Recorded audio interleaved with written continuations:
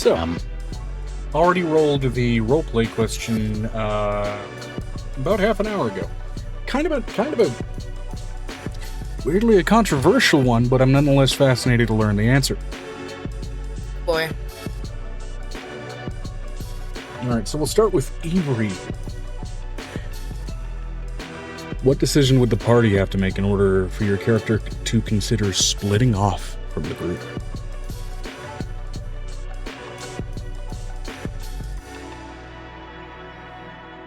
That is such a strange question. It's like number 60 is that fucking question. And the funny thing is, 59 is because there are any number of absolutely terrible things that would 59 and 61 are volatile too. 59 is what is your character value, does your character value their own best interest more than the party's? And then 61 is how does your character imagine they will die? Which kind of a nice little pocket of what the fuck questions there. But yeah, well, number 60 I'll is... answer the two around it if you want. I mean, I rolled 60. Let's stick with 60 if I happen to roll 61 or 59 later. That'll be fun. I don't know, like, if they went after his family. I mean, like I said, that's like one out of a bajillion different things it could be. Yeah, it was a little big. But I'd say, like, in terms of, like, not even necessarily personal attack, but more so, like, moral reprehensibility, I think would be the intent of that question. I don't know, conquest? I mean... I don't know. You're already kind of doing the conquest thing, traveling with a warlord. A little bit. Definitely more keen on social conquest than much else with that warlord in particular, but that's kind of what happens when you give the title of warlord to a bard. So,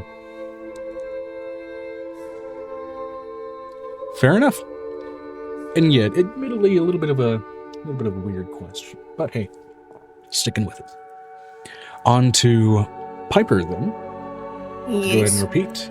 What decision would the party at large have to make in order for your character to consider splitting off from the group? Oh, thank you. Okay, go on. Thank you. I just need to look at the size of the shoe. Go, please. Thank you.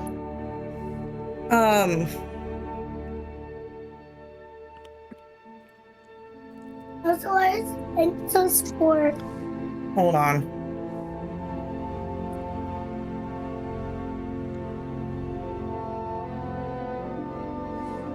Do what you gotta do.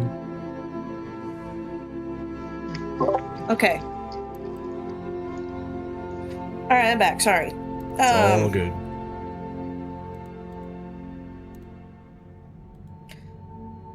I honestly don't know. I was gonna say release a plague, but then Piper technically did with the coffee spores in the abyss, but then again, they did try to invade us. Yeah, fascinatingly, a bit of a rules for thee, but not for me. But I mean, like, I would assume that's release a plague on an otherwise innocent population, yeah. Yeah.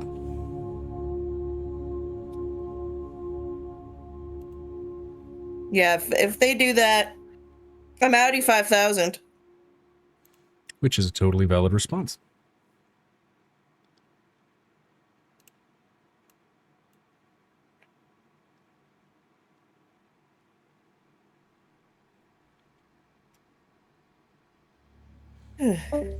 Oh. Rick dropped out for a sec.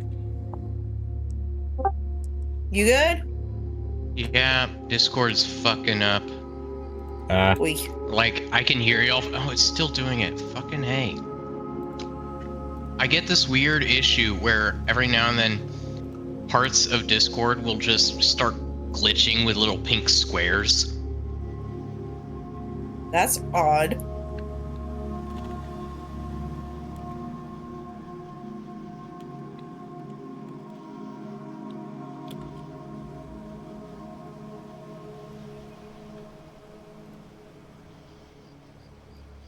I'm gonna connect on my phone till I can figure this out. Alrighty, do what you gotta do.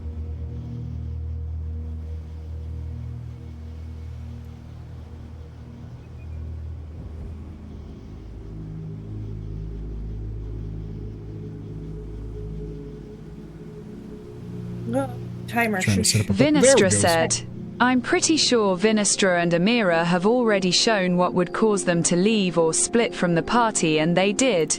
It was inaction and not helping people. Yeah. That's fair. And then, of course, how does that question apply to Bruce? Oh,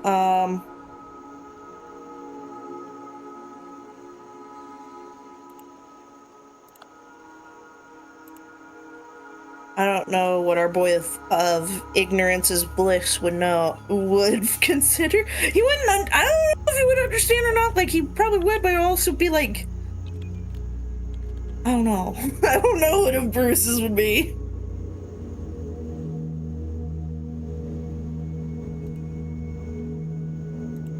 I mean, all the same, a valid answer. So But he has no idea. He'll know it when he sees it. yeah, fair enough.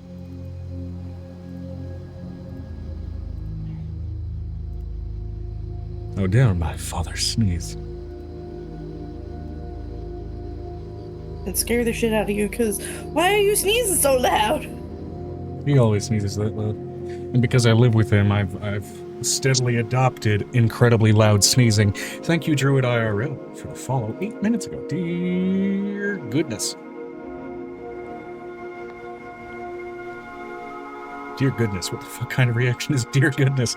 Anyway, I was going to be like, dear God, but then some weird little chunky part of my brain is like, is that the right word? It's a mix between oh God and or oh my goodness and dear God.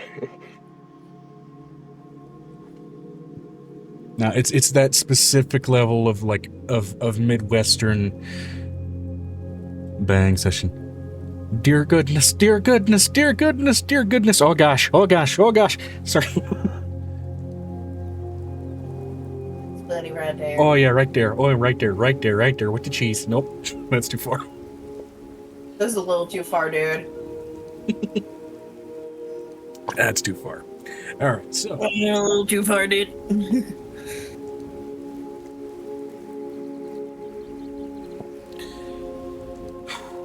man. As a note, by the way, if I stop with some degree or level of uncomfortability throughout points in the session today, I made the stupid decision yesterday to eat a whole fucking bag of these without slowing down. What are those?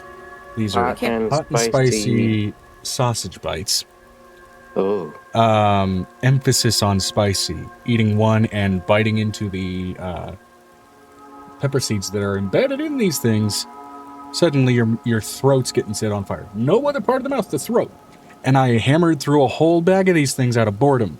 My morning, after I woke up, was terrible. My stomach still hurts. So, if I stop in momentary instances of discomfort, in pure consequence to my own foolishness, because I was peckish last night, I do apologize. I did absolutely fucking do this to myself. These are good, by the way. If you're on keto, there's barely any carbs. There's no added sugars, but try and get the ones that aren't this fucking hot. For the love of God. And the funny thing is, these ones say medium heat. I've had ones that are hotter than this, and they didn't do this shit to me. Which is...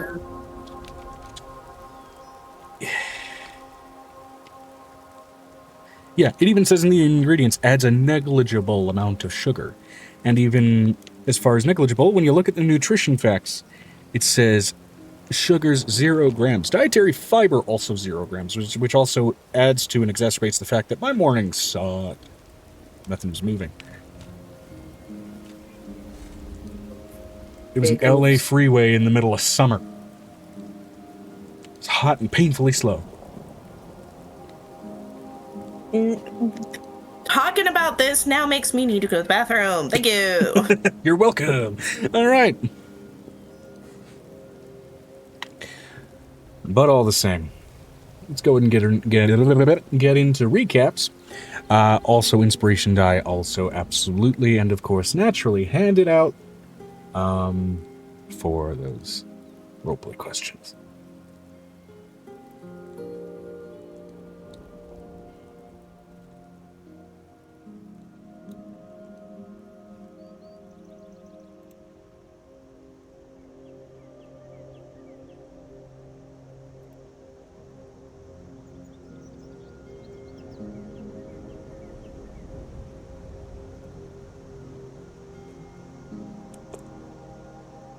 So at least we'll go ahead and start with you, Brick, since you're one of the ones present to the best of your ability. What do you recall of last session? I haven't pulled up my notes. One sec. That'll take me a total of like 10 seconds if I can find it. Here we go. Take whatever time you need to take. All right, Forgotten Genesis stuff marked down. We have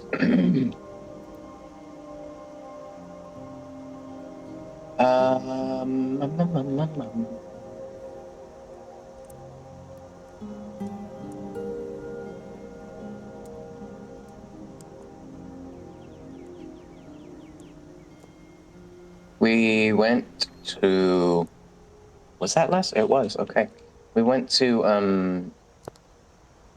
the place. Stop messing up, thanks.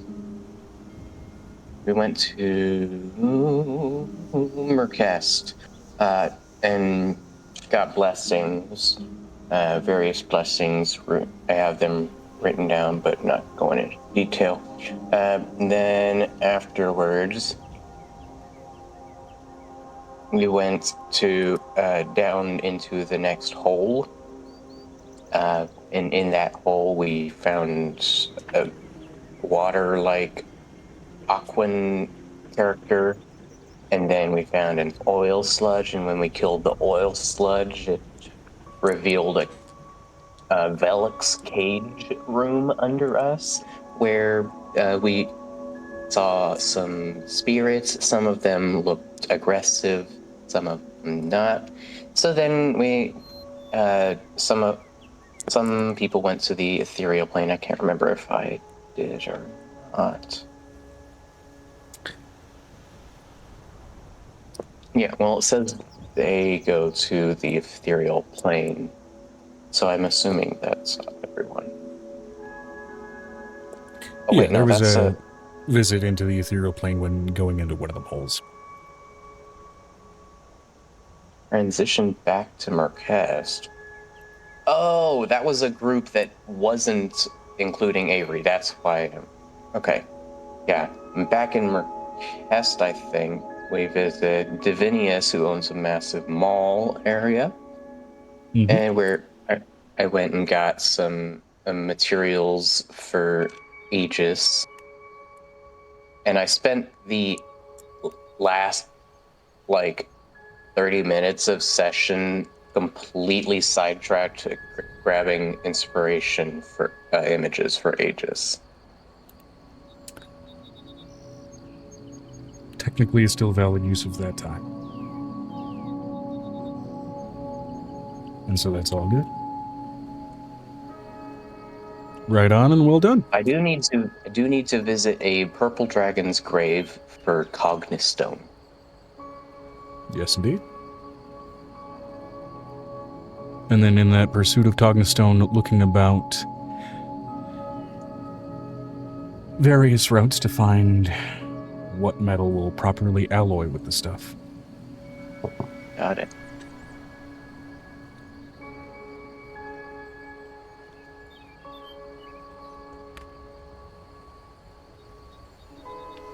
Oy.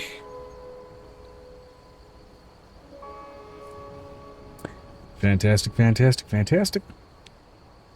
And yeah, that was all when, while still in Mercast, you all decided to visit the Ball and Chain, a semi-interdimensional library, which was found in that location back when the party first visited long ago, back in Season 1 in the early sessions. And, among other things, You all went plumbing for some information, including Angel plumbing particularly for some information about Velik's movements and finding some rather disturbing information. Old records. And movement of both the Veliks, as well as members of the Jihu opposition military forces working in tandem. That was found to be not only quite concerning, but granted record of them being several steps still ahead of the group of Zavor, even through 2 years of preparations surrounding that ongoing conflict.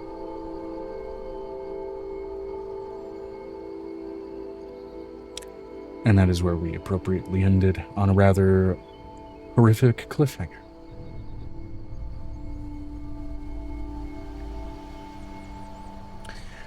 So, for the moment, with Angel still kind of locked into that realization, I'd say locked in enough to, at the moment, be T-posing, we cut to Avery, currently in the ball and chain, going through his own research. Is there anything else you would like to look into or pursue while you are here? I believe Nestra is also present in this library, if I have my information correct. Or wait. No, they No, went. Venestra is still in the pit with Violet. Okay, No, they and went back up for lunch because they're waiting for us to get back. Right. So then it was it Piper? Yes, Piper is Piper in the ball and chain?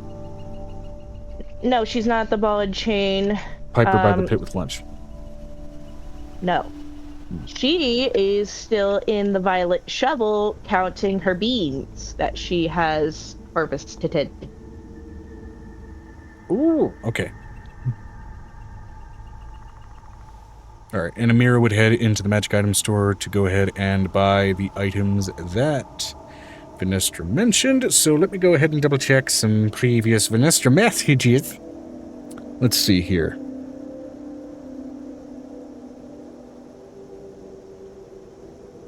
The ring And they of... found Griffin's sister in the ethereal plane, kind of tethered. And also, Venestra helped those that were also stuck to move on. No, ma'am, you may not touch the gross, rusty water. Okay. And Venestra's going to, out of what is currently present in that shop, going to buy the 2 rings of force resistance, the ring of mind shielding, the 2 rings of mind shielding, the legendary scroll of imprisonment, the scroll of armor of Agathis, fun spell to use in just about any situation either way, and then of course the Ioun Stone of Protection, 2 of those. So some things to spread around from there, as well as to possibly integrate in other areas. Right? Yes. That's when they get there, right? Okay. So I was gonna say they're still over there. Excuse me. Okay, go on, little lady. No, you may not have the rusty water bullshit. No.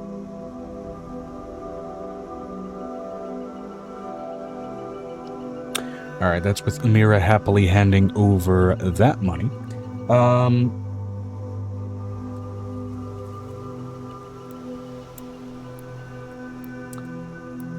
So then, to remind me, that leaves Shu where? Just to go ahead and organize who's positioned where at the moment. Because my notebooks are always the most consistent pieces of material I own. Venestra, Violet, and Amira are still in the hole, or coming up from the hole to go to lunch at the manor. Piper, Angel, and Avery are in Merkest.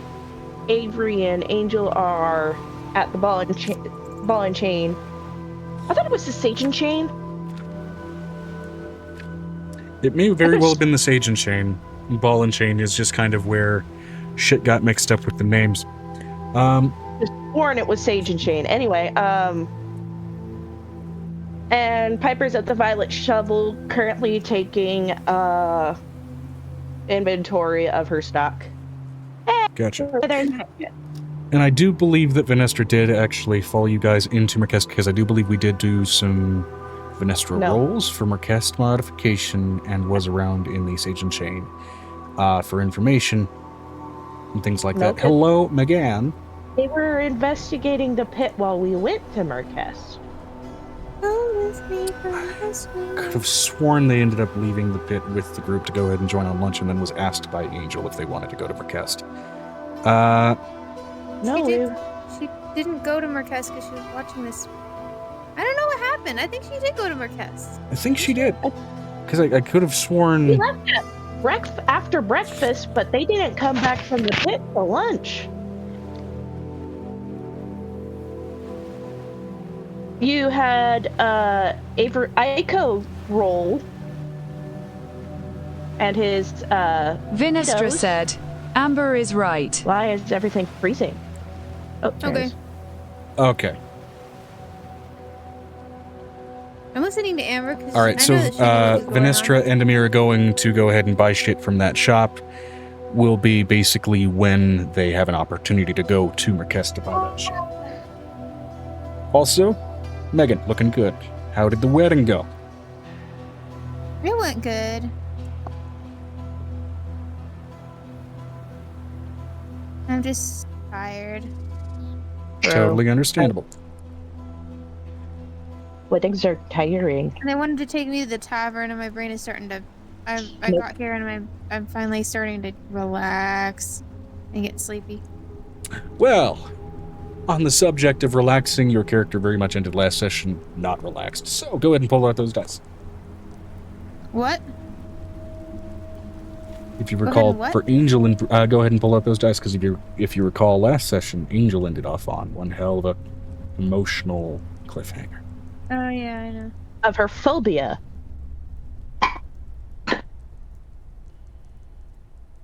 Angel is going to. I got thrown against the wall. How much damage? I took damage. It wasn't much. I think it was like 8 bludgeoning, something like that.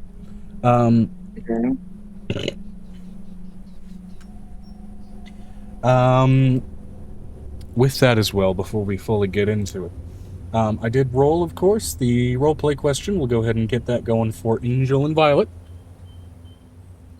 What was the question? Bit of a contentious one with this one rolling on a 60.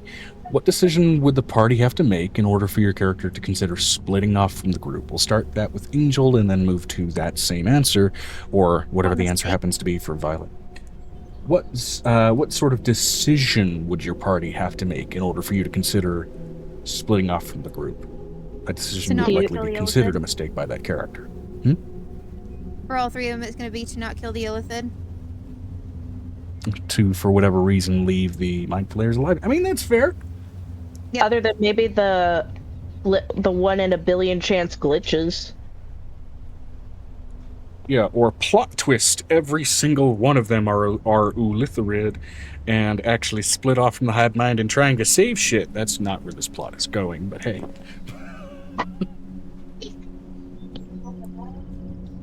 Which necklace? Hold on, I think she's being asked questions. Oh, it's all good. I'm gonna say that's for everyone. Violet would also agree if they're gonna leave the Illithid alive. I mean, you already prefaced it was for all three, so that applies to Blue, Violet, and Angel, which is fair, fair, and fair. So you get your inspiration die for that, and also to the best of your ability, recapping from last session. Hey, they're living in Jihu underneath it, and basically have been trying to kill a bunch of people for a long time, like her whole existence. And I messaged no one you. said anything. Oh my god, my internet. Oh, and then Puck is in the house. The minute Puck was in the house, her entire body calmed down for that, but the other part was no. That is totally fair. All right, and then I will also preface for you, Megan, as I prefaced to the rest of the group during the pre-stream. Last night, I apparently destroyed my stomach. This morning was terrible. I, out of pure absent-minded peckishness, ate a whole bag of these last night. And it had about as good results as you would think for the day. There we So, go. My internet needless went to out say, for a my second. stomach hurts. So if I stop momentarily No! distracted by pain, that's why I did that to myself. I should not have done that to myself, No, ma'am. but here we are. Hold on, I gotta get the front door. Dog being early alarm systems are great. I messaged Megan, but I don't know if she heard me because my internet took a hiccup. She probably heard you. She's got to go ahead and take care of stuff, because when family's over, family pets are over as well. Yeah, I know. Can I help you? Oh. I'll be on my headset, but it's time for me to have the girls go clean up. All good? So I'll still be here. I'll be able to hear everything. I'll just be muted. See it? You see it shines? I saw a sword. I see a sword. Just destroy on it. Yeah. It sounds you, right? Yes. I'm excited. I also have another one. It's real metal. You want to see something real flash? Nice ceiling fan. Haven't seen the ceiling fan from this angle before. A lot more depth. I need.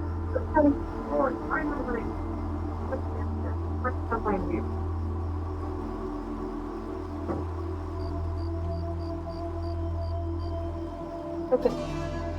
So. Okay. Let me grab some dice so we can get my stuff out of the way. So. Yes, I can indeed. possibly call the Tabletop Tavern so I can possibly pick up a copy of the game I want to play. All right. In which case, in the meantime, while you're gathering your dice, I believe Avery, while you weren't immediately doing research, you did have some small opportunities within the magic shop. Anything in that list that was posted, which is present in one of the tabs in Discord here, that Avery would be keen on attempting to buy from there. As a note as well, just to go ahead and preface. At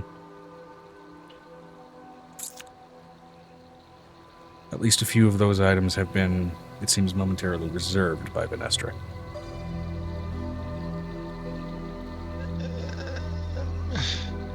It's going to be the tab called OOS, in other words, Out of Session Insurmountable Incantus.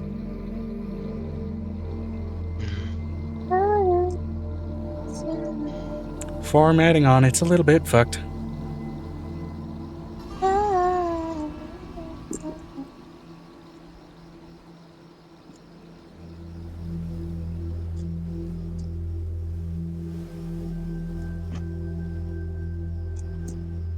I feel guilty. I don't want to leave Almost food. You can bring food with you. Eating on camera is permissible. No, Amo made food and we ate like 2 full meals there. Hell yeah. Like 2 full meals. Hell yeah. I'm good. Like, I've never seen someone get orange chicken catered to a wedding. We haven't Panda at this wedding. It was Panda Express and So I'm sorry, Planet. catering-sized platter of orange chicken. Jesus Christ. So it was a catering of orange chicken and what's the chicken one that's like mushroom chicken? The Mushroom other chicken. one. Mushroom chicken's one of my go-tos. And then what was the other part? Then there was pizza. It's the most Maybe redneck different. wedding menu I've ever fucking heard. Shut up. Sometimes. That's not an Sometimes insult. people- Like, I would absolutely hound that shit, but still. Sometimes people are broke and that's what they buy. That's, again, I'm not, that's not a complaint nor an insult. Like, I would absolutely, my weird ass would be like, okay, let's go ahead and briefly just fucking take all the toppings off the pizza, then throw some orange chicken and some mushroom chicken on there with a bit of parm, and then try and eat it all in one bite. Do these flavors work together? I don't know, but I'm fucking hungry. Well, what I did was I portioned the salad and the dressing off to one side, then put the pizza on top of the dressing, so that when the dressing was done from the pizza, I could smush it into the salad, and then eat the rest. While then on the other absolutely side, there wilting was the orange- lettuce. Huh? While wilting the lettuce in the process. It wasn't on top of it. It was thin slices. I thin sliced it. And then I had, like, on the plate, I managed to fit everything. Oh, you mean like the, we're in the cafeteria, we're gonna go ahead and turn this large pizza into 16 slices to make sure everybody gets a piece? Yes, because there was a lot of people. Yeah, okay. We had about 50 people for this wedding. It wasn't bad. That's not bad at all. It wasn't huge, and it wasn't small. Ugh. I'd say that type of sizing is just intimate enough, you know what I mean? And I've been in a cold dress. I've been in a sleeveless dress for about 2 hours out in the cold, and it's almost 60 degrees outside, and it's almost down to 50 with the wind chill. Mm-hmm. So I was in a sleeveless dress and pantyhose, and I'm tired. I was walking in high heels. Gotcha. Well, there is a Halloween condition on the stream today. Now, I'm willing to let Spiteful Wedding Guest be your costume and let that slide.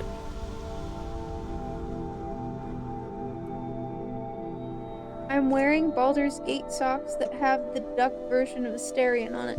What the fuck? I can't show my socks on stream, Joe. I know, but like, my brain just... On the socks it says, let me read it out loud for you. Do you need something?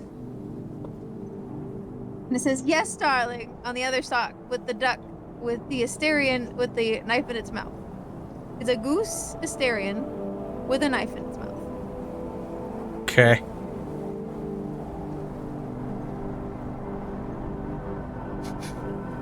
I will take off the sock, because if it's not on my foot, I can show it on stream.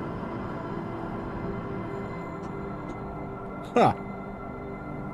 Alright, so we'll say that Vinestra said, to add on, my profile picture has been Halloween themed all this time. Fair enough. Can we see a full-scale version for proof?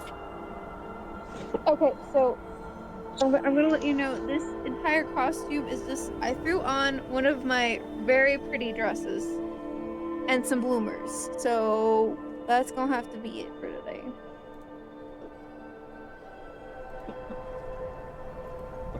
Okay.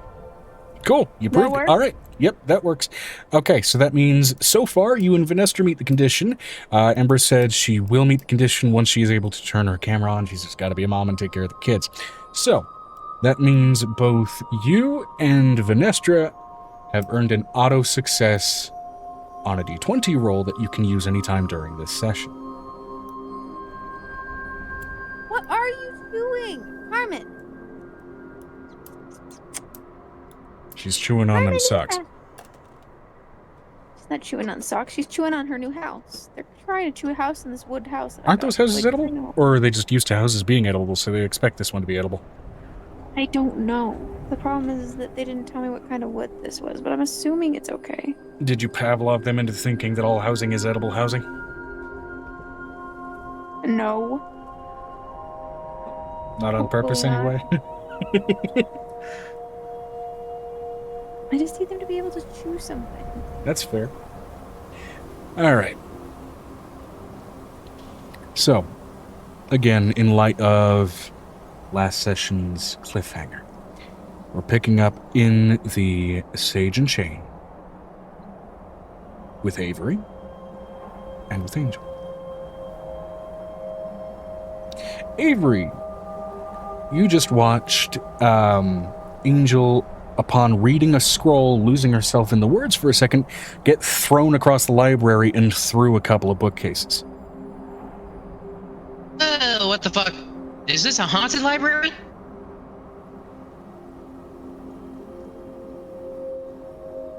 I can't hear anything everybody's saying because my computer timer has decided right now is the best time to go. Okay. We need to go home as soon as you're done picking out your books. I would say so. Let's get the fuck out of here. I messaged you, Megan, by the way. I said it earlier, but I don't know if you could hear it when my computer decided to kill the internet for like 5 hot minutes. I just realized I do have ginger ale in this room. I'm gonna grab a can, see if it can help settle my stomach, because it's not a roiling cauldron. It's So- just hurting. Yeah. So.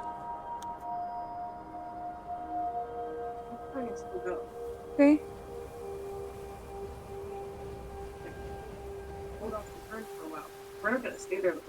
We cannot hear you, Joe. I realized I was going on a rambling rant without words actually so going into the I'm microphone. there. As you can tell, I'm not wearing the Just new give- headphones just that you give me got me time just to yet, get because I'm through waiting this until these are unserviceably broken. thing. They might be I see. already there. I don't know, but I'm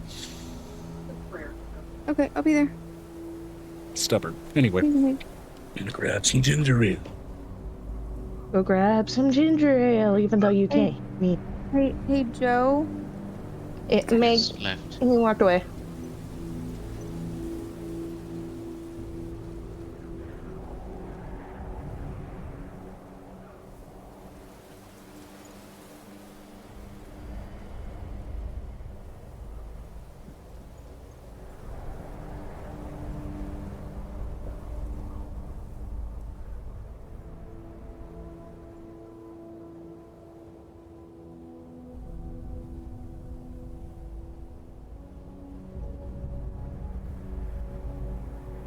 Okay.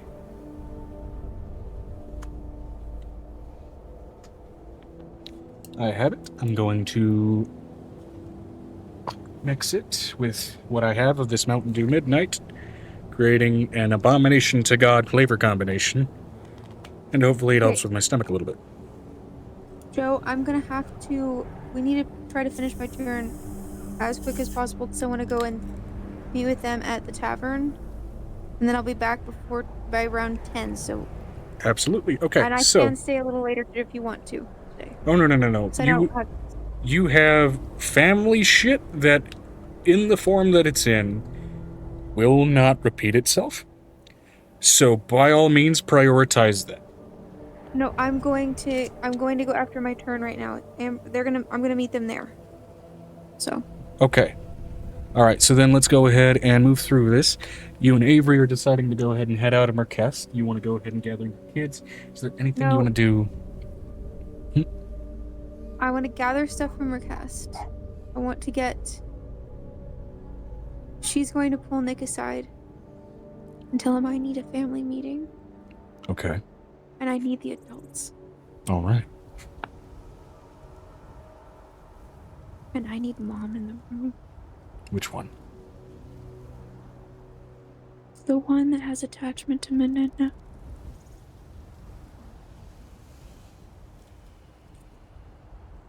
Okay.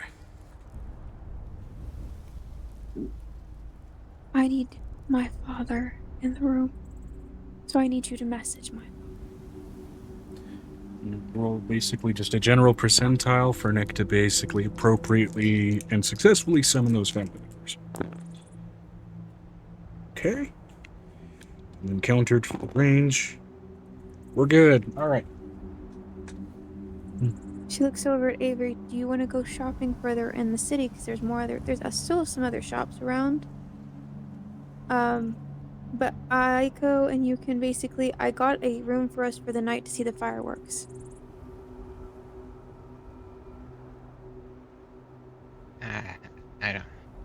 I don't know what he wants to do.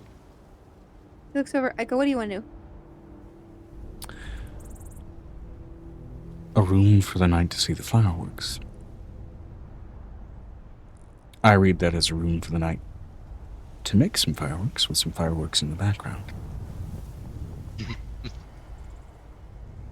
You can't think, which reads to me as I'm going to make every excuse to make sure you can't. We need to figure out what we're going to do with the kids before we do that in the hotel room. She puts her hand over on Kazuma's hand. I will take care of the kids. Avery, okay. Sorry, I'm reading Kazuma. She puts her hand on Avery's hand. And she goes, I will take care of the kids. You hand them over to me, and they'll be good for the night.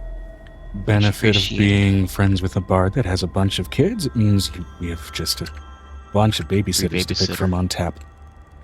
Mm-hmm. She looks over at her oldest, because her oldest can read her mind. Yep. which is her oldest is actually Kismet and Alex. I need you to get the kids inside, dressed, and ready for bed. And I need it as quickly as possible. They are on it like lightning. I gotta get Kroll to Griffin. She messages Griffin mentally. The minute I'm gonna go back through the door. I'm gonna leave the kids here. Because they're Understood. safe here. All right. No, she looks over at Griffin. You're coming with. Because Okay. I need Mom. She has that scroll in her hands.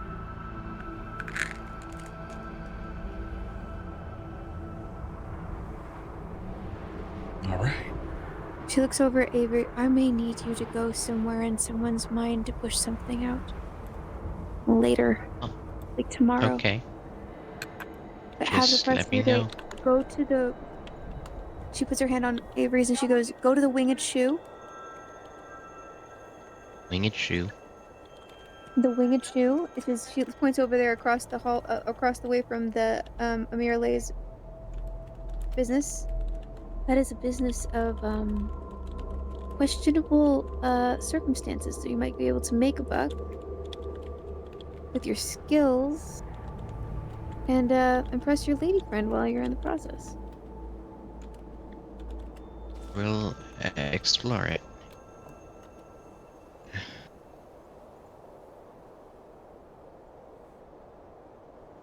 So, and with that, Angel walks through the tree. All right. Passing through and making your way back out to the Evergreen Estate, and right by Mochizuki Manor, you are met immediately by Lumos and Akihito.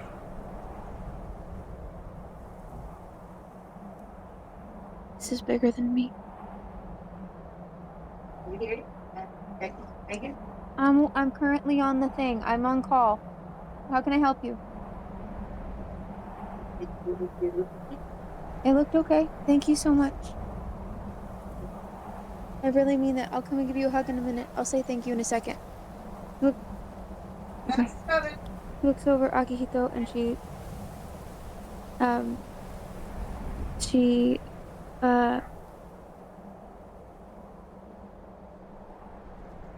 I need you. And I'm gonna need you to help me protect the family. Because it's bigger than me. And I can't do this alone anymore. And I don't think you know how deep this went because we both missed it.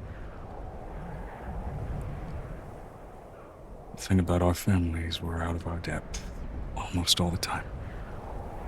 Let's just tell you the Velix didn't die.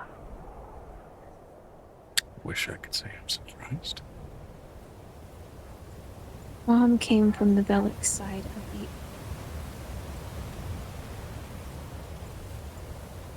They didn't die.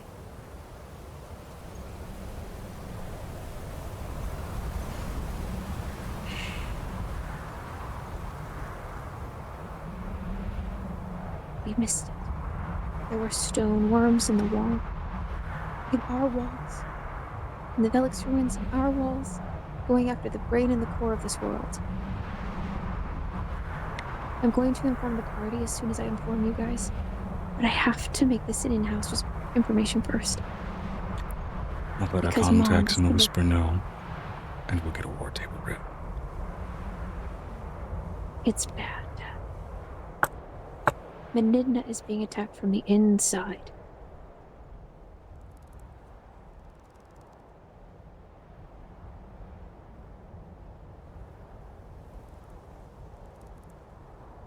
We best move quickly.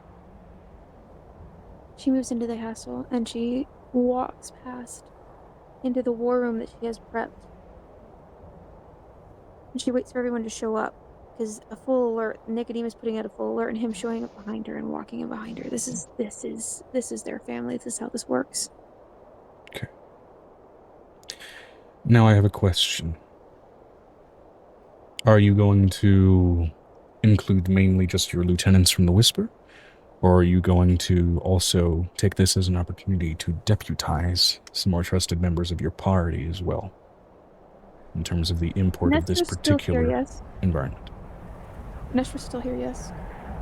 Yeah. She's still. Isn't she still at the at the pit? So she is nearby. Since you are back in Arcala at this point, you would be in range to contact her psychically. You would also be in range, assuming that Avery followed you. Well, actually, Avery would be Avery's mostly... back at the thing. I've got this. I can handle this. Okay. She's going to send a message, because I can send message, to Minestra. Please seal what you can and come back to the home. It's urgent. I wouldn't message you otherwise.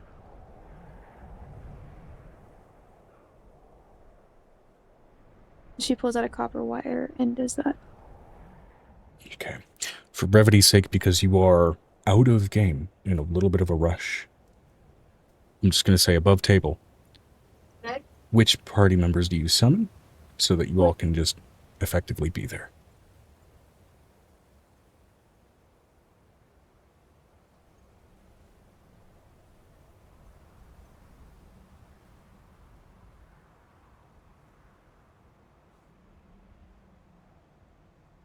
Okay. Go ahead. Okay.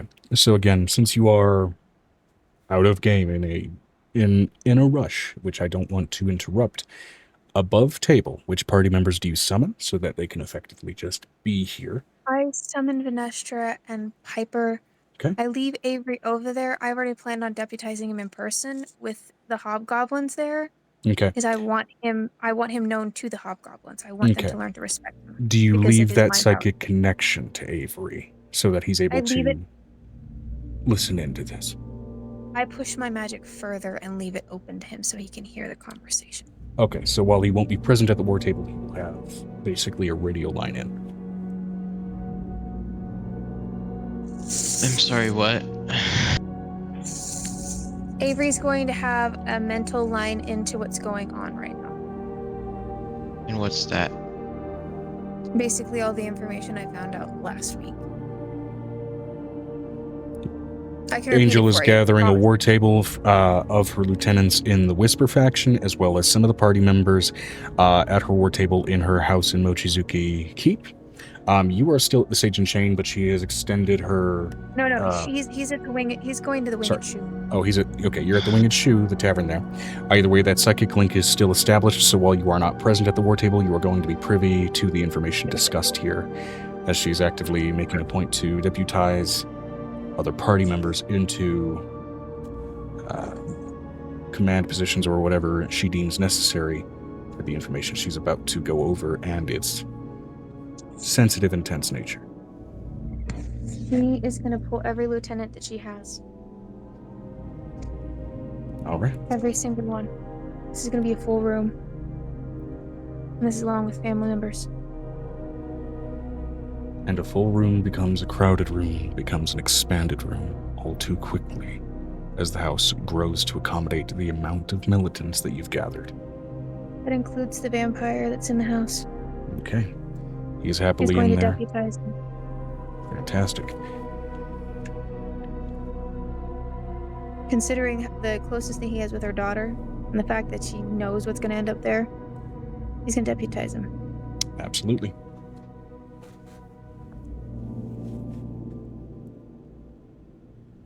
All right. She looks at each one of her militants. I know that we have a crescent of order as far as the hobgoblins go, and I cannot follow order right now. The information I have is too dire and too quick.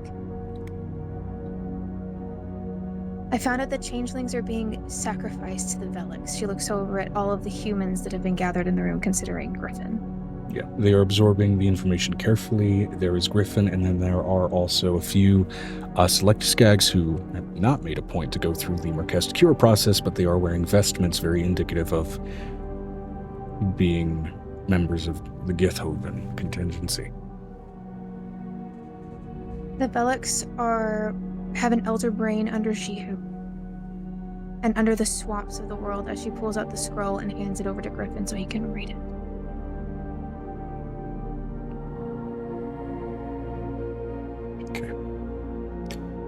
You watch your adopted brother's eyes widen with concern, realization, and then inevitably rage.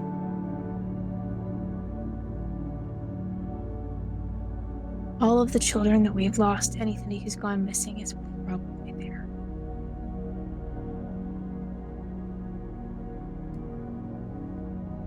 I have another thing to say.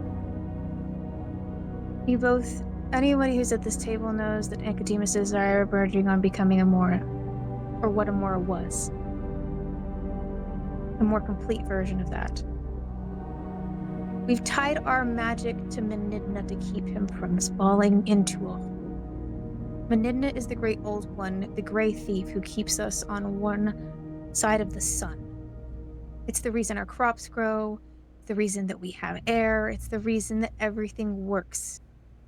The Velix and these monsters are working together. As she pulls the secondary scroll out and puts it down next to them, throwing Wait, it what down. monsters? The stupid chaos gods things. Oh, that.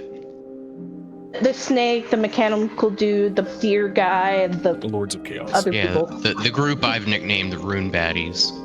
Technically the rune baddies. She puts a visual up of these rune baddies next to them. These I'm going chaos to roll a gods. percentile for the moment you do that. You go ahead and continue. These chaos gods will not sleep. They will not rest. She pulls up pulls up another visual of Menidna.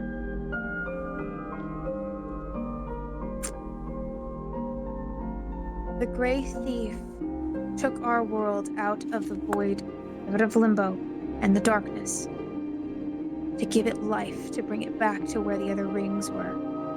I cannot help him alone. She looks over at Farah. Inside of him is where he is being attacked. Are you sure it's not just indigestion? I went to look inside of it and it looked back at me.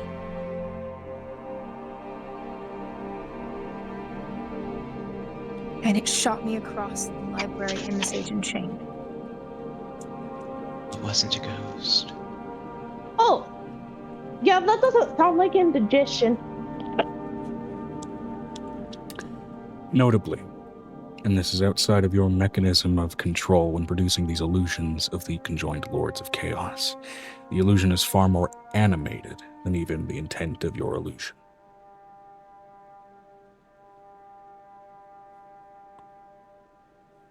As if more of a projection of surveillance than something that you are producing from memory. I don't like how creepy these things are being. I'm going to let you know what she's going to do to the image. Instead of letting them use it as surveillance, she's going to imagine her major image that each one of the eyes of this creature being stabbed like they're stabbing Menidna. It is a major image of my choosing, not theirs.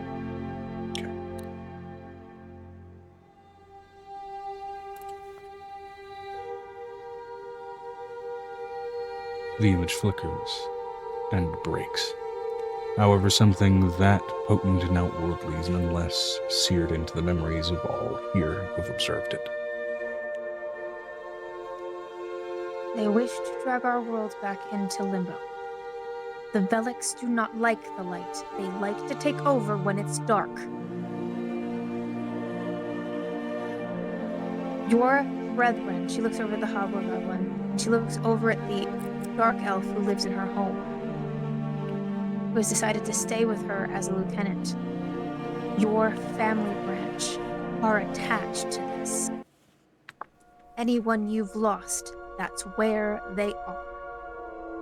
They killed Nyx already once.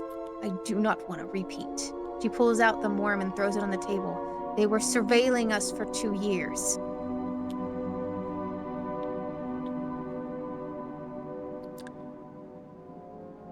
Notably, when you first killed the worm, it became desiccated, almost mummified. Here, what has fallen away is a further decay than just the mummification. Normally, mind flayer, worms, and similar beasts really only have sort of a bone structure where the mouth is, right where it's able to pierce into and eat into a brain structure and everything else. What has revealed itself here is a full skeletal structure, not dissimilar to a snake. I know where you're coming from now.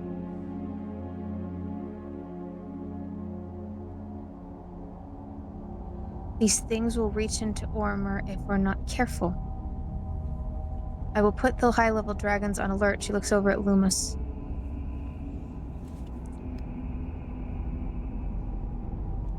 But I need to deputize every one of you in this room. We need to work together. I need you to reach out to your allies, anybody that you know, anyone who's still above the board.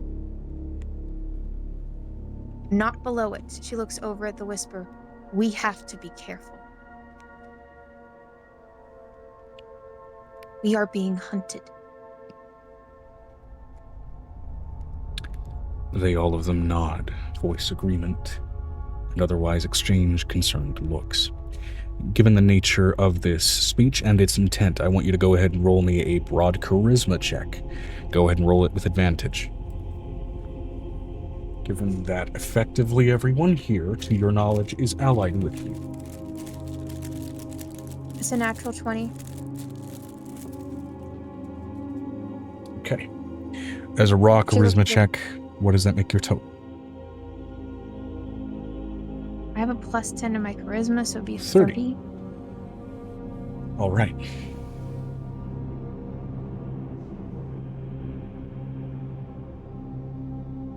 I would prefer for us to not have issues. If any of you is not allied with me, if any of you believes in these creatures, speak now. I will let you leave unharmed now. And only. No one may be present in this building with evil intention and not burned to ash. That said, counter roll. Neutral intention has got past defenses like that. There are a number of figures in here of, let's say, extra-dimensional sources to their magic. You watch for a couple of them as their eyes bleed. This realization. One turns to leave. Another goes after him. The third present here, with his eyes bleeding freely as they can be, looking like a member of a series of triplets. This is one of the Eastern Extent lieutenants of the Whisper. Pulls out a dagger and carves out his left eye. I am going... He does it in front of me, so he doesn't have that in him anymore? In front of fucking everybody. So the others are leaving? They're part of my people. The other two are leaving, and he carves out his left eye. The 30 granted you 2 peaceful exits and 1 traitor.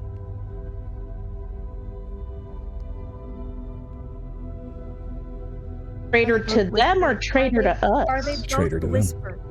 Are they both members of the Whisper? They are both Whisper. The reach that these ones are from the reach closer to the Sapphire City, out of your immediate purview of observation, usually.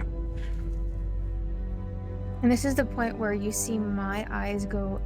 I'm letting you know her eyes absolutely turn radiant, and there is a literal... feels like there's a literal beam. And she looks at Ezekrin, and she nods at Ezekrin. Ezekrin, with a wry, if hungry smile on his face, turns to meet the others as they leave. They will not leave.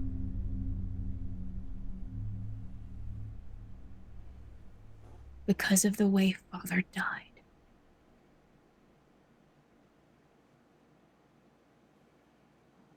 You will bring me their tongues. and they will tell me what they did. And this is the first time the hobgoblins have ever heard her go back on her word. And this is the first time they're ever seeing raw fury from this creature, from actually what she is. Given the circumstance and the faction that many of them have historical knowledge on dealing with, they're not surprised. And the status of a warlord doesn't necessarily mean it's someone who's truthful and righteous. It means it's someone who does what's necessary for militant success. You will bring me the knowledge they have.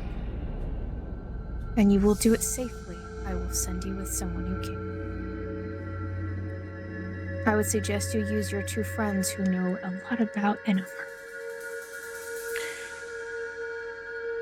One thing that's notable, particularly in this room where the war room is, there's a lot of roots from the Umber Tree that reach up. It allows a certain level of magical exposure to those with external abilities.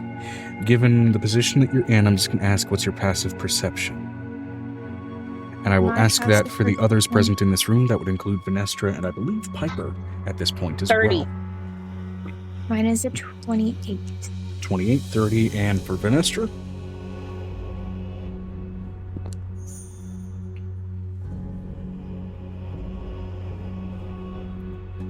Vinestra said 28. 28.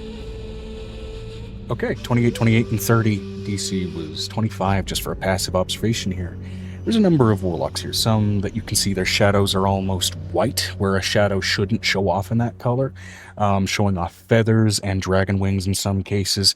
Some with red, swishing demonic tails. Some with twirling tendrils, indicative of alignments with Mednidna and other sort of, let's say, outer planes beings. One of notable concern to you, Angel, and to you, Piper, for familiarity and fresh concern, yet this individual has not been turned to dust, kind of sitting at the back of the crowd and observing, here and present as a lieutenant of the Whisper. His shadow is yellow. Sickly yellow, like pus. This is the first time she's ever been in use of command. You. Here. Wandering through the crowd, a cloaked, covered, looks to be 5'8" masculine individual.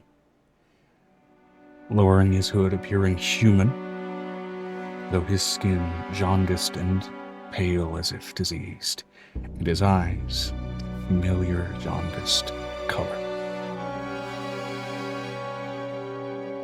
He looks over at Piper.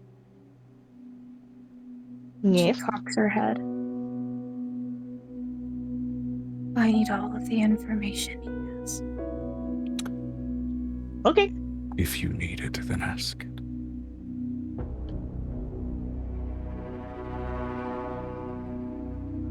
The arbiter of my power has been stripped of his ability for intention, and therefore my leash has been lengthened far beyond what it normally has use of. Can I see beyond the veil to see what's attached to him? It's the evil guy. It's attached to chasing Angel and her family. That's what the thing is. Oh, that guy. Okay. Thank you, Stormy D, for the follow. Thank you, Extirpate Fate, for the follow. Welcome in, welcome in. You see, in pure golemic form, this what looks to be almost mechanical, bulky, sort of purple stone dragon, all too familiar with the current formed form of Ashy Torn, though there seems to be no intelligence, light, or intention behind its eyes with that link. And its presence, usually the intensity of amount of restriction and observable power that's present usually with an entity attached to a warlock, makes them a lot more visible, a lot more apparent. The more transparent they are, the less control they exude on that individual. And this projection of Ashy Torn is almost glass-like in its transparency. She looks at this man and she says, I need you to wait until the end of this meeting. I will have questions for you. Then I will happily talk. I was to be summoned to you on numerous occasions in just the last few days, and to my shock and amazement, I've been able to refuse those summons. I'd very much like to talk. She looks over at Farah. I need to know. And Stormy D with a raid of 22. Good fucking God. Hi, welcome in. We're doing some tense RP. I need to know. By any chance. Bit of war planning.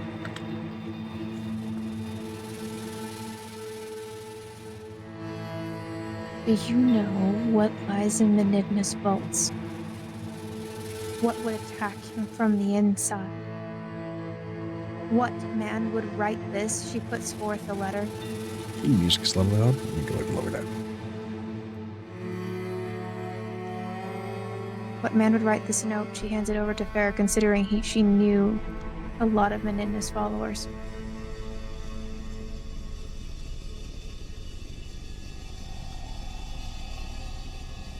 Joe? Who would get into the vault? She hands the note that the man wrote about Benigna's My vault. master tried. On numerous occasions he tried. Always seeking power. At every opportunity he could, but he could never get in. He wasn't of sufficient power to wound the Grey Thief. But One of his children was wounding him. She slides the letter forward. She found that with that man's handwriting on it.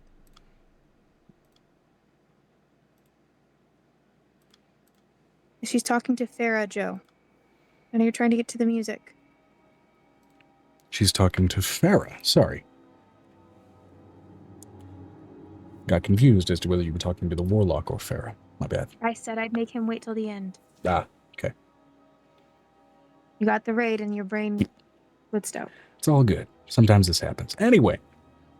She looks over at Farah. I need to know which one of his followers or his children would write this. I'm going to roll a history check for Farah. He's old. He's been around for a long time.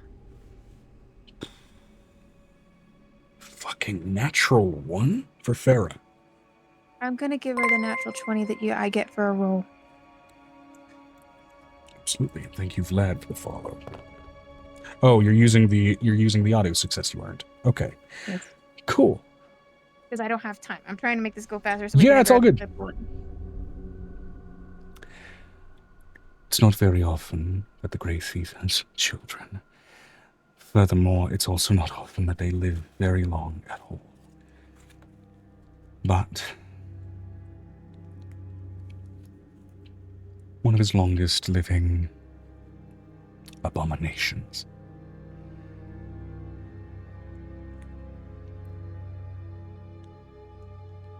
Its name is Crexavel. Hmm? Its name is Crexavel. Where does this beast reside? Crexavel took up its home in Limbo.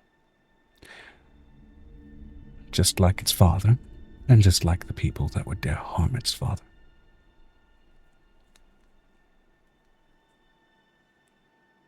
He doesn't live in Limbo. Grey Thief no longer lives in Limbo. Limbo's a vast place of in-betweens. There's a lot of places to hide there. And I have an automatic grab or a name that I have kept in my pocket. if you on want this. to risk its use. Do so with caution, but by all means, do it.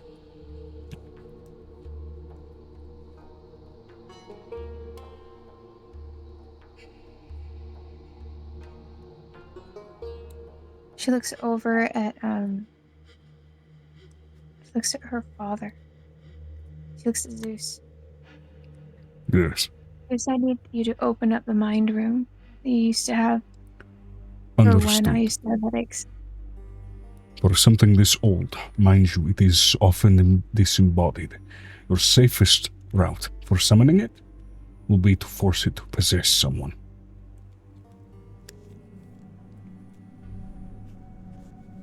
Or something. Or something. I have an unpossessed toilet.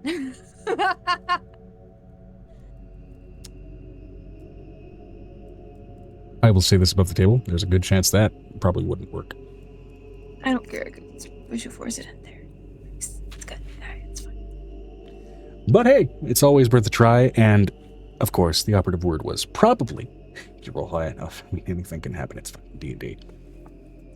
She looks over at. I swear to God, if you end up summoning an eldritch entity into a fucking toilet, I'm gonna flip that shit.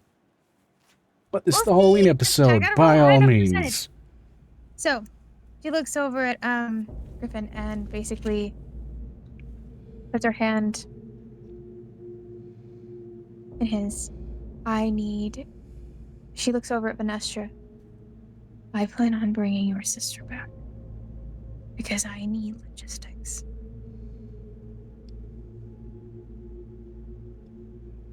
Then let's bring it back. You need to ask her first. She needs to talk to you first.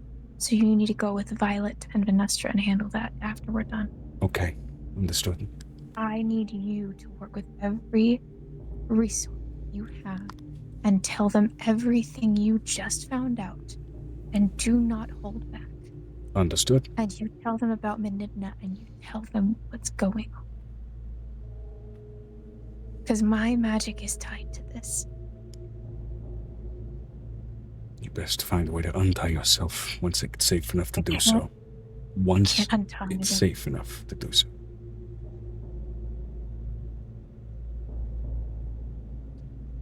I think I know what it's going to take. I guess we'll see. I'm gonna go make some calls.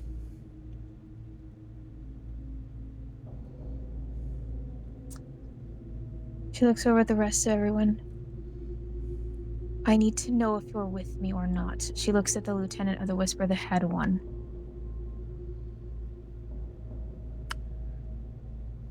Of course, If I find out there's a traitor amongst your midst,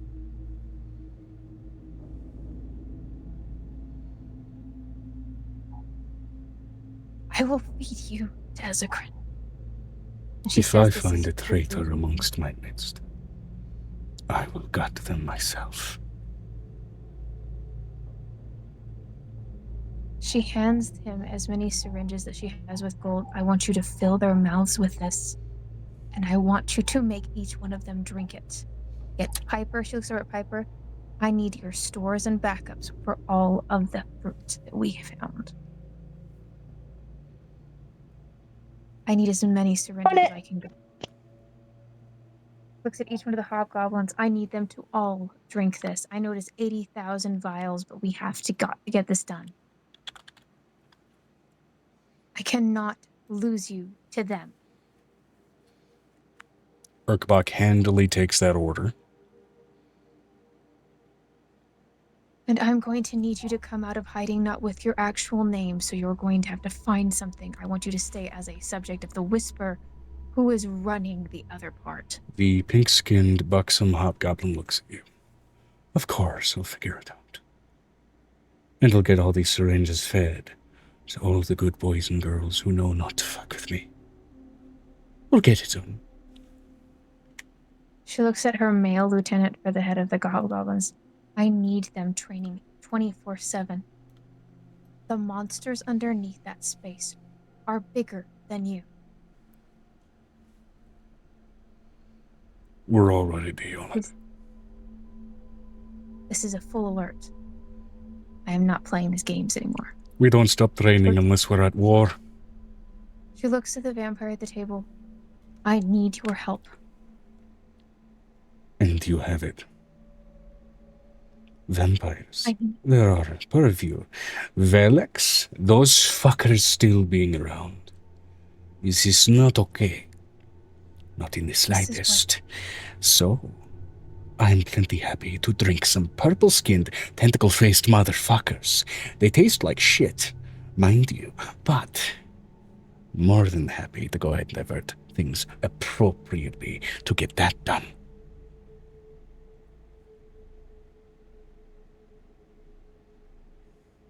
She looks at Lillian.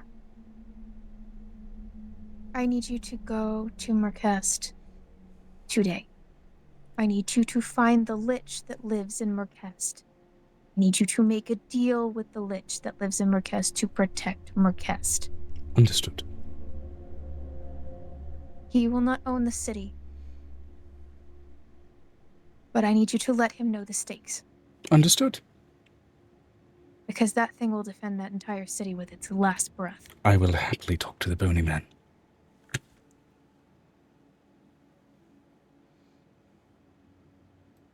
She looks at Vanessa. I found out that the world is about to fall apart.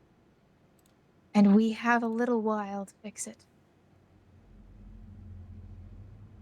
Not a long while. But I have to find out a way to detach Meninna first. If I can get him free, even if he's weak, we have a chance of winning. But if he's attached the way he is, I don't even have a chance of living. The gods themselves are literally trying to keep these things at bay in different parts of the world, and I have no help right now.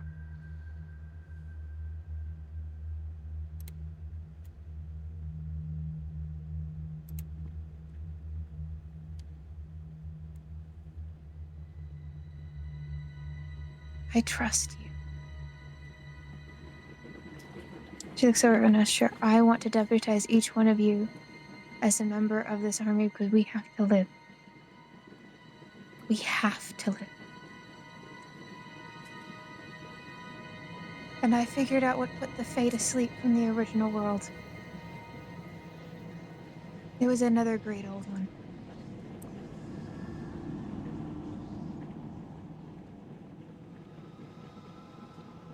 She looks over at Piper, and Piper hears this, only she hears this in her mind. Puck is in my house. You can see Puck anytime you want. Worry not. Don't worry about it. Whenever you're ready, it will happen.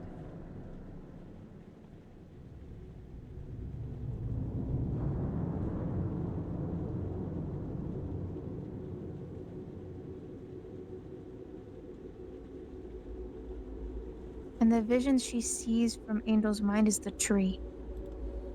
Yep.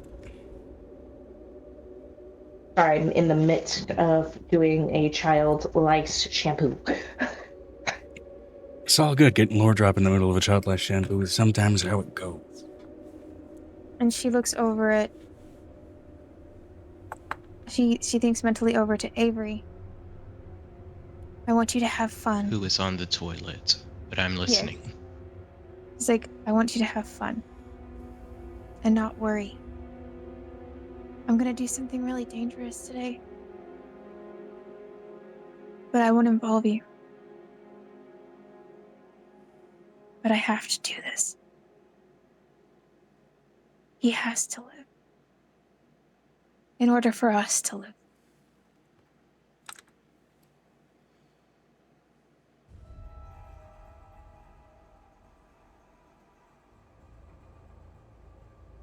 I am going to use the summon that I was given by Mechanus to summon and kill a creature of my own will. By Mechanus. I was given the ability to do one thing last time, and I said I'd hold on to it.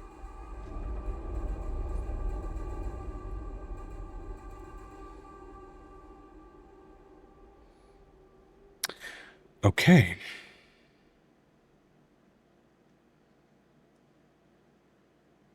It was my boon, Joe. No, I understand. Real quick, I'm just scrolling up here. So,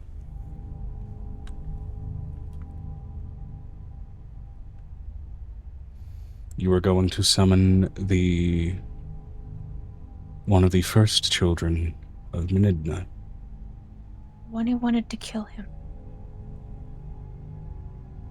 Okay.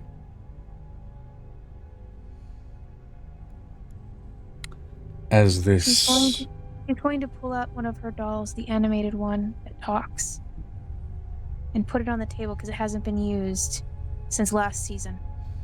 Okay. Fantastic. She puts the doll in shackles.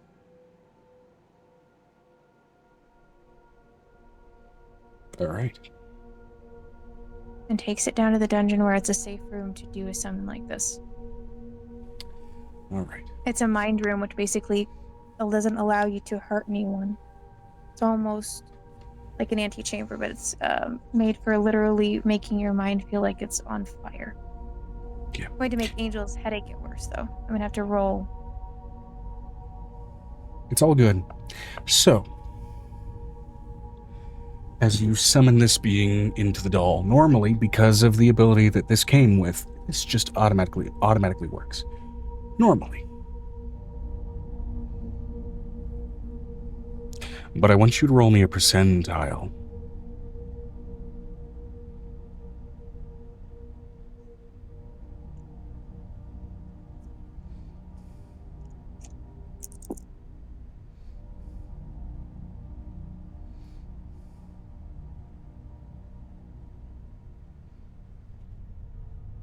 Hold on. The other one was cocked. By the way, this is not going for a specific high or low number. This range will dictate a couple of things that I will reveal to you as, let's just say, a useful send-off for you before you jump over to have some fun with family. 51. Ooh, okay. As you summon one of the first children of Benigna's essence into the doll, you summon the aspect of his essence that has also been fully and utterly possessed by Roke the Hexed, one of the 5 Lords of Chaos. In this process and in this effort to kill it, the room suddenly just scatters full of runes before they all shatter, break, and tear. A few remnants finally being left on the wall, breaking and smashing the stonework. What is left of the runes are left bleeding, as you have now separated Roke from the collective Lords of Chaos into a singular entity floating about in the abyss, and you have eliminated 51% of his health pool. Heh. How does it feel to be targeted by a god who runs this world? She steps forward once, tears just running down her face, knowing that Menidna is suffering every moment that she speaks. You ask that question as it casts out into the cosmos. You feel the strength of Menidna's heart strengthen and speed up with this being separated from him, previously feasting on him. Notably also in reaction, something in the fabric of reality in the stones around you shudders. A quake, all too familiar. Its epicenter right beneath your feet. But no migraine comes to meet it, as the being who has cursed the stone beneath you is no longer tethered to it. You may go to your finish. If you feel I'm not done. You're not done? Joe. Okay. It's Mechanus. Yep. The character is dead. Normally. He becomes destroyed. Normally, yes. This has destroyed half of its essence. These are beings of pure chaos. That is the benefit you've got here. Oh, so he's still alive somewhere else? Barely, you blew half of him up. And you have completely freed Meninda from that essence.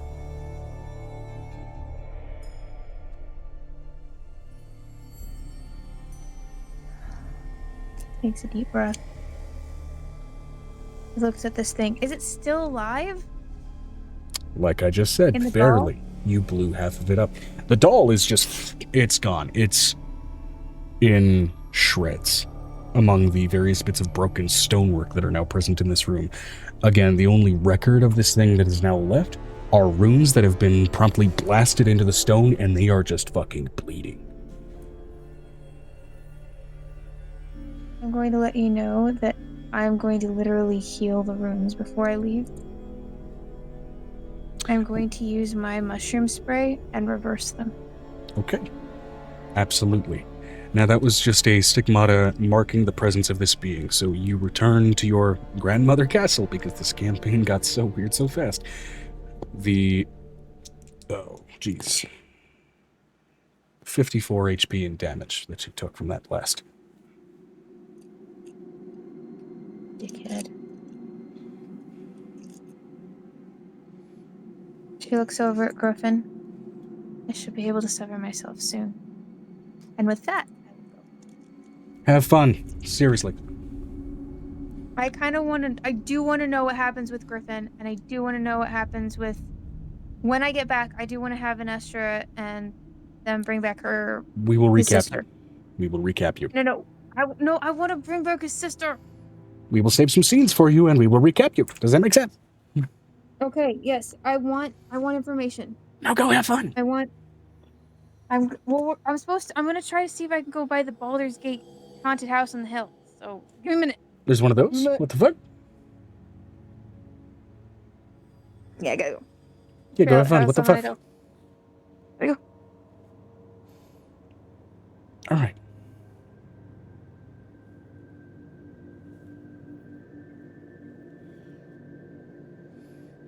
So, the entire Vinestra castle. said, "So I got a little lost. Can someone clarify what all just happened?"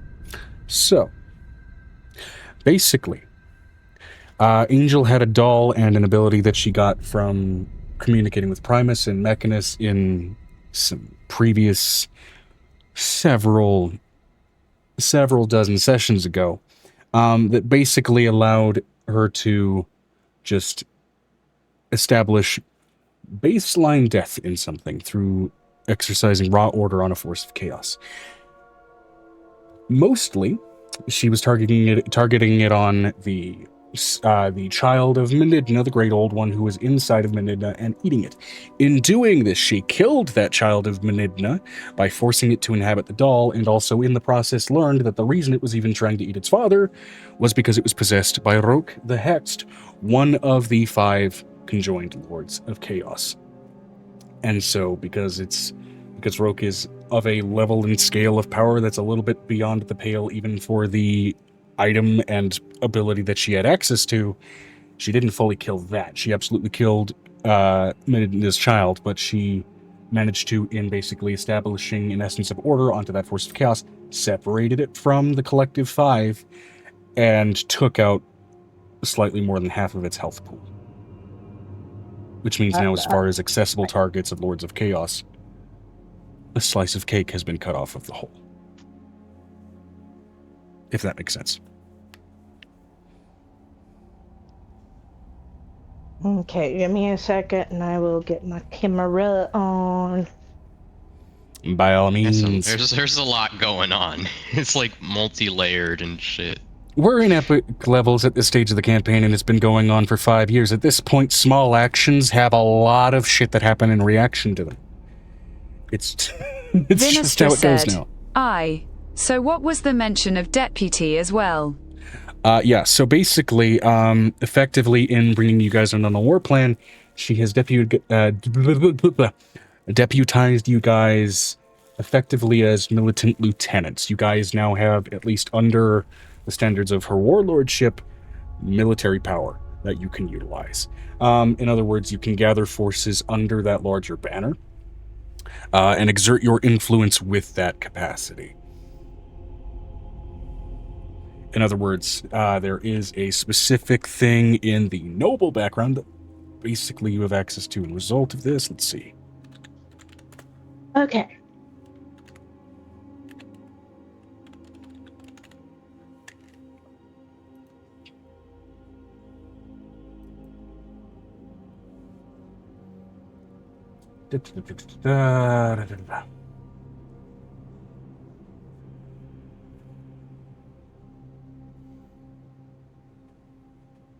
Okay, basically you have access to a military version of the feature position of privilege. Basically,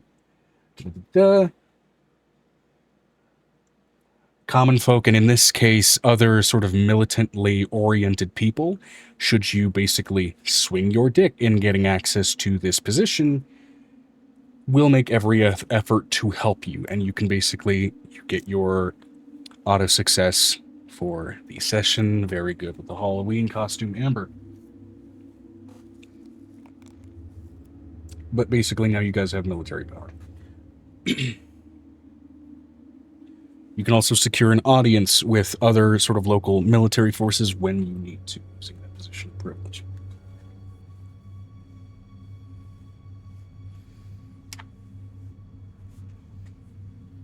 Oh, couldn't hear you, Amber.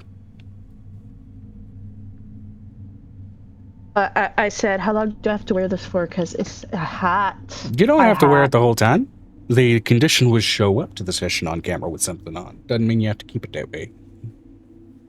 Good, this thing's hot. I'm gonna go change. Absolutely.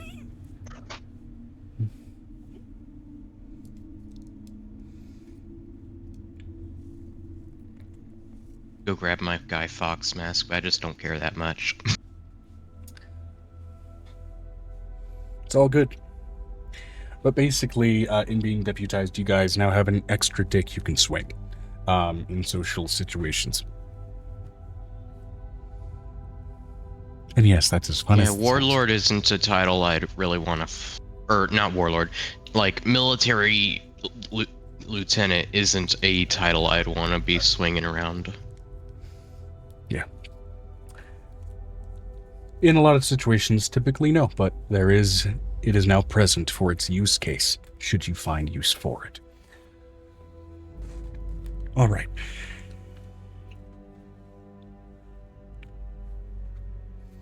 Vinestra said, I thanks Joe.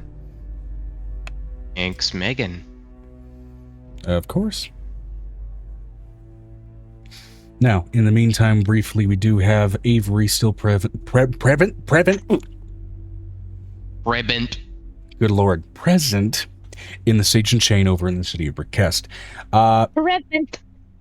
Winged Shoe. Winged Shoe. Sorry, you are in the large-scale, basically mall-like fucking tavern at that point. Good old Fantasy Holiday Inn, because again, party early on in the game turned these smaller businesses into mega giants by pumping as much money as you guys could into it. Good Lord. We have way too many Electrum and a lot of gratitude. Yeah. Gratitude can be easily bought.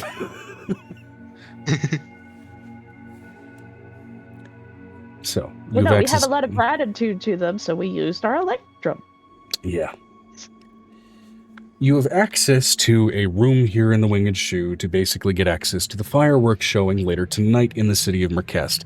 Given the time zone that you are presently in, that leaves you a good 6 to 8 hours before that occurs. Now, that said, Aiko did have plans with you. That said, you may also exercise some plans of your own given the recent daunting information you've just been presented. Not to mention, probably with your still ongoing connection with Angel, having just noticed what the fuck she did to one of the 5 major big bads that you all have to deal with.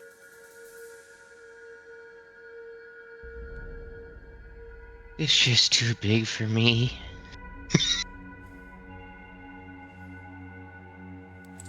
That's what she said. Hey! I'm just a little guy. That's Let what me he said. tinker my stuff.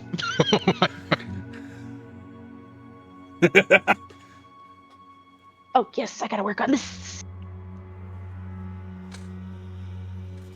Hold on. Vinestra Seriously, said. though. I can take it as what Vinestra said. I mean, that's fair. Although, would you be taking much? Because you are big. You're pretty big. That too.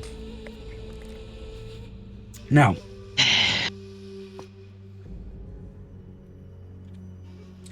I will say this for Avery, you and the Winged Shoe. What are you planning to do with the time that you presently have? Prep with ICO, prep with the information that you currently have, work on Aegis, especially given the information that you recently got, research more into finding possible alloyable materials with the Cognistone that you also need to later find. There's some options in front of you. Aiko will get her time an hour or two before the fireworks are scheduled to start. Until then, I do want to start researching, not necessarily where to find the metals. Other people have the knowledge and wherewithal to look for that with me, but more so on like, how am I gonna squeeze as many enchantments into these materials as I can? Like, how many elemental resistances can I pack into the defensive armor? And how can I best channel my psionics through it at the same time? Fair enough.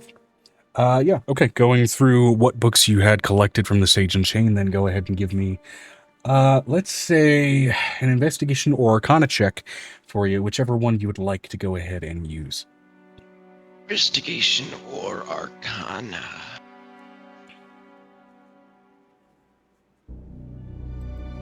Which one indeed? Investigation would be E +4. Arcana is +4, so it doesn't really matter. And they're both an int roll, so.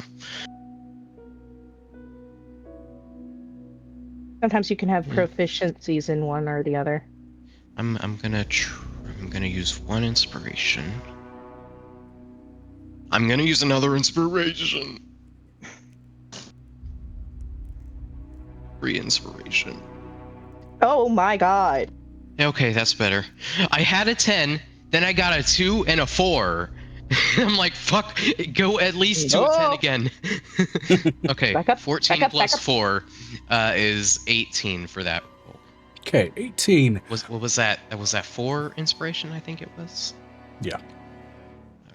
Mark Y'all that rack down. them up every session anyway, just for doing recaps and roleplay questions, so hey, you gotta spend them at some point. Now, with that in mind, as far as squeezing in as many enchantments as you can possibly get out of these, this involves basically a lot of sort of long-term imbuement of basically normal spell work into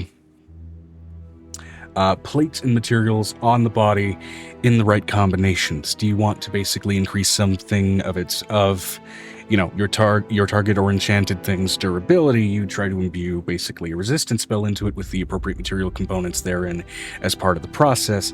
It's basically taking X amount of time and cost of materials to imbue. That said, as far as particularly psionically based and cognitive enchantments, they seem to adhere to some materials better than others, which, especially with what you're planning on doing with Cognistone, that's going to provide a rather potent material for those types of enchantments.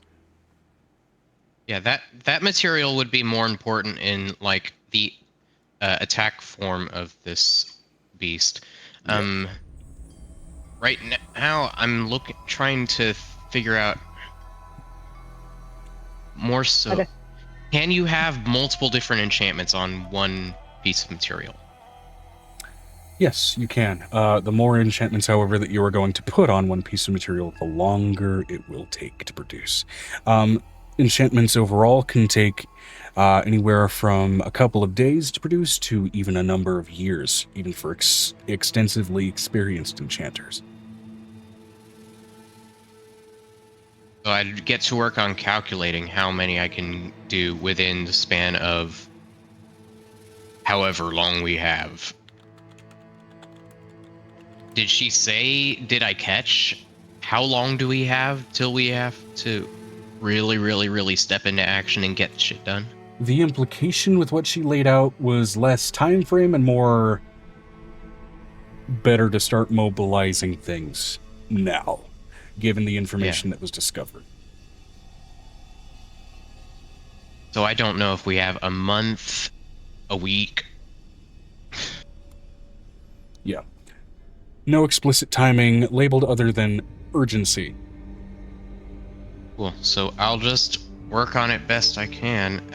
I'll give myself a time frame of a month, and if it arrives shorter than that, oh well. Yeah. Which, to be fair, you do also have access to a number of extra dimensional spaces that do provide some time dilation, notably also the one that Venestra has access to, in being able to condense a day's worth of time out in the material plane into a year from within that particular region and zone. Now, that said, the last party member that went in there for an extended period of time in Xanon did come out possessed. So there is that to consider, whether or not that risk is still present or not. You at least have no idea. I would probably take a helper, whether that be Venestra or Farah or whoever in there. Or Amira, yeah. Yeah, totally fair.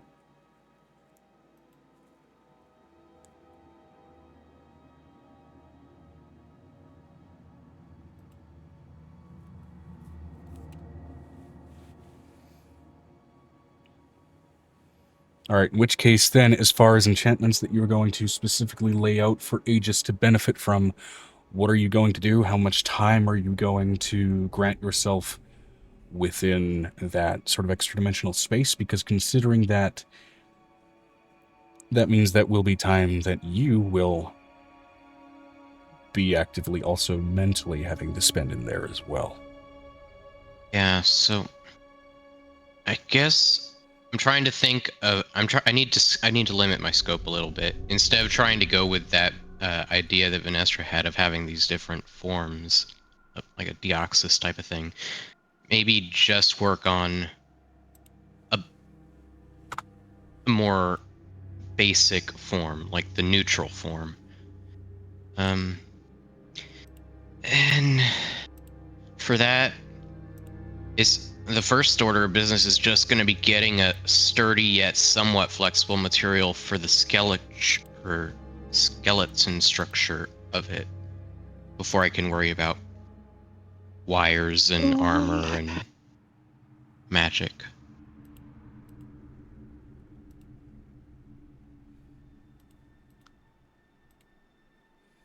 All right. In which case, then... Ooh, brain just turned off for a hot second. Also, like, actually securing a space to put it together, whether that means talking to Venestra or going shopping. All right, in which case then, going to Venestra about discussing a place to go ahead and get started with enchanting Aegis, you can absolutely go ahead and do that. All right, so then we're going to go ahead and move over then to, for a brief moment, Piper. Piper, given that you were physically present in that council, what is your course of action right now? Whoop, can't hear you. Alright, I thought I pulled that down all the way.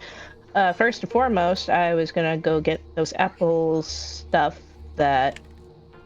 I heard Megan saying something about it, but I couldn't hear all of it. Just, I know that I'm supposed to give her a lot of the Apple stuff.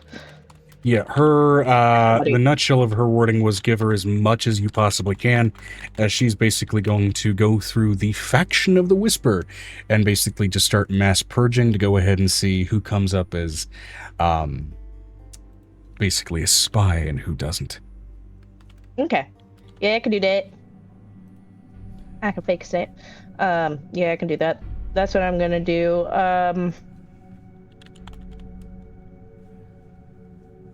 Probably finish taking stock of what kind of beans I got. Absolutely. Or at least the numbers. So, that'll be after I get all the stuff for the Yeah, apple stiff. Yeah. Excuse me. Oh, good lord. Okay. Alrighty. In which case, then, taking stock of your beans, let's see, how much did I explicitly say that you ended up managing to collect? One of them was overgrown, which one of them was... Never told me. shit. Okay. Yeah. I have the list. The resurrection one is flowering, but no beans yet. Yeah. Resurrection one is flowering, but no beans. And then otherwise, let's see. I have the rose coffee is technically actually the angel holy water coffee. Yeah, the Angel Holy Water coffee is absolutely overgrown. Basically, you were able to get 3 basically gallon burlap sacks of beans into what the fuck of that. They are unprocessed. Once you process them, they will decrease in quantity, but they'll be usable. 3-gallon bean bags of beans. Essentially. Of holy beans. Okay, marshmallow coffee, that's just coffee that can dissolve into liquid. Yes, as indeed. a marshmallow. That was just a fun one. Yeah, I mean, that one, just because it's a shits and giggles growth, that's however much of it you feel like grew. Okay. It doesn't really have a mechanical benefit. Okay, godweed coffee. Godweed coffee. So far, of what has sprouted and properly produced a bean, surprisingly, you find 1 stock that is produced. Mm-hmm. Notably, it's got beans that are sitting in ganja buds rather than kind of forming that normal sort of like bean sprout. Of ganja as bizarre as that is. beans. 1 stalk of ganja beans. Marifus is gonna love those. And then the God coffee, which is the one that's adjusted with no long gain exhaustion points. It's the one that gives you energy. No exhaustion points, though, because we finally strained that one properly. Correct. Yes.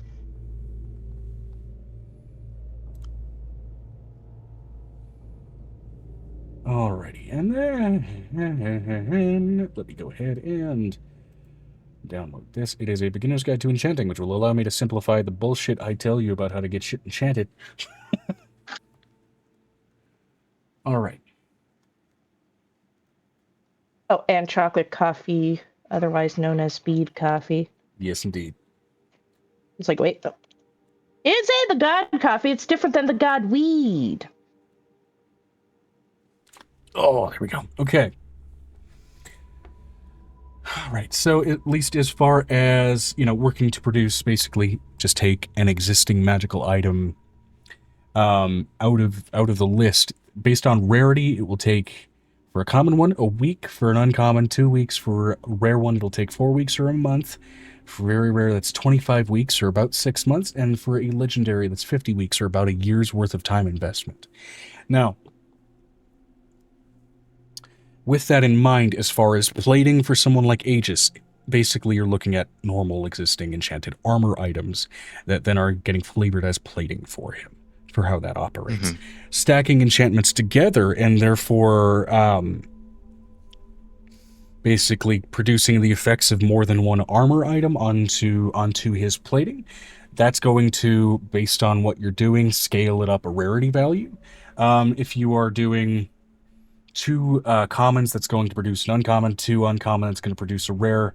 2 rare will produce a very rare. 2 very rare will produce what will be considered a legendary effect. Stacking legendary effects, I will say, normally does not operate. That gets into artifact crafting, which requires use of much rarer circumstances for enchanting materials. Got it. So that's a later goal. And that's like getting a god's blessing, doing it at a ritual site, shit like that. That's more right. Now, yeah. Okay.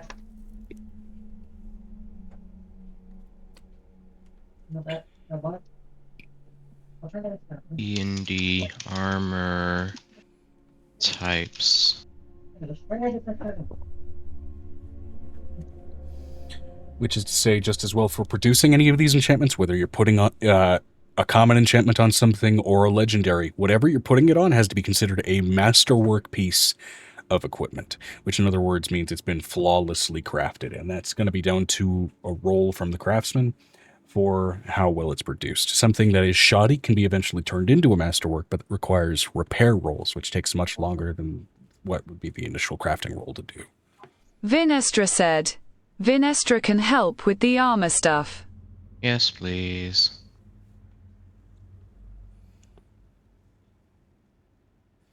That said, there is a massive D100 table of flaws for enchantments, which include things like suddenly the armor piece just insults whoever strikes it. So that might be fun. There's also a full set of defective things as well, which produce basically actively hostile effects to the wearer or user. For right now, for the neutral form, we're just going for a medium armor of some kind. Totally fair. As she's been the one maintaining her armor, and can we get the list, Joe? Thanks. Certainly. Yeah, let's go ahead and actually, I'm going to go ahead and just send this document to both of yous, because both of yous are artificers, and this shit will be useful.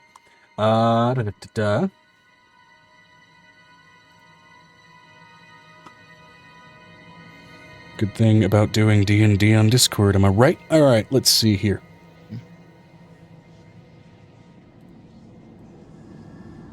Yeah, I remember when we went in, when I did in-person D&D for a little bit, we had to go into a separate room when the DM wanted to speak to us in private.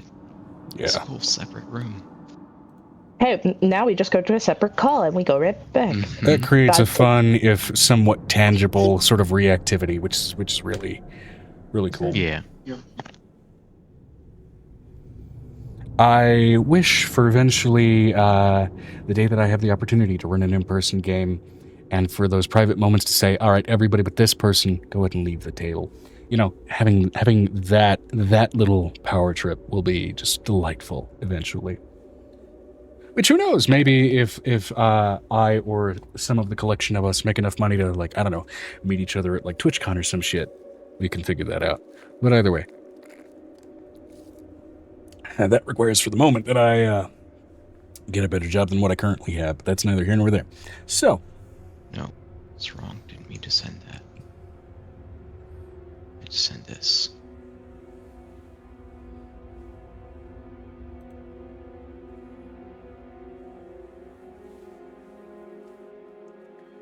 Fantastic.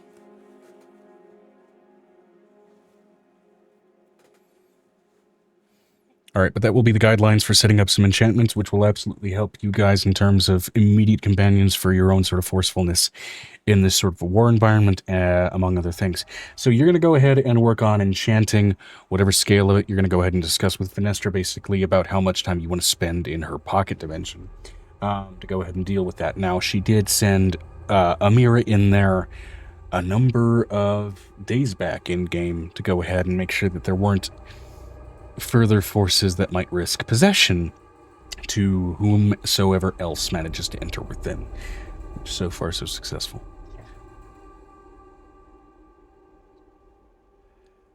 Now on the other side, Piper. So we got God Sleepless Cuff. We got a lot of coffees if you've seen the list. Yes. Yes, God Sleepless Coffee as I'm calling it now. How many did we get of that? The Sleepless Coffee, this one is not the easiest thing to produce. That said, you do manage to get a full gallon bag of that harvested. Which take what a gallon bag of raw beans would produce in terms of amount of cups into real life. That's basically the quantity of uses that you have of the shit. Yeah, we'll figure that out in a minute. Okay, Yeah. The speed coffee, the one that made Angel essentially turn into a speed demon last episode. The haste coffee, yeah. That one you get a decent bit more of. Again, epic levels, this is the stage where overpowered shit is just like falling from trees. You do manage to get 2.5 bags of that. Okay, hold on. Writing. Note. Sorry, my little brother's messaging me at the same time. Okay. Okay, so 2.5 gallon bags. Yep.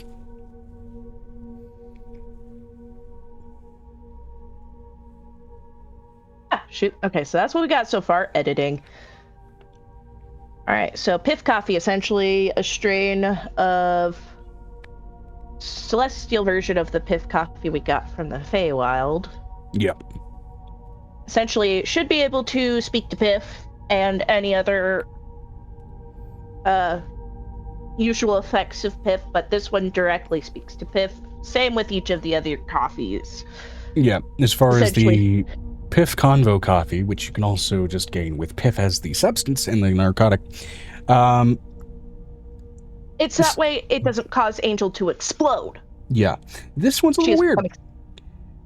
You put it into a bag, it fills a gallon bag, and then it fills a quarter of a gallon bag, and then it fills a full, and then it starts overflowing, and then it goes back down to half. In other words, once you start making cups out of this, you gotta roll to find how much you have left. Roll how many left? Is it Sam with the rest? Yeah. 'Cause Fae are fucky. What about the last 4? Do they produce anything? Not as of yet. Still kind of steadily working through their growth cycles. Okay, cool. That's for how many cups left? Then I'm going to put an asterisk and then add that asterisk to everybody else's. Asterisk. Stop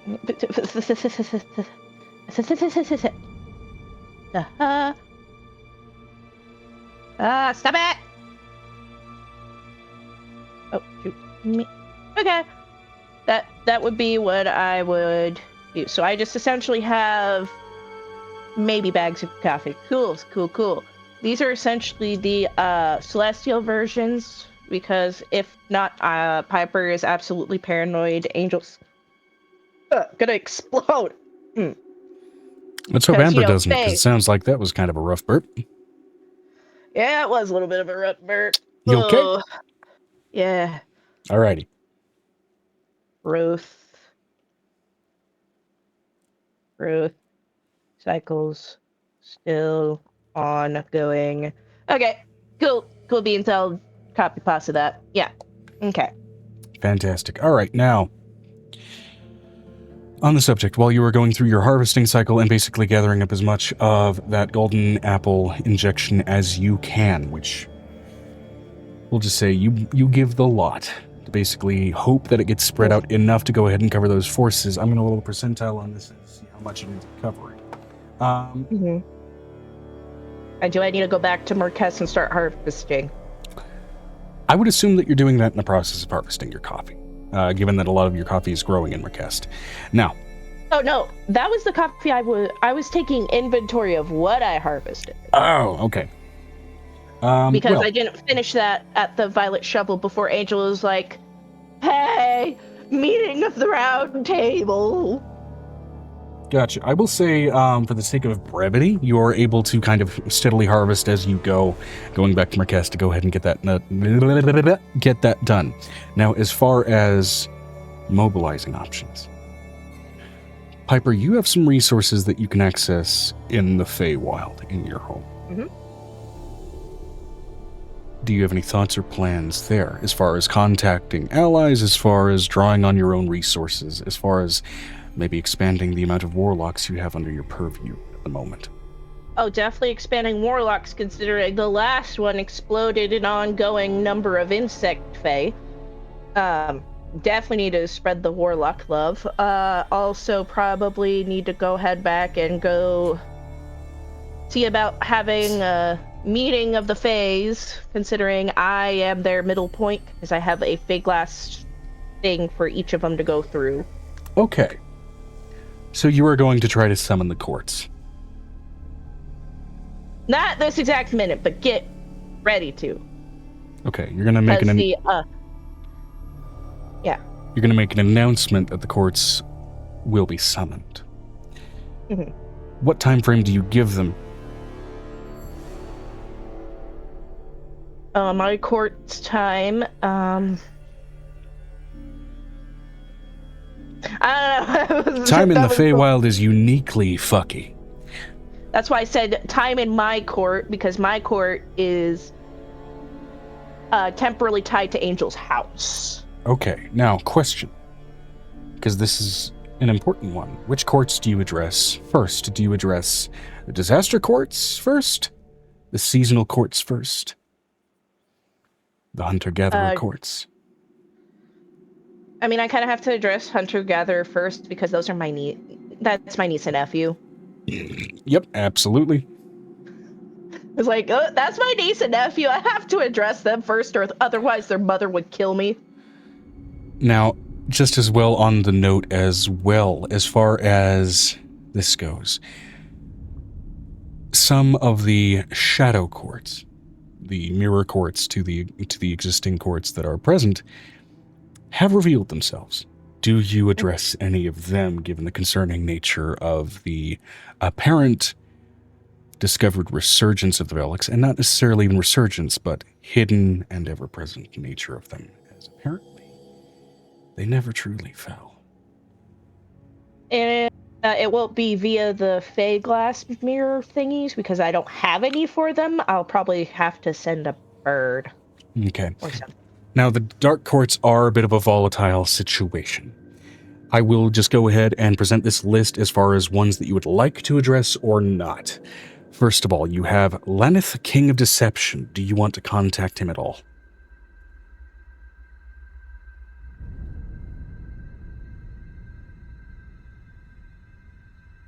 I don't know.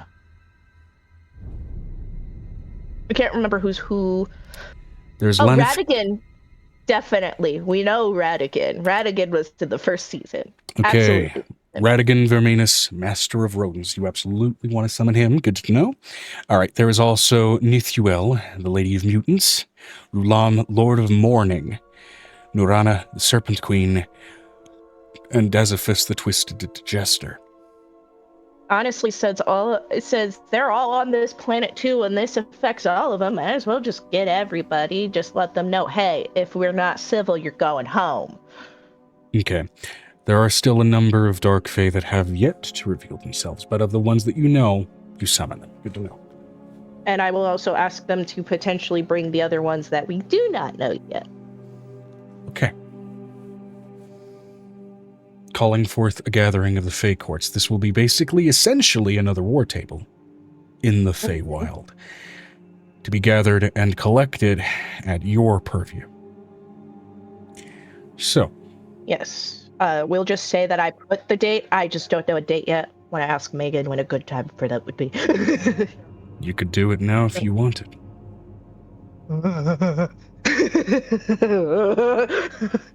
Oh no, I don't know if I want to do that.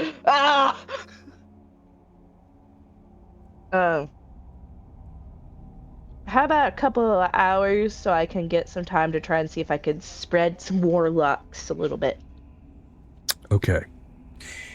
Essentially in 4 hours so I can trance and find people. Okay. In the dreams. So, given that you are en masse summoning a meeting of the Fey courts, I want you to roll a percentile for me.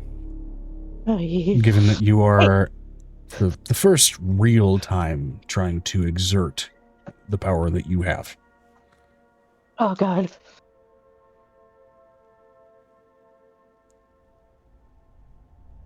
$42. That's the percentile. Gimme. I know, I looked at it, I was like, huh? Kind of a moment of, huh? Okay.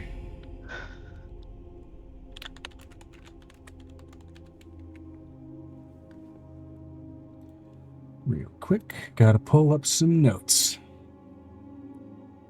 Because I know the above ground ones all know that my place is neutral meeting ground. It's that way if they need to go over some spats and stuff, my place is the place they go to. The other ones, I don't know if they're aware of that. I don't know if they're aware of that, but you gotta be civil or you're going home. I'll push you off my frickin' court. if I want to, because for some reason it's floating. My city's floating. We don't know why it floats. Where is it?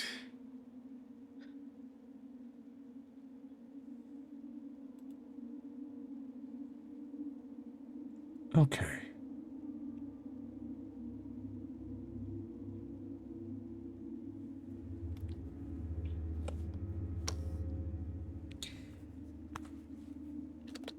Notably, your ring of mind shielding usually does a good enough job of keeping out beings not bound to you that you choose not to let in, unfamiliar entities. Yet, Oh, boy. something that seems to operate on your frequency.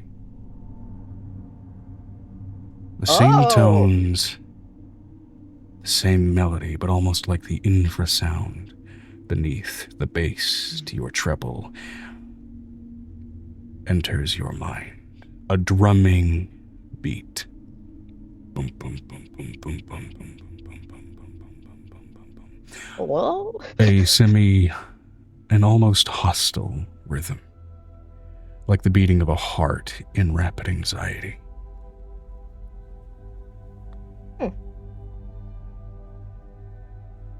I think it's time we finally meet. Piper.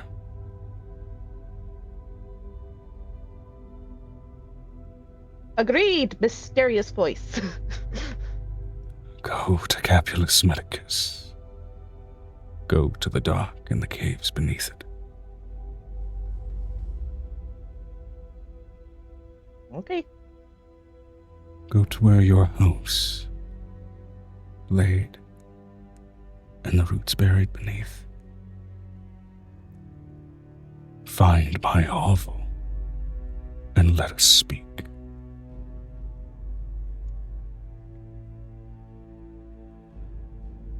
Roll me a religion check real quick to see if your instinct picks up on the name of this being.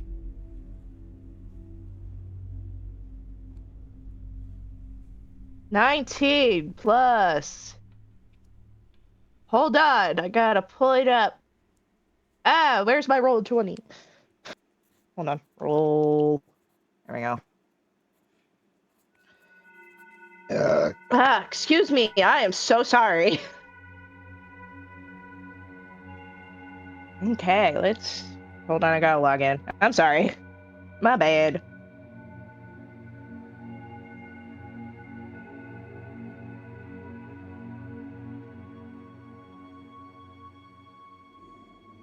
Oop, nope. Is that the correct password? Okay. Good night. Hold on. Love you too. But give me a second, I'm getting there! This art library, there's that.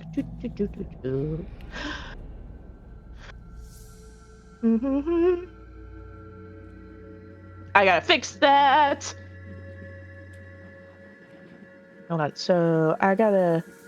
Oh, that's not what I meant to do! Gotta remove 4. Hold on, I gotta take down my stuff.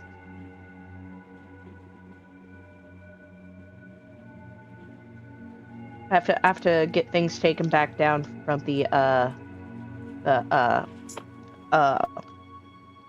holiday. I have to down my stats. Hold on. Alright, 19 plus 5. 24. 24. That is enough to on instinct understand the name. You are Piper Buck, Archfey of Medicine. You deal and embody your power around physical health. The being that whispers to you is an opposite and mirror to your power. Where you are physical, it is mental. Where you are health, it is unstable. Drummer Alp, Archfey of Delirium. Hey, Drummer Alp. Drummer, Alp, Arch, Bay of Delirium. Nice, nice, nice. So, we made my city float, so I have to go into the crater. Yes. Just gotta pop my head into wherever Vanestra and Avery are. Hey, you wanna go spelunking in a hole? Another my one? House is a hole. A different one. It's a crater. I would like a little bit of backup because my opposite has come to play.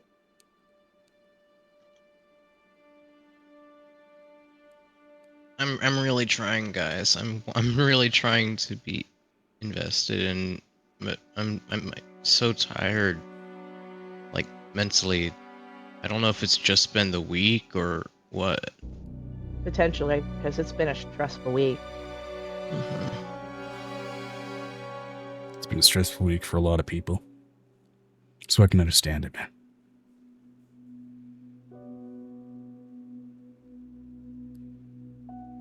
So the player wants to say, hell no. Hey, if Avery wouldn't do that, that's fine. She's just asking, like, hey, anybody want to come with? You can say no. There's no reason for Avery to... Well, I guess there is a reason. Avery wants to work on what he's working on. He's on a time crunch on that. Yeah, so it's okay. He would If have Avery an wants to ability keep to his crafting and you, by all rights, dude, sound mentally exhausted. If you want to go rest, rest. I'm okay with that. I'll at least listen in. It's just like trying to participate is difficult. That's okay. You can say no. I understand, man. That's why she asked both y'all. I know that probably Angel's in the middle of having a happy reunion with Griffin and his sister, so she's not going to bother that.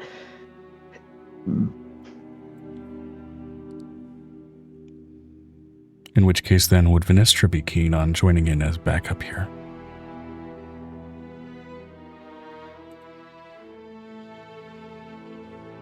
Vinestra said, "What hole are we investigating now?" So, you know how Archfey have dark mirrors of themselves?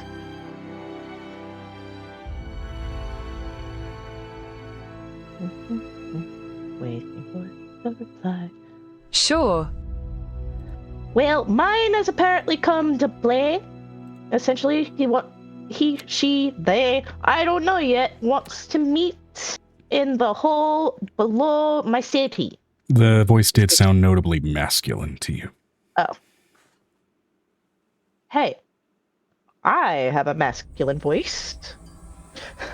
Thank you very much. I mean, fair.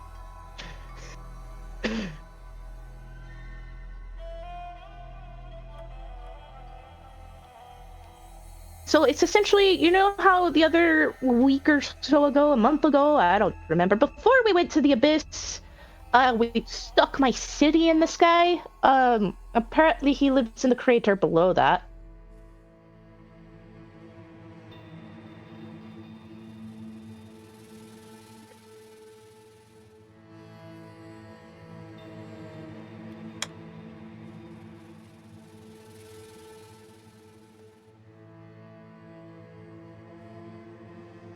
Do.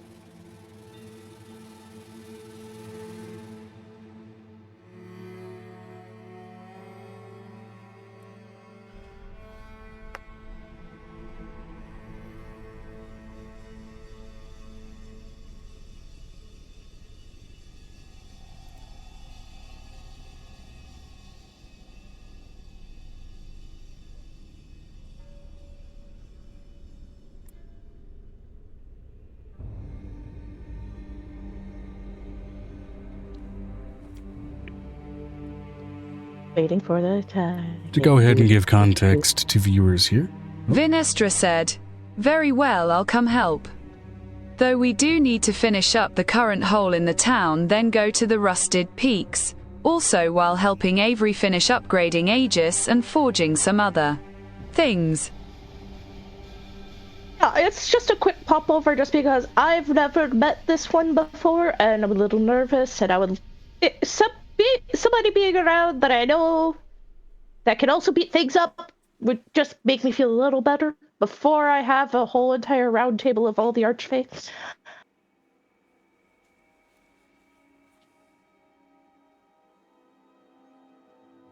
Just this one specifically because it's me but mirrored. If that makes sense.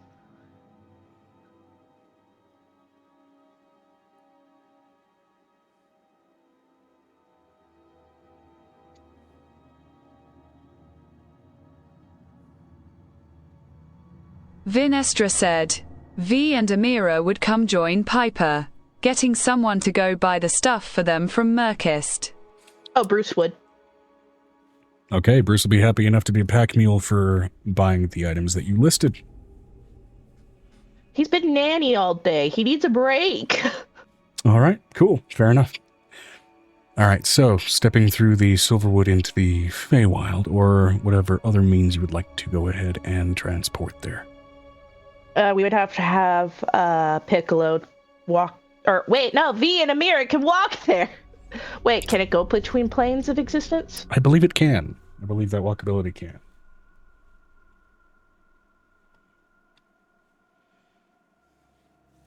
It can, but it can take time. Yeah, we don't got that kind of time. Piccolo, walk us through the tree into the Feywild, please. All right, let's do it. All of you keep your hands to the side for the ride. It's just a door. True, but I like to be a doofus. As he goes ahead and he taps his hand against just one of the few sort of frosted trees nearby. No, the Silverwood tree. True. There's literally a Silverwood tree. That's the one we were gonna do. Because my tree is a Silverwood tree. Yeah. That's fair. Going ahead and tapping against the Silverwood tree as its sort of wooded pathways begin to open up. And the gateway presents itself. That sort of off pink and green that begins to emanate off of it, presenting that planar gate into the Feywild. As you all very quickly step through.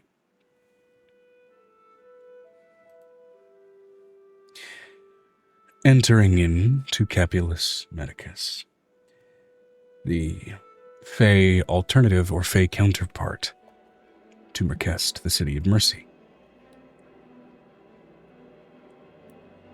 And where you've chosen largely to set up shop. Nobody else had it.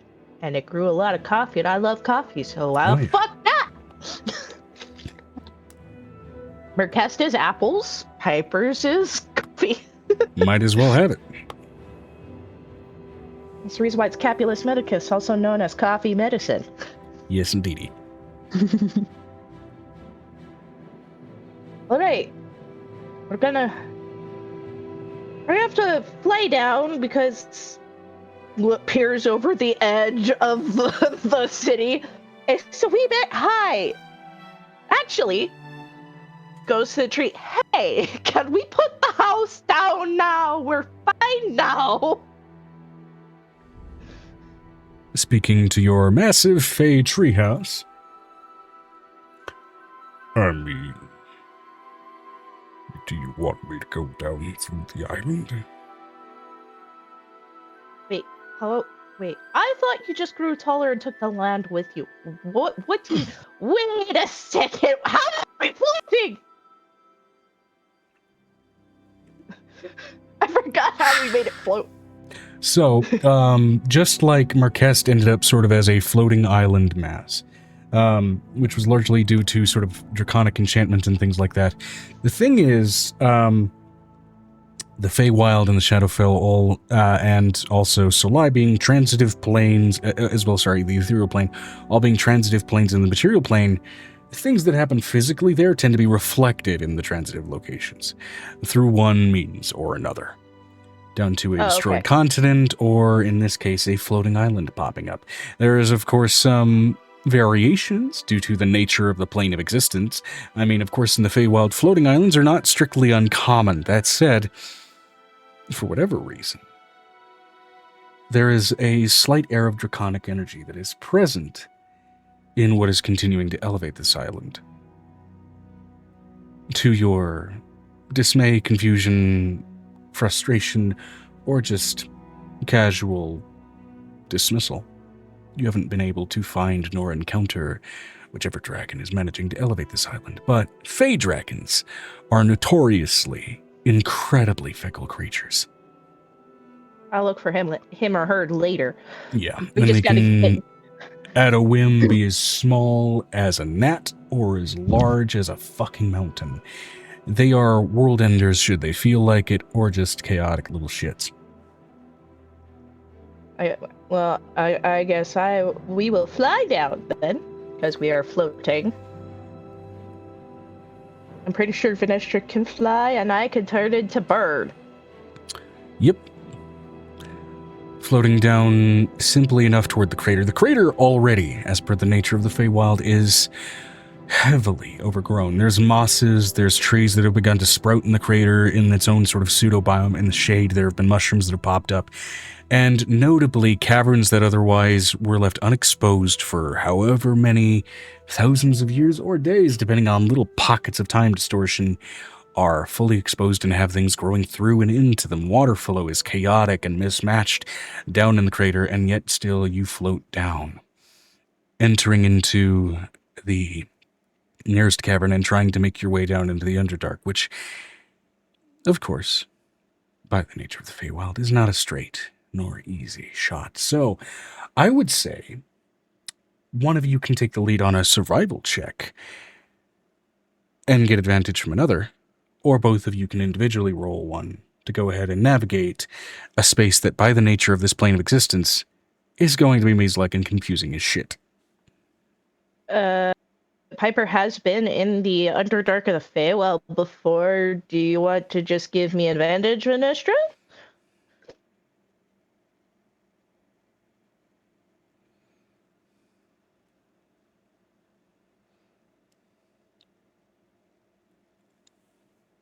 Also, it would also depend who has the higher survival, and I think it probably... Vinestra said, V does have expertise in I was survival. about to say, wait a second. I'll give you advantage. Because she would probably have like a plus 20 or something. Something like that. Venestra, by all means, then go ahead and roll survival with advantage. The advantage being granted by, let's say, Piper pointing out these sort of swerving curves and basically explaining the way the Feywild operates, especially with sort of cave formations, in figuring out sort of what to look for and what to listen for, despite the twists and turns and seemingly almost mood that these cave formations seem to carry with them. 36. 36. Fucking A. Okay. Drifting down into the caves. Notably in the Feywild, especially when wandering into the Underdark, there can be a number of things to follow. Sometimes you can follow the natural flow of things, like where's the water going down? Or in other cases, where's the water running from and going uphill? All these sort of weird little focals and points of whimsy, notably when wandering into the Fey Underdark previously and looking particularly for Dark Fey, you were looking for signs of strangeness that got stronger and stronger, and in knowing the title of your particular counterpart, particularly with them apparently inviting you, the Fae of Delirium, you guide Venestra in actively looking for the more and more confusing path. The more confused and lost you feel, the more you know you're going the right way. The objective is to get as lost as possible. Until finally, you reach a point. Maybe it's been minutes, maybe it's been hours. Time is always so ever-presently strange here in the Underdark. You finally find yourself in a place where gravity seems to twist around. The roof of the cave is now the floor. Where there was forest on the island of Capulus Medicus, there are fields and fields of fungus. Not uncommon for even the material planes Underdark to have that kind of reflection. But notably, each and every single mushroom that you see here are bright in color, spotted with spots, common among many collections of psychedelic mushrooms that you've seen populate the Feywild regularly. But they are here all over the place, in common formations, in replacement of seemingly normal vegetation, a rose bush instead covered in blue and yellow spotted mushrooms. Trees of countless sort of spore formations actively floating out with floating spores that kind of breathe and recede like moving leaves. Being down here, colors don't make sense. It's dark, but you can see because of the glow off of everything. And you think, where would the equivalent of your house be? Where would a living tree be? Or in this case, living fungus. And you look for a massive fungal structure that must be alive, only to try and fight. He said hovel. Hovel, yes, he did. So it wouldn't be as big as my tree if he's the mirror. It's probably... But what does hovel mean to a fae who is ever so delirious? Alley Point. What in Alice in Wonderland? Looking and avoid with that, touching the mushrooms. Looking with that 36, you find what appears to be a rather massive, titanic even in his gargantuan scale, myconid. Glowing with the same patterning of delirious mushrooms, and a mismatched fungal stairwell going down from his massive belly button. That's odd. A doorway of fungal beaded curtains, marking the entryway rather than any solid door, as this myconid seems to breathe and slumber through some ever-present delirious dream. The closer you draw to this bipedal, incredibly massive creature, the more you start to hear that drumming sound. Time distortion seemingly flicking like the ticking of a clock within that beat. Mm-hmm.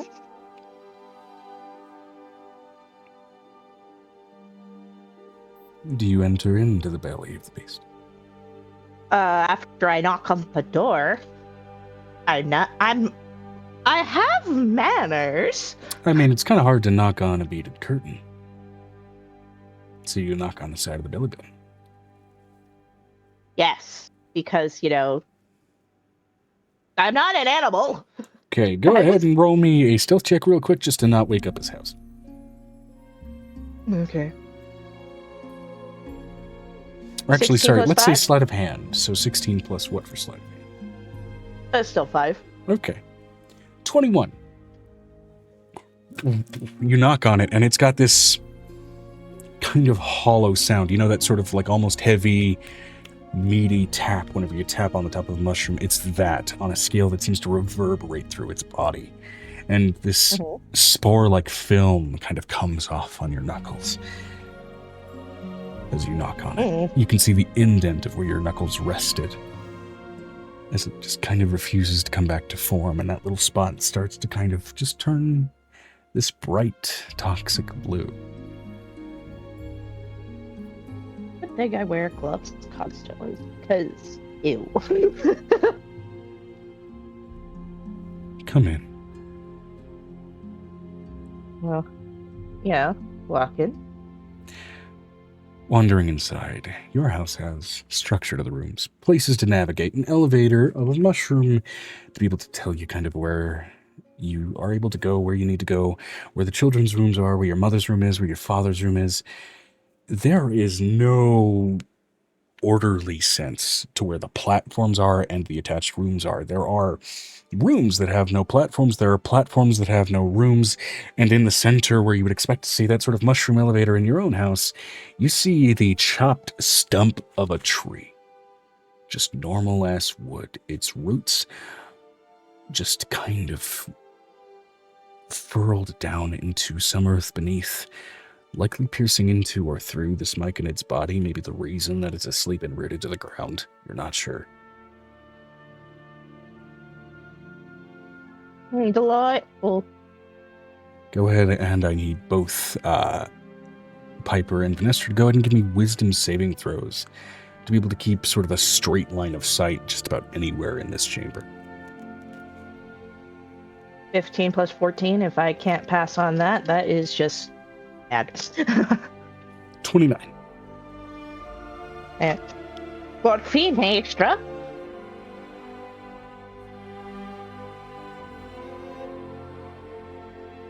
Vinestra said, 25. 25 and 29. Okay, Vinestra just made it. That is a 25 DC. She met it, so she beat it. Entering into this house in particular, into the body of this myconid, you know the air in here is musty, it's thick, it's the furthest thing from the almost habitually clean you've kept your house, given your expertise with medicines. It's almost mildewy, in a way. And you realize as you inhale that substance, there are definitely effects that, if you were less practiced in exposure to magical substances, you would definitely find yourself mentally completely somewhere else. I feel very mentally unwell. Vinestra, with you and Amira's experience in your own sort of exposures to that thing, even from your world, you know pretty quickly to instinctively just kind of find a face cover, to kind of filter this as much as you can.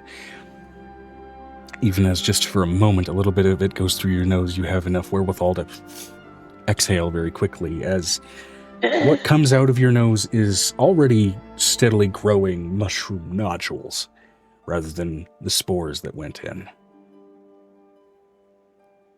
Mm.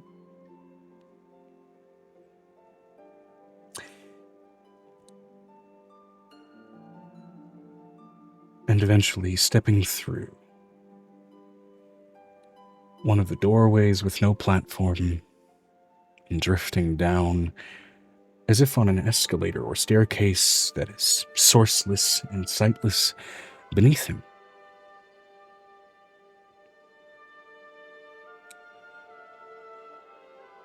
You absconded with your Eladrin nature as a seasonal Eladrin for disaster.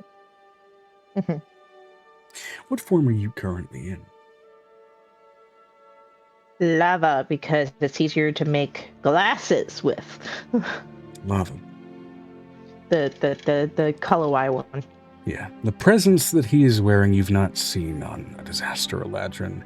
You've seen something similar, though nowhere near as severe, on Winter Eladrin, though notably what seems to be swirling around his form in particular is more present of a glacial blizzard with bits of ice form almost moving across his body and a buffeting wind.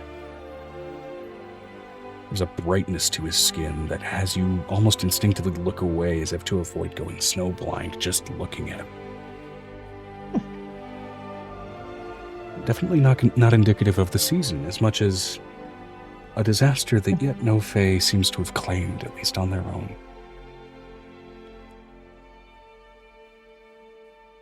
When it opposites of the other disasters, when those. Pretty much. So it's one of the Dark Fae we haven't met yet.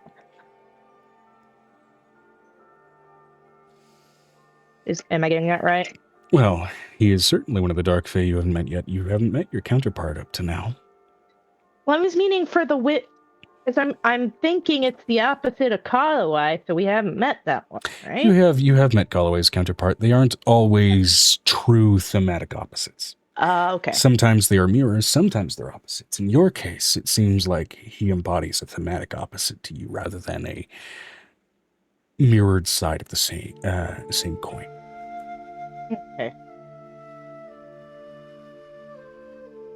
Oh no, he's a drama kid.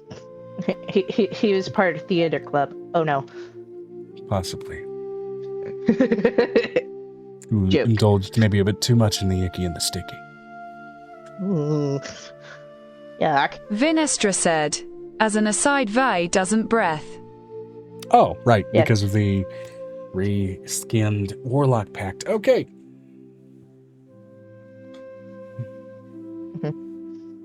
Yeah. So. Well, hello. Been waiting to meet you for a good little while.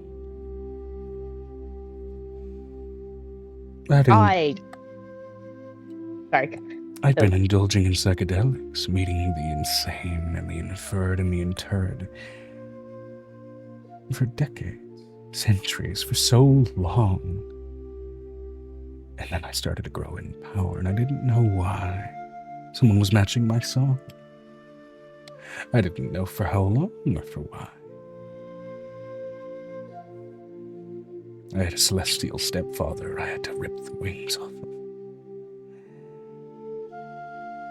Why? Celestials don't last long in the Feywild, and a stepfather built around the pact of murder just didn't seem like a good fit for my little psychiatry office. I like to make them a little more whimsical and a little less sane. And he was all about mercy from Little Illusions. I couldn't have Okay. that. Now, you're gathering the chords. Yes. Didn't even think to invite me, but then again, you didn't know me and I didn't know you, so why would that make sense? Nothing makes sense here. Nothing ever really can. But I think I'm going to invite myself. Where are we Will going? the- Up top on your little floating rock? Yes. Wonderful. In about 4 hours in that court's time, In other words, considering.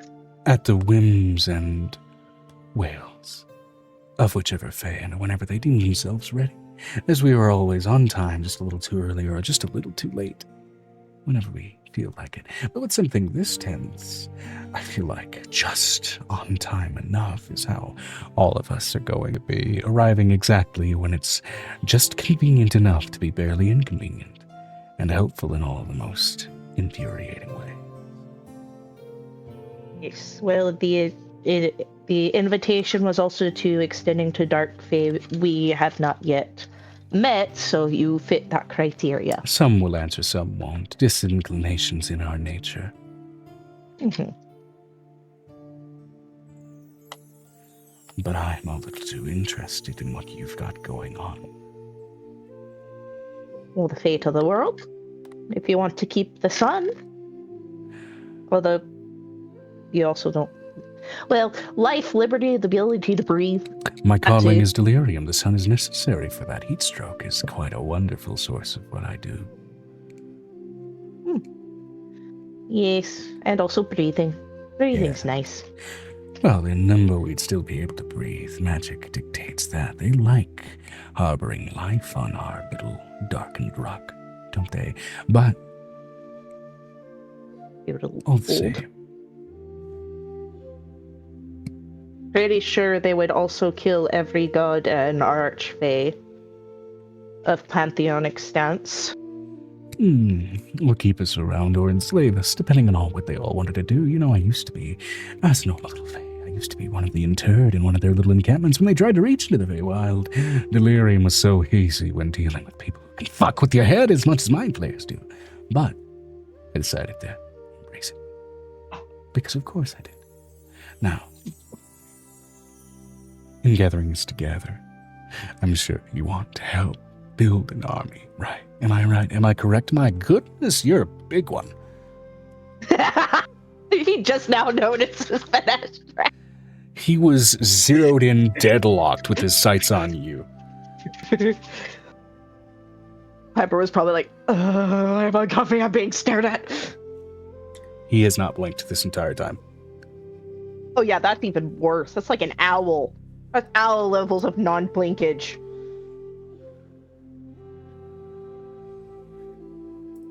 And you, my gigantic friend, reek of foreign magic. I'm intrigued. I can't help but be. Do you indulge in psychedelic substances when granted the opportunity? Oh boy. I'm being messaged.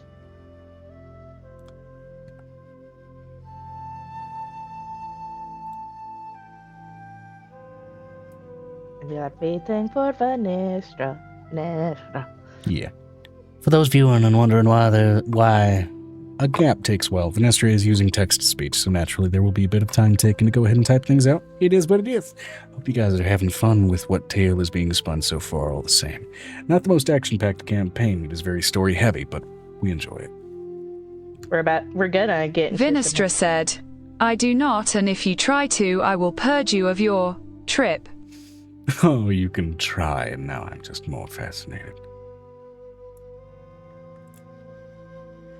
But, to each their own. Or to each to me, depending on where we want to be. Now, 4 hours time, you said. Yes. Funny thing In about calculus. delusions. Hours stretch to minutes, stretch to hours, stretch to days, and yet they are all merely seconds apart. Maybe I'm already there, maybe it's already time. At least to me. Here in my domain, you're already running late. But I'll let you out. Back again to be early, before your time was up. Thank you. I like to. In first emergency, and it would be truly a rude thing for the very person who wanted to organize the whole exchange to show up late to their own party. I mean, it's not okay. It's not okay for the organizer to be late for their important day. Not in the back of her head. She has now labeled this guy Mad Hatter.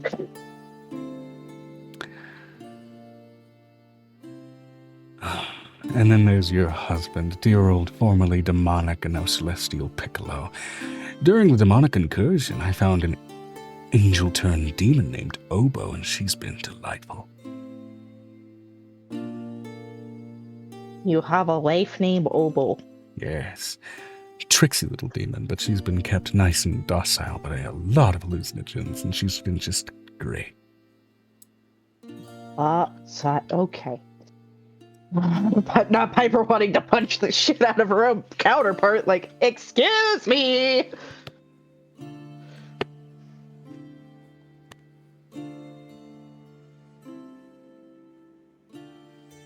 Whenever, of course, you're ready, I will happily join the party and we can discuss armies. I've always loved the idea of making a mind flayer trip out on their own delusions. Turn their own minds against them. Just feels like fun.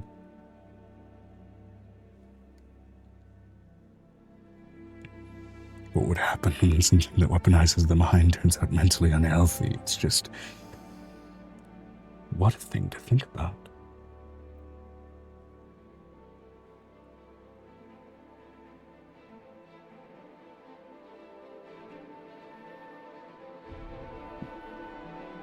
So you will be there. Oh yeah.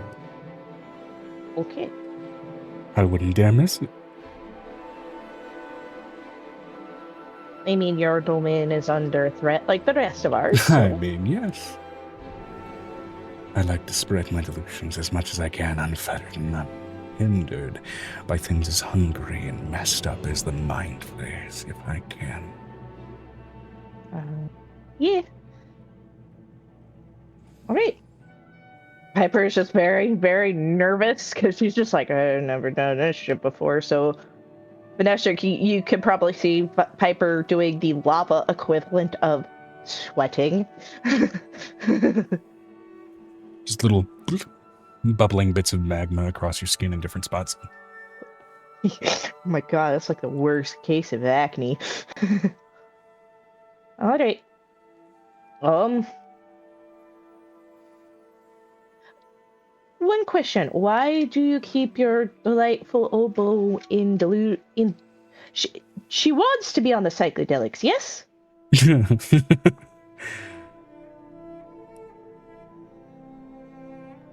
She has fun. Okay, that didn't answer my question. But okay.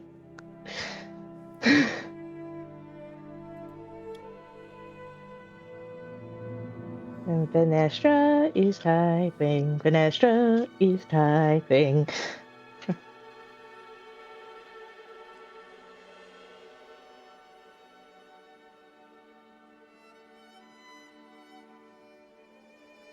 Vinestra said, Piper, what do you think will happen if we punch him? Are you saying that quietly to Piper? Yes. Okay. I'm gonna look at you and be like, I mean, one would think touching him probably causes delusion. So, probably not a good idea. At least, not yet.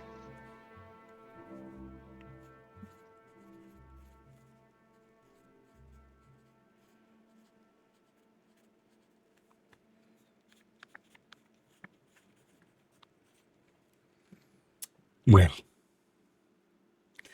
ta-ta. I'll be ready soon. Does he just kind of like shunt us out to the beginning of the cave? The question is, when you leave, will you end up further in the hole? Or right by the exit?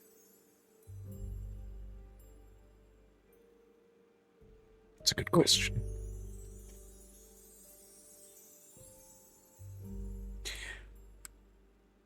Now please leave before my delusions turn hostile. Yeah, I was about to say, and we're about to Irish goodbye this shit. Best not bring friends along on a bad trip. I just didn't know if I was going to need somebody to be punched. As you step out through the beaded doorway suddenly transforms, like passing through an LSD trip, into just the door to your own house, and you are looking out to Capulus Medicus.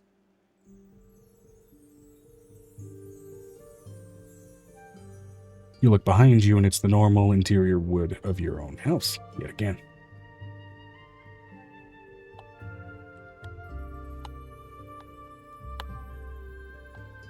Vinestra, would you like to stay around for the meeting to see if he brings his girlfriend, and we can determine if it's a consensual hallucinogenic state, and then we can punch him.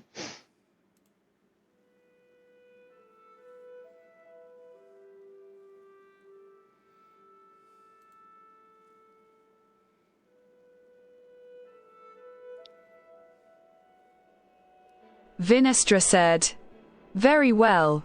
I'll just go grab some cold wrought iron implements too. A substance that they are oft allergic to, regardless of type. Now, in the meantime, we'll go ahead and wait to see what comes of that, as now we're going to finally go on break. Yeah. Everybody, we're going to go on BRB, which means you won't be able to hear us, but a soundtrack will be playing. In the meantime, you can talk amongst yourself. Hopefully, y'all been happy and entertained, at least by what you've seen so far. We're going to go on break, feed ourselves, do by break, do all the things that a human body ought to do. But it is what it is. Mm-hmm. Good. Welcome, everybody, back from the BRB. Now, I have been sent some messages. I'm going to go ahead and check over those. Some players passing notes. Let's take a look here.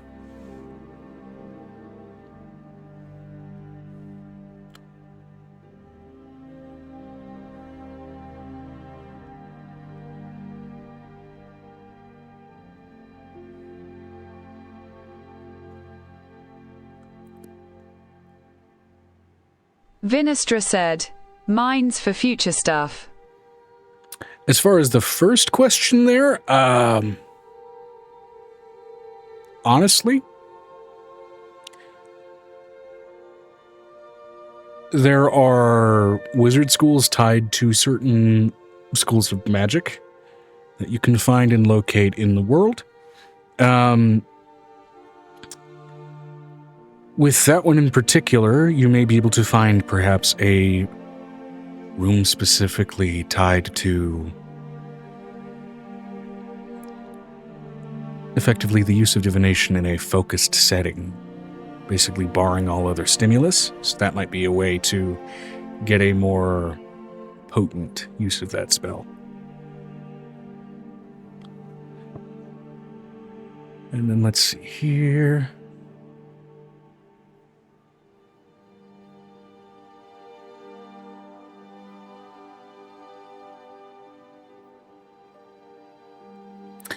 Similarly, spellcraft can also be accomplished as far as the second question. It's just a matter of looking into a couple of spells that might produce a similar effect and then getting the materials appropriate for that to see if then you can basically, through that, create something that will accomplish the result you're looking for. That sort of early spellcraft might be potent enough to produce that spell completely out in the ethos or out in the ether, or it might just be a one-time use for Arcana, but that'll be sort of researching for that kind of spell work.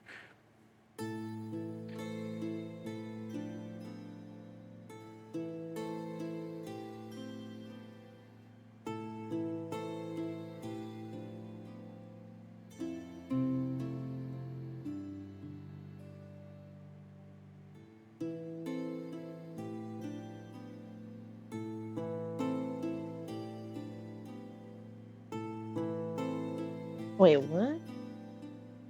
Vinestra said, "Thanks, Joe." Oh, okay. That's basically going to be finding a school or place where, as a location, there's going to be a more potent attachment to that particular school of magic to be able to focus even just the normal scale of spell through a higher level of potency. There are magically charged locations for various things that can be found in the world. Some of them, in some cases, have schools and shit built on top of them, which for particularly wizard schools, as hard as they are to find in a lot of cases, especially with more volatile schools of magic like necromancy. I mean, why would you not build a school on top of a spot for that kind of thing? But hey.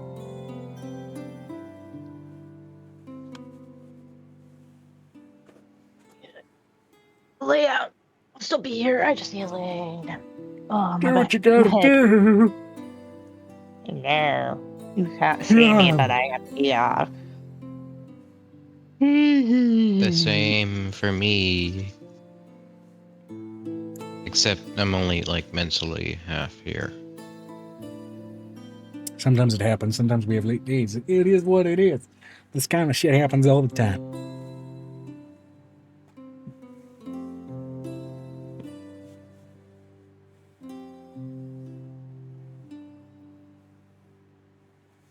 All right, so Piper Vinestra, course of action as you are currently in the Feywild, is stepping back out onto Capulus Medicus, a good mile up in the air above the place that you just briefly explored.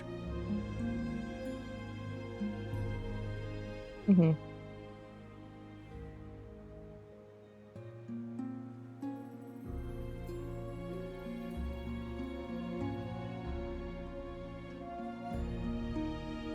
Piper, you are the one leading this venture at this explicit moment. So, kind of, what are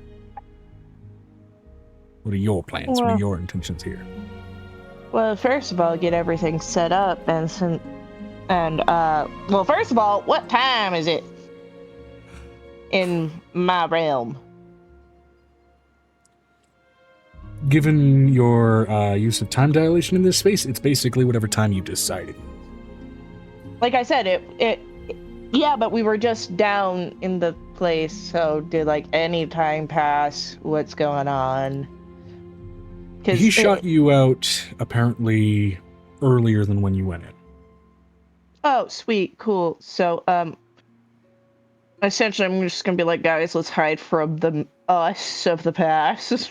Yeah, for a brief moment, no, there is no a bit temporal paradoxes today, please. For a brief moment, there is a bit of a Harry Potter timekeeper moment where you two are very simply just kind of stepping off to the corner as you watch past and technically in this moment future versions of yourselves leaving, taking flight, and going down below.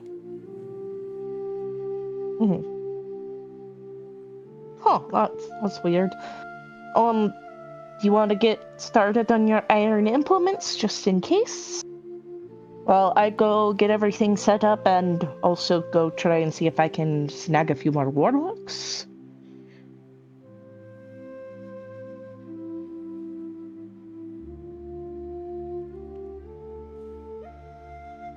Vinestra said, I need to do something like that too.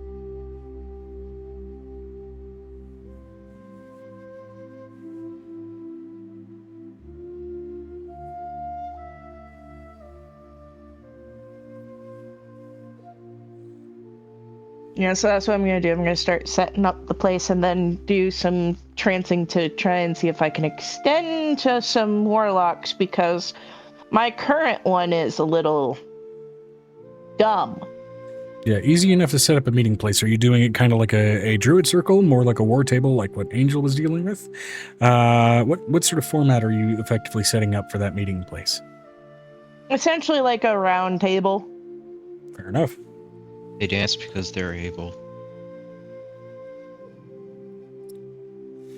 Yeah, it took me a minute. Okay. All right.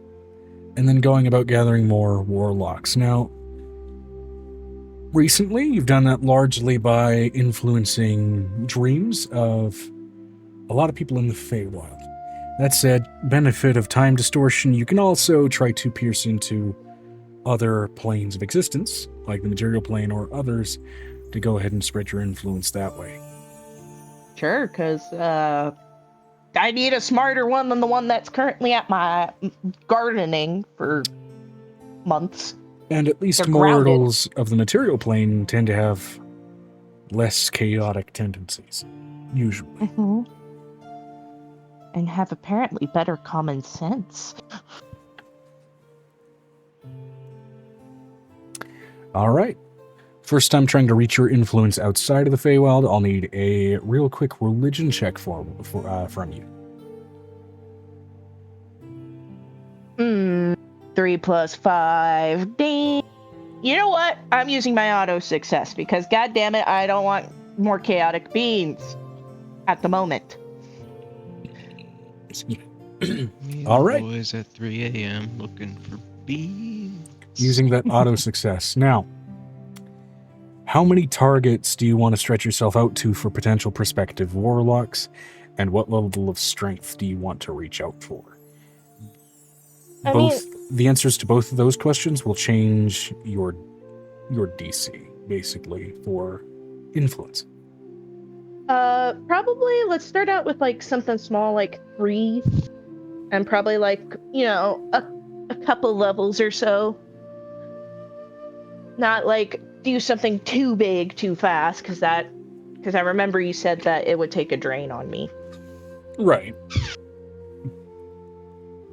Which is up to you if you want to risk draining yourself, if you want to go for potentially more powerful faithfuls.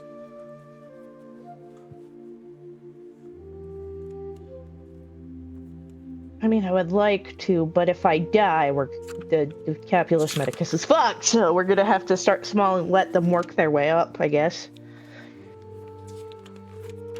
Fair enough. Okay.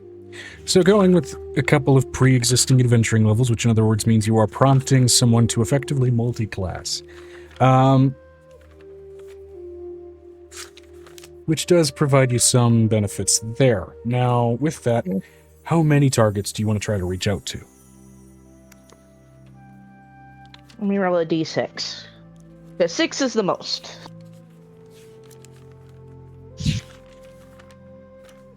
Shit. 3, apparently, according to the dice that fell to the floor. 3 targets. Okay.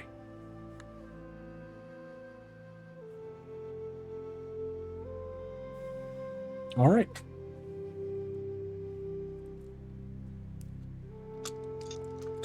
I'm going to roll 3 wisdom saving throws from pre-existing adventurers, basically.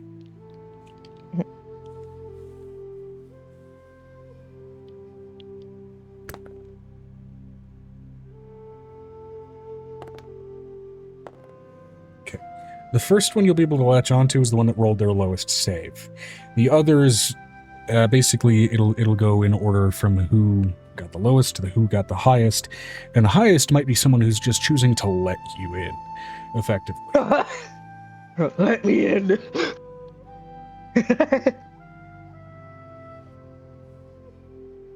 Which isn't to say they're of a power to be like, I'm deciding this, but they're of at least enough minor power to be like, I can just say no to whoever's knocking on my brain door right now. But I choose to say yes this time. Because it smells like coffee. Which is to say, above board, this person rolled high enough to realize someone's knocking on their brain door, and choose whether or not they're going to basically willingly opt to instead fail the save and allow you in. Mm-hmm. So, first of all, starting with a natural 8, with an additional modifier to their wisdom of a -2. Making a total of 6. Mm-hmm. You enter into, first of all, a mind of someone definitely of simpler means, though notably a strong heart. Not only a strong heart, but there is a bulk, a massive physicality to this individual. They are feminine in their nature, and there is a lot of unbridled rage just knocking around in their mind. And you quickly enough catch on to definitely a lot of sort of tribalism-based honor systems, and you realize you have quickly latched onto an orc in Banagal. An orc shield maiden at that, in other words, a barbarian. I was about to say an orc barbarian. Oh my god, their punches heal. I want that. I would like for that to be like a multi-class ability. You're a barbarian, your punches are what heal. Now, notably, in just looking through their head, they are sleeping at this point. Shield Maiden is largely just a title for this individual, as very much, especially being a barbarian, what use have they for shields? You've noticed that any practice they've had with shield has been largely bashing it into somebody's face until the damn shield breaks against their skull. And you are dancing around in her head. It's a lot of very violent, a lot of very gleefully violent dreams. But notably, it's a lot of still very righteous intentions. It's defend kids from bullies by giving bullies severe brain damage.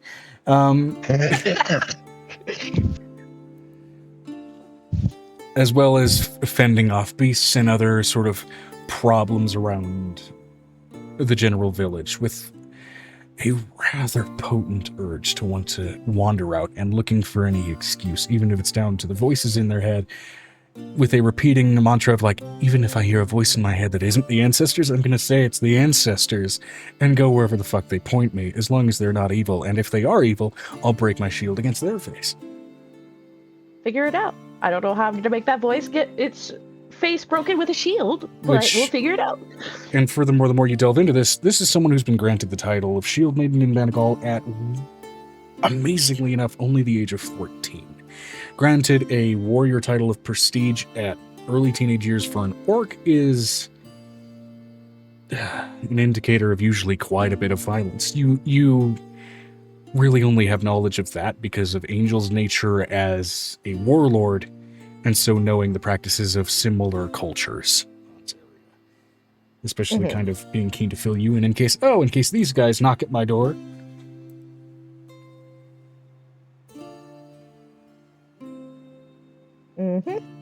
Alright. Guess wherever they're at in their dream, or I'm gonna just kind of like tap, tap, tap, shoulder. I'd be ready to jump backwards in case they try to hit me. Who goes there? Who's tapping on me noggin? Hello. Who says hello with the strange voice? My name is... Do I make a fake name now? It's up to you. Yeah, just cuz. My name is Paper Pick. Yes, I'm using one of her aliases. I am the Archfey of Medicine. Paper's a strange name. Archfey? What's an Archfey? Is you've got mischievous intent? No, actually, apparently I'm strange for an Archfey. I don't like doing trickster nefarious shit.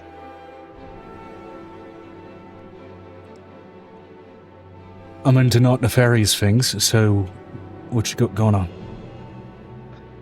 How would you like to be able to, if I can finagle it, have your punches heal people or very much hurt people? Very much hurt people sounds fanatic. You know mentally she was probably looking to say fantastic. Vocabulary is not a strong suit with this one. But also, healing, you can punch a person and you heal them. That sounds fun too. What if I'm trying to heal someone? They deserve it, and if they deserve it, they don't deserve to get punched. Yes, but healing magically is very painful. Yes. Trust me, I've broken bones and got healed magically before. It was not fun. Right. Well, among the many other sort of delusional voices I've had in my brain, this went from Cockney to Irish so fast. I just take it as she's one of those people that when she hears an accent, she mirrors. Yeah, we'll go with that, especially with the low wisdom that she's working with. She's on emulation mode.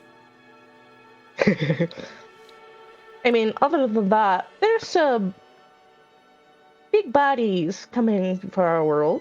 Ooh, how big? Do you know what a great old one is?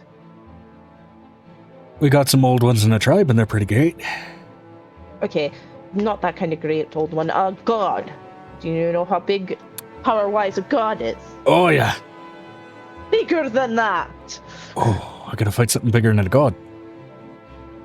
Yes. When? Can I do it now?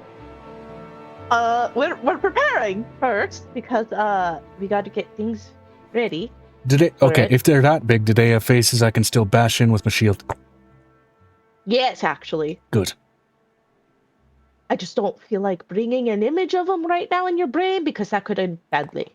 I want to know what kind of face I'm smashing in. I'm gonna draw it for her. Rolling wisdom save for this one. Their wisdom modifier is not high.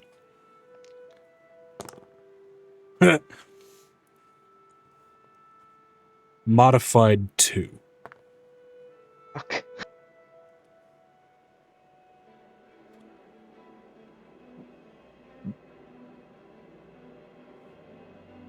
I think I just pissed my bed. I don't know why I'm still asleep. It's okay. I'm sorry. I should have made it less accurate to life. Sorry. It's a shock. I haven't pissed my bed since I was like 4. Well, you gotta work your abilities a little bit more first. I can give you some. Okay. But I gotta bash that face in. Yes. Sure. Okay, sounds like a plan. Where do I start? just Things that scare me Well- enough to piss myself aren't allowed to stick around on the earth. So I'm gonna bash their face in with the. I'm gonna need a better shield than this if it's that big. if you see them, I want you to punch them, okay? I don't do the punching, I do the bash, and see the shield keeps Or my hands bashing. clean. Okay. If you see them, bash them, okay? Okay. Are you one of those weird freaky things that can also teach me the magic? Yes. How would you like to learn Eldritch Blast? What is that? It's where you shoot something like fireballs out your hands, but not fire. It's like throwing punches from your body to a far distance. Punching from a distance. Right, sold! I knew it. I knew that ability was gonna be the winner. I can punch from a distance. Let's do this, paper pick. Nope. That seals it. My arch fan name is Paper Pick.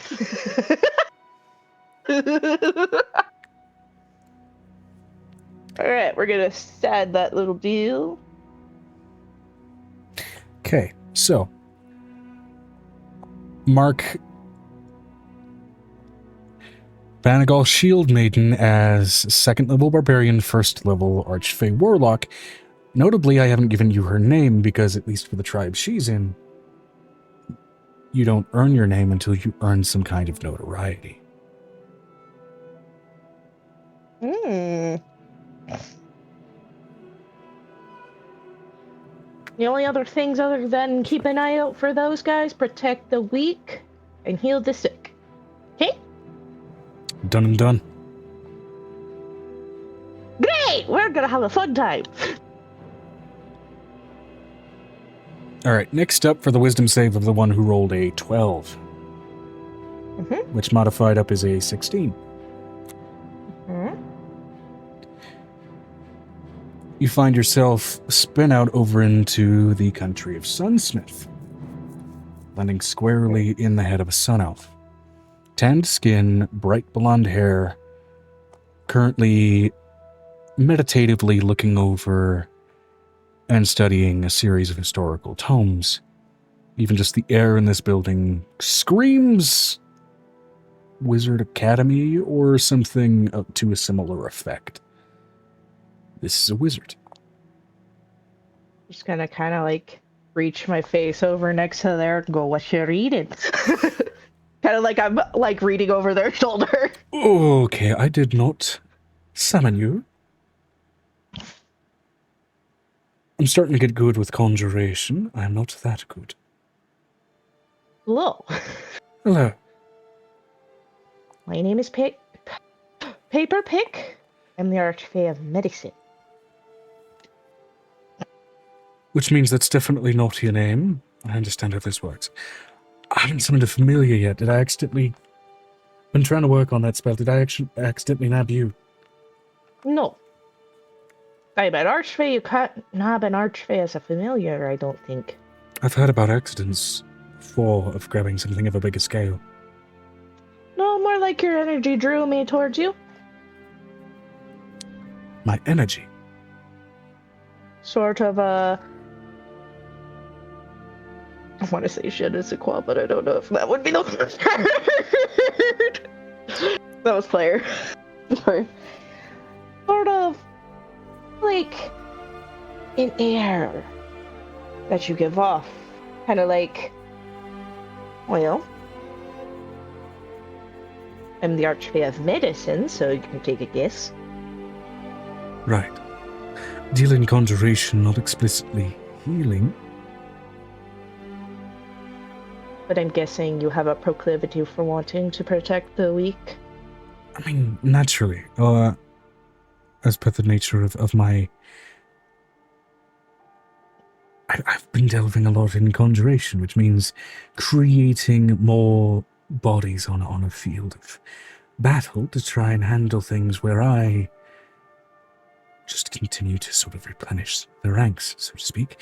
And I have admittedly been focusing my conjuring studies on Fae as definitely sort of a confusion measure on a field, as I find confusing the countering ranks is certainly a little more useful than sometimes just destructive potential. But at some point you're gonna run out of components for the code drinks, right? If I keep going with my studies, components will be less and less a problem. True, but how would you like, until then, a nice buffer of being able to heal people? Wouldn't And also mind. occasionally. Reasonably, I could heal my summons. That's delightful. Interesting. Also, if you feel the need, you can just Eldritch Blast somebody from a distance if they're getting too close to an injured one.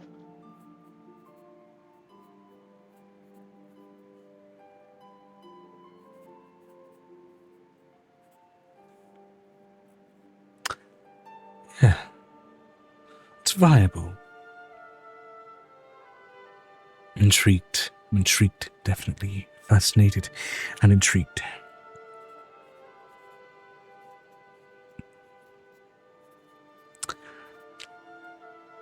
Well, I'm assuming you're looking for a pact of some form then, if I haven't accidentally summoned you.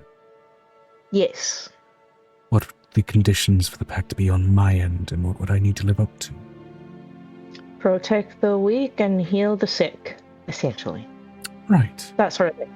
Not like other Archfey, I don't see the points in pranks. Then you're an ill fit for your home.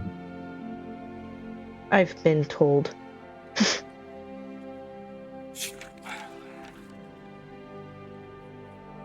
I think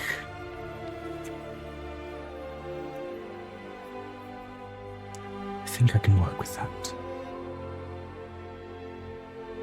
Alright. And Wish I knew how to aim. an extra cantrip that I otherwise wouldn't have to study for is always quite useful. That is true. Alright.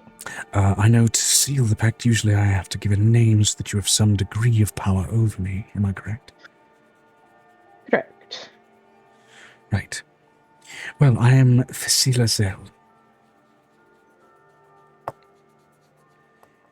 How do you spell that? F-E-S-I-L-L-A. Oh, whoa. F-E-L. F-E-S-I-L-L-A. Oh. Fasila Zell. Z-E-L-L. Okay. Level 2 Then- Sun Elf Wizard.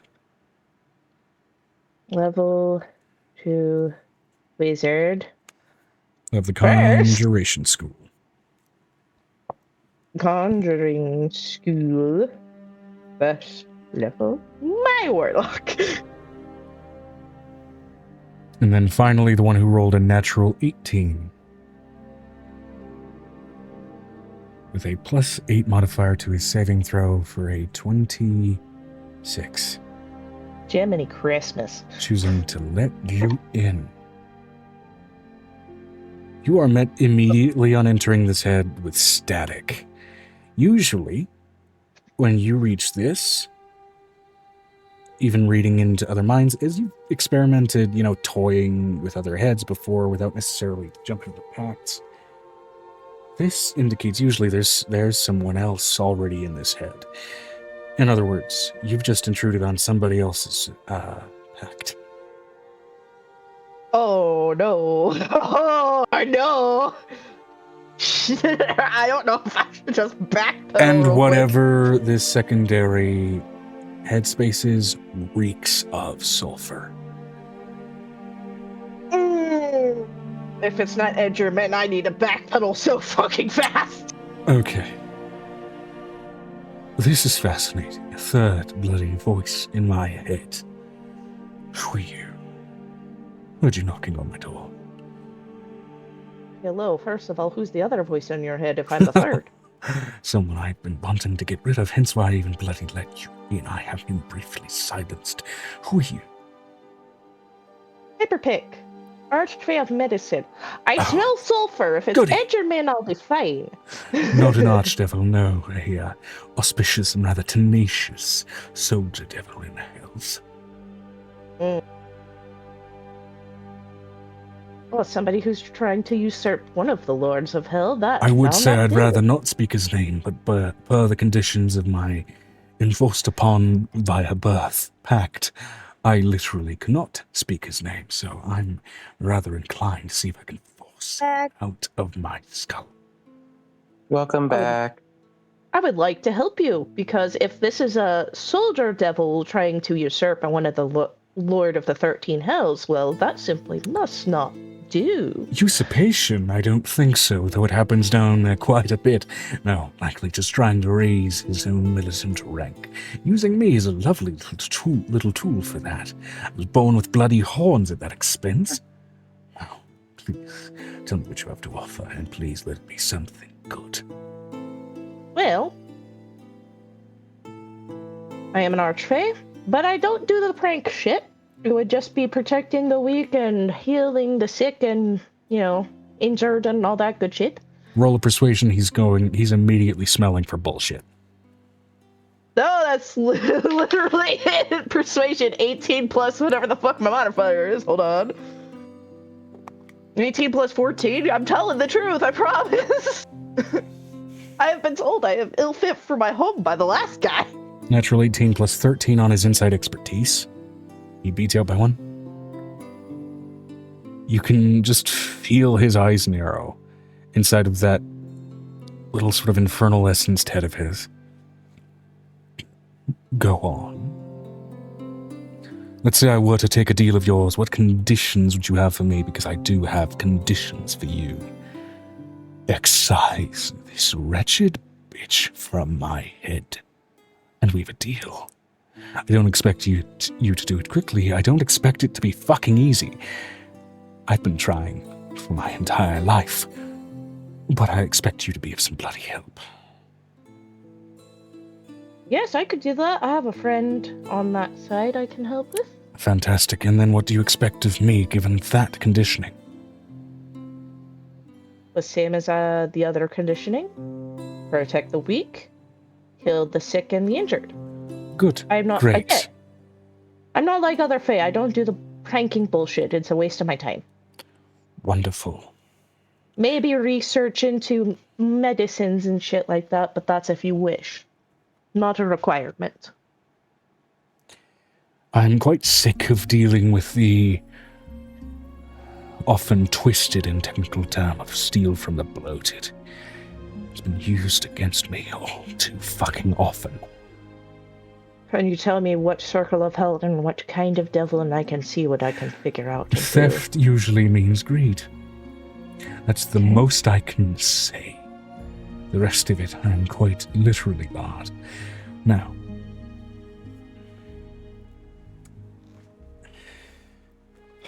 sounds like a wonderful time. I am going to try to sign my name to you. I don't know if it will bloody work, but I'm going to fucking try. Okay. What's the name? Tony. Tell me why ain't nothing but a hurt. Tony. Oh, Sony. My name is Tony. My name is Tony, Zethrin Hellgaze. My surname was given to me by my fucking progenitor. I'm not happy with it.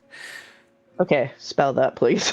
Zethryn Hellgaze. Oh my god. Z-E-T. Zethryn.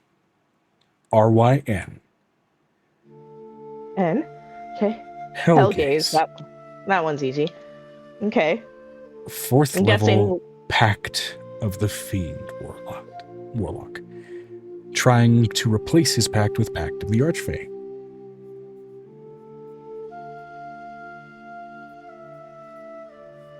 Well, now that I know your name, and I know which circle, I can probably figure out who has your pact and do my best. Now, I will get it done. one thing. He is immediately trying to break his contract and take yours, I'm going to have you roll a percentile. It's going to be contended with the devil that has rule over his soul, as the devil immediately senses the stroke of that mental pen. Ooh.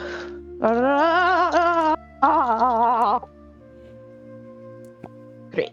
Hold on, I gotta go get the one that fell and re-roll it. Contended means, in this case, explicitly speaking, you are looking for a higher roll than whatever he gets. Okay. Alright, I rolled it, and let's get back over here. Hold on. Rolled it, and let's actually look at the numbers now.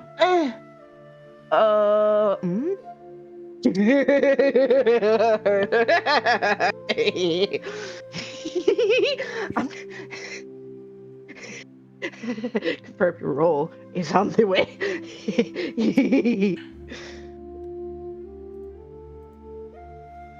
It's like, I know you won't believe me unless I said pick.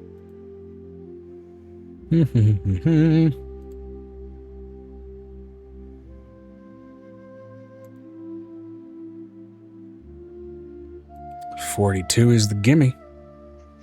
That's 2 in a day. That's not going to happen for another year. Okay.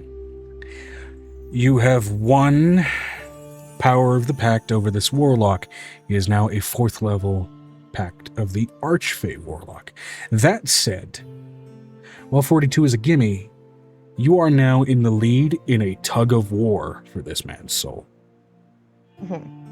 So I gotta figure out a way to fully sever the other guy off. Yeah, given that at least in terms of length of time, whoever this devil is had seen you already over.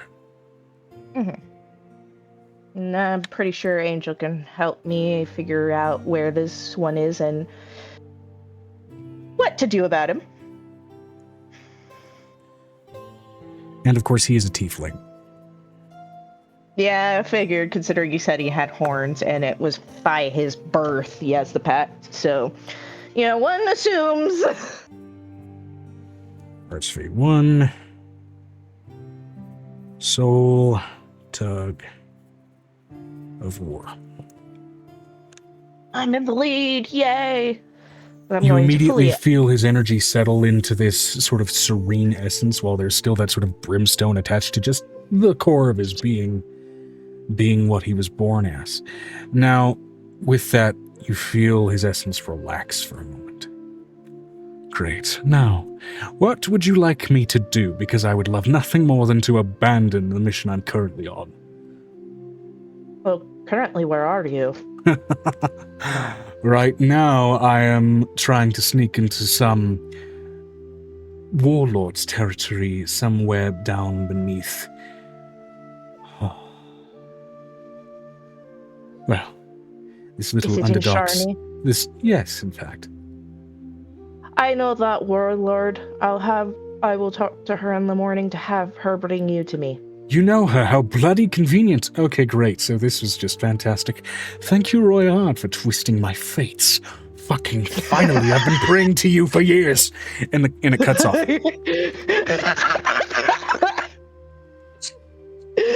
Yes! First we And got it finally came loose. I'm going to keep it on for as long as I... No. Joe, get the Joe other fixed headset. it. You have a Joe. You have She got me a new one, but I'm being stubborn. Let me stop.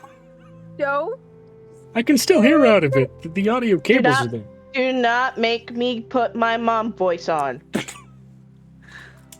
Fucking fine. I had it taped in there with gaff tape. It was... By the way, Megan. Be right back. So what you missed? For the rest of you, feel free to go ahead and recap Megan on what she's missed. We're going to go ahead and move over to Venestra trying to get more paladins/warlocks right after this, and then we're going to do Guinea's scenes. Okay, so Piper went to harvest more of the apples and stuff and essentially distributed as much of the golden apple juice as she could. Then she decided she was going to call a meeting for all of the Archfey to let them know everything that's going on and what we need to prepare. And in doing so, extending that invitation also to the Underdark Archphase, which caused me to find my mirror half. Good job, Amber. We get. I asked Vanestra to come with me because Piper's like, I don't know what this guy's gonna be like. I need tall, strong lady, or maybe a sorcerer who can look, mental a brand shit. new headset in a box. But Avery was busy because Brick himself has had a stressful week, so he's Yes, they have he rests. aluminum connectors instead of broken plastic connectors.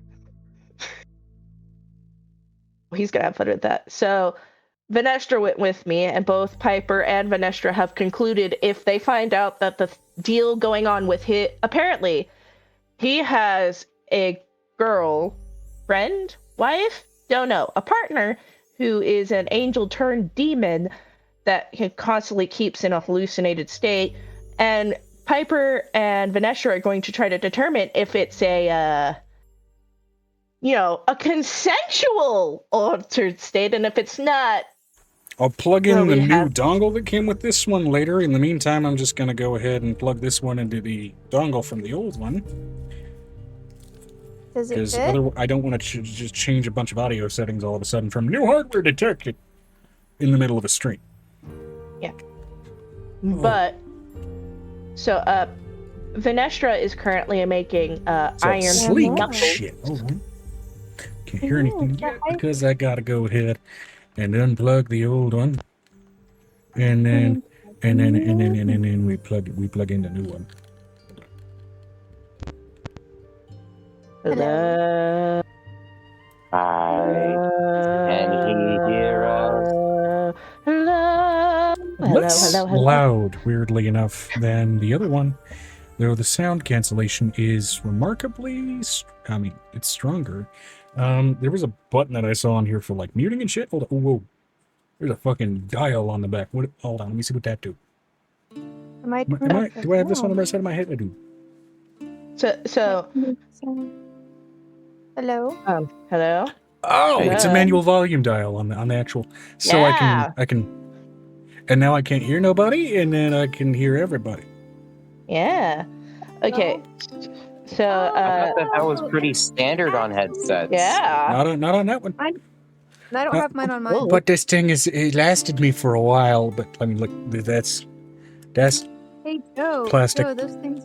Did you see the aluminum on the side of those things? Yeah. It's cold. Cooling for your brain. Yeah. Has Megan been sufficiently caught up? I'm still gonna kind of half hold one off of my ear just in case my dad calls for me or starts choking. I was almost done with telling her Piper's side of things. Thank you for the gift, Megan. You're welcome. Vanestra is going to be there at the meeting too, just because we are both going to decide if we think the relationship is non-consensual or not between him and, aptly enough named Obo, is his partner's name. If it's non-consensual, Vanestra and Piper are about to have a field day in a punching bag.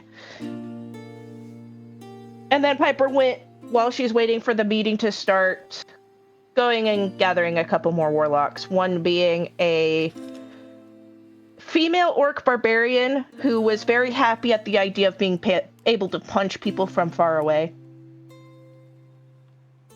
Wow.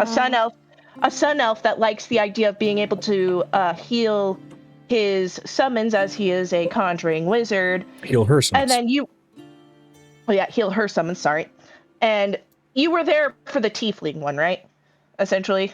I am winning a tug of war for the soul of a tiefling with a birth pack. Yeah. So, that was Piper's stuff. Avery, I think he is working Are on... you still mad at Piff? Piff has to come. It's all of them. She called a meeting for all of them. Even the Underdark Dark Elf Archfey. Are you using your secondary portal as a point? Yeah, it's gonna be my house. Remember, my house is the neutral grounds, remember? I made a giant round table.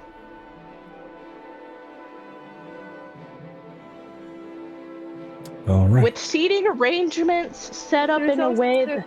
There's also one in Nerfus' place in Tilgallen Islands here in the actual. Yeah. Yeah. All right.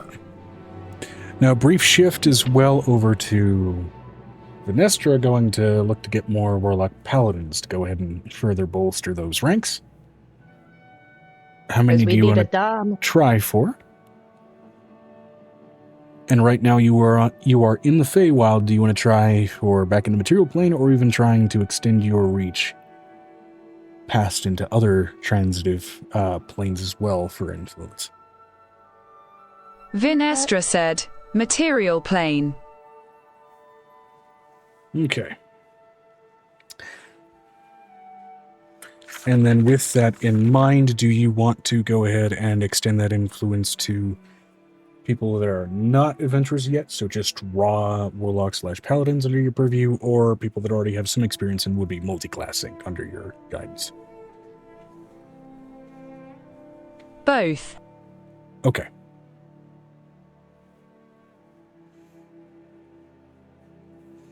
All right, then how many are you going to go ahead and target?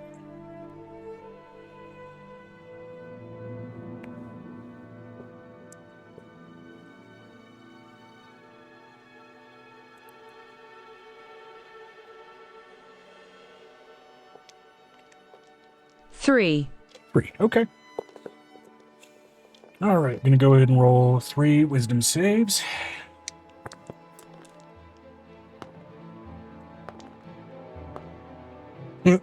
Okay, one's a nat 1. You just tap into them like a goddamn radio station. One's a nat 2.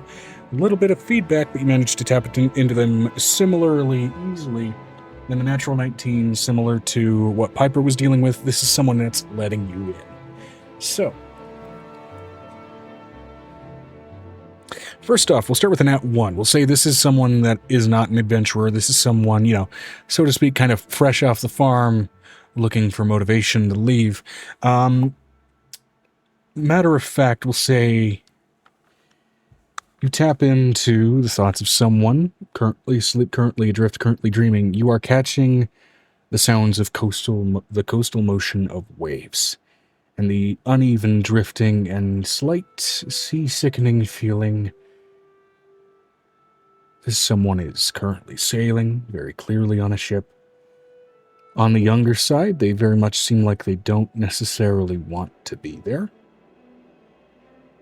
And with that natural 1, you then gather, this is a pirate's vessel. This person was captured off of another vessel to likely be used as a cabin aid of some sort, whether they want to or not. You gather this to be, most likely, this individual to be male, and you gather them to be, from what you can tell, weirdly enough a drow, a dark elf, sailing up on the surface. Maybe no older than 13.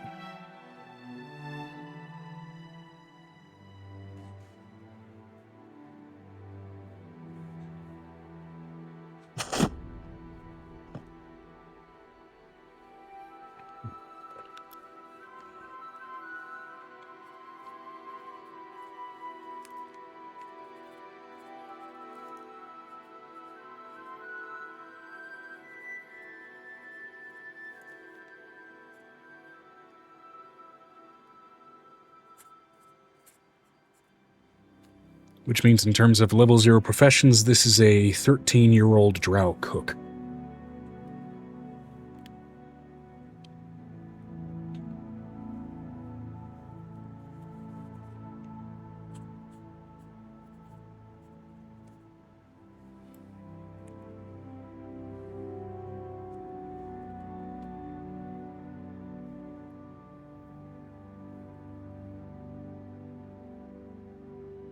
Vinestra said, is there any way for Vi to appear before them? Yeah, you can mentally sort of project yourself into their dreams. That's sort of the nature of this kind of projection, as it stands anyway.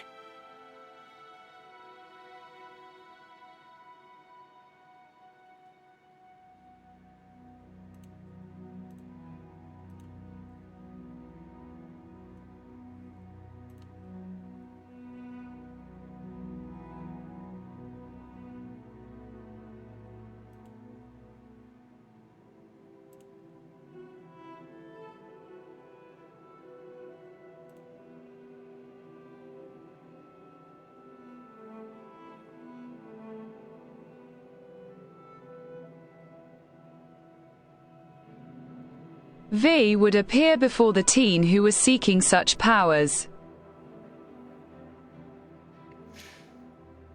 That manifestation and that desire for power very much kind of presenting itself insofar as I want to be anywhere but here.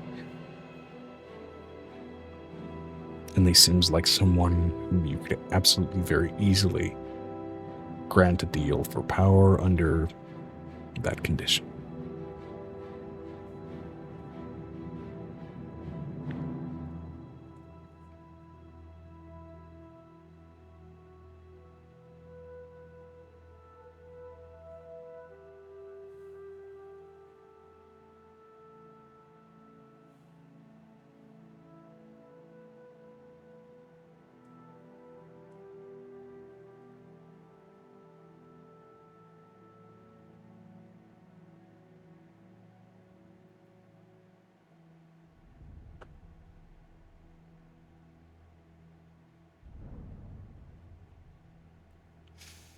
As you do make your presence known in his dreams, even in his dream state, this boy looks exhausted, looking to you with dark under his otherwise purple skin, looking almost black in the bags, looking exhausted, tired, seasick, and just confused.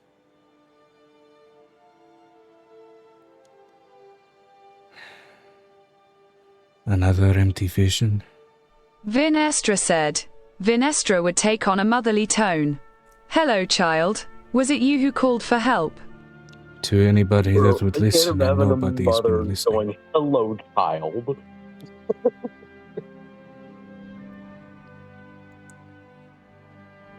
Are you another delusion that has visited me? While I'm too thirsty and fighting to get water, while I'm too hungry and fighting for scraps of food.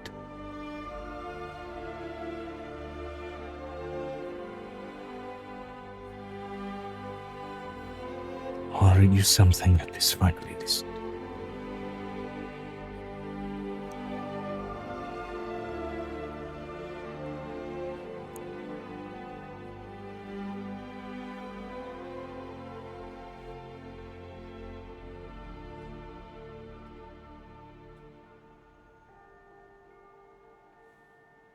I'm going to move so I can go do something. Okay. We will get you your moment here in a bit once we get through 2 more pacts.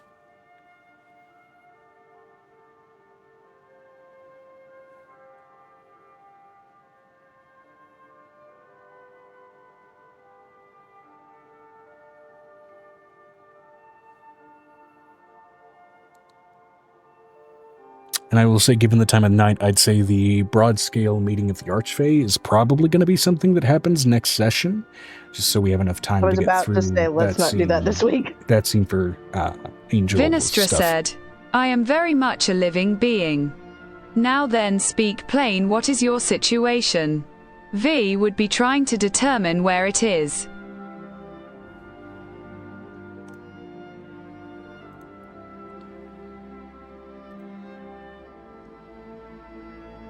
Kenny dropped.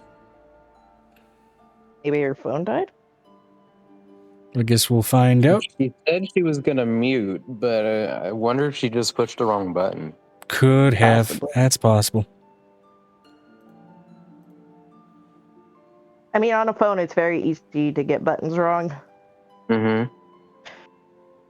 I was on a merchant ship making trade for my home, and we were attacked, and just about everybody died or made their way onto an escape boat, and I was taken as hostage, so that more of the goods could be grabbed and taken, and I was taken with the goods. I was not released like they said they would release me, and I have been just here helping keep them joyful and joyous and doing what I can to fight to stay alive. And I am sick of the roiling of the sea. It's my first time on a boat, second time now, I guess, because this is another boat. None of it moves right. I have been puking every day, and I have been praying for freedom or death, or freedom in death. And I don't know the weight of it. I learned of the weight of it being an elf. I don't understand it. I prayed to all the six, give me a release. Nobody has showed up. This little boy with a horse face showed up, and then left.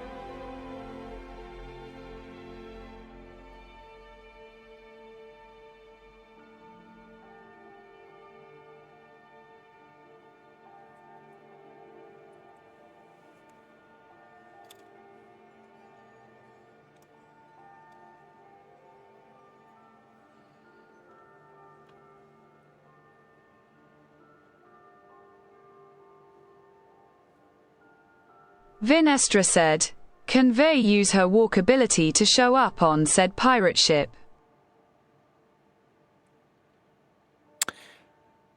It'll take the same amount of time it normally mechanically does, but yes. You have a good breadth of the physical location and where it is, even just from doing this.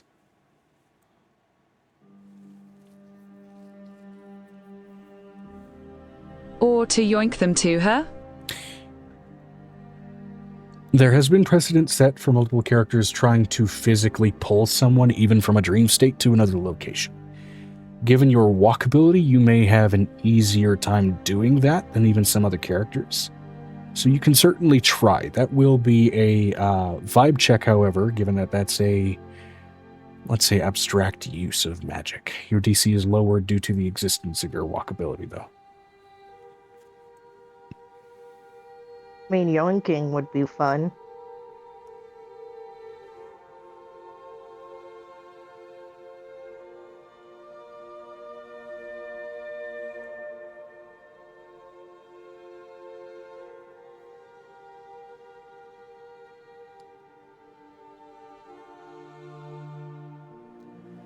I'm gonna use the auto success then. Okay. It's like, why not? Feeling a level of power surge through you that for some reason feels like it's granted from some eldritch entity above that's engaging in some foreign festivity. You grab a hold of the loose and deteriorating threads of the collar of this boy's shirt, even through the fields of his dream, and pull, feeling weight register with your hands. As even here in the Feywild, while Piper is frantically trying to get organized for a meeting with the Fey, suddenly a gaunt, malnourished, clearly dehydrated, and pale as shit purple-skinned drow boy lands in a heap at your feet. Piper's probably passing by. Oh shit. I'm gonna go get some snacks. She's gonna go get that boy some snacks. Get him some milk. How old is this kid? About 13. That's what Okay, Vinestra yeah. immediately gleaned, even just on the mental projection from within. Piper will do the malnutrition guidance thing and get him what he would need for the first step of reintroducing food when you're malnourished like this. Absolutely.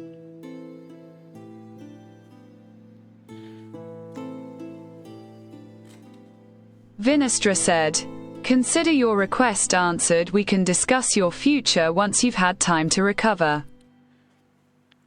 What just happened? Where am I? Congratulations, you are being rescued. Please do not resist.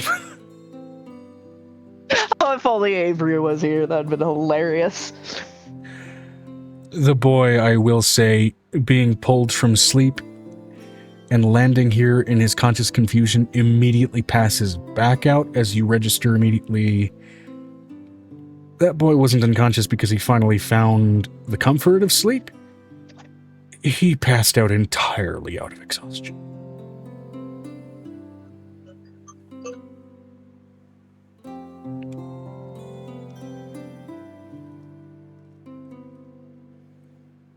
All right. Now, next one. Rolled a 12 plus 3 for a 15 on their wisdom save. Still, you are able to pierce in. This boy has agreed to your conditions and will gain a level in Warlock or Paladin, really. Your choice on that.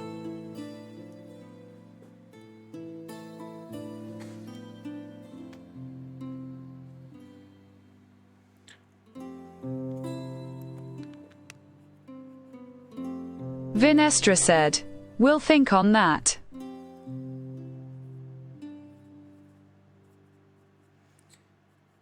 And you haven't had a chance, given his rapid unconsciousness, to get his name as of yet.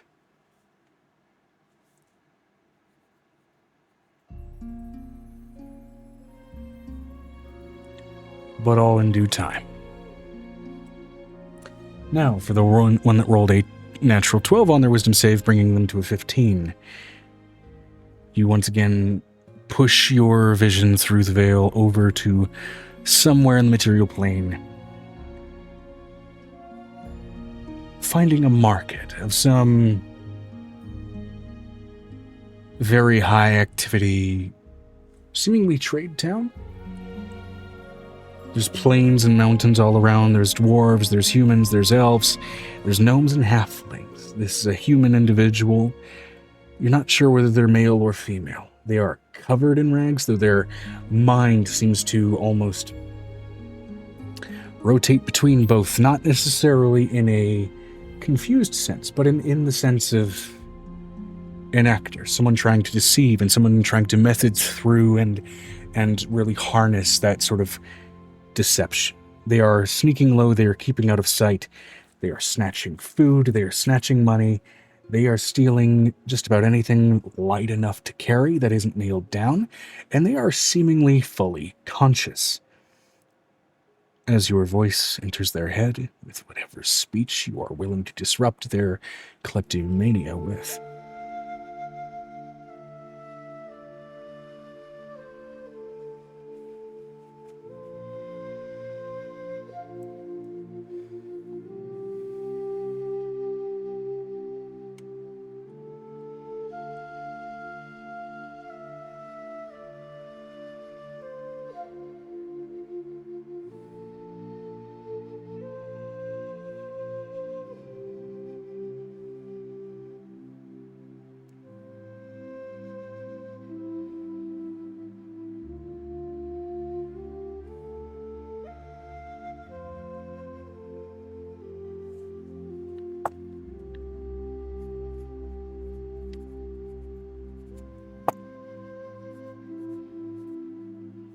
Vinestra said, "They would study them to try and see why their calls reached her."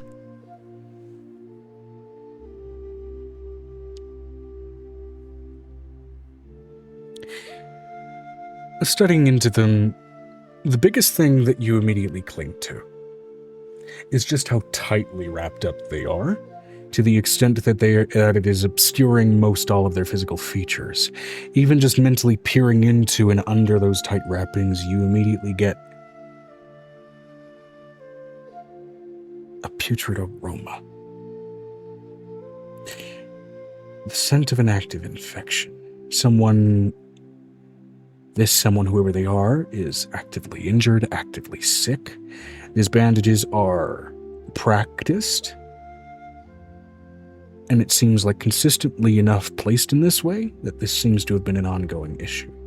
Mentally, you can get through even their sort of desperate thievery. It's all in the name of, I have to do this to get enough money, treatment. I have to do this to stay alive, to feed myself, to hopefully not wake up as sick tomorrow. It seems so far 2 out of 3 of your targets are not exactly in the best of health, and that seems to be one of the main drives for their calling out to the ether.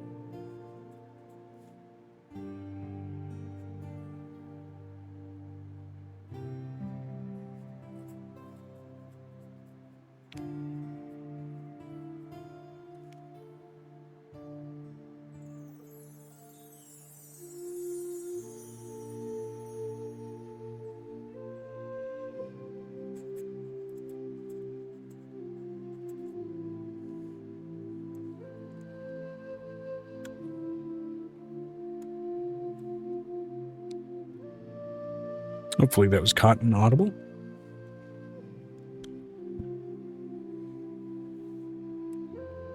What?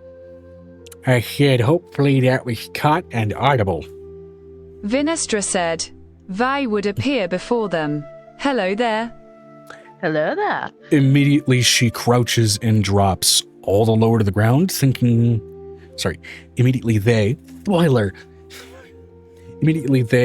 drop all that much lower to the ground, crouching, thinking they'd initially been discovered, looking over their shoulder, eyes peeled under their wrappings, keeping a almost paranoid eye, noting no discovery, and then finally registering.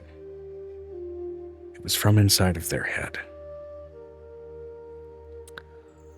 Some wizard or mage of some sort found it right to go poking around where they don't belong.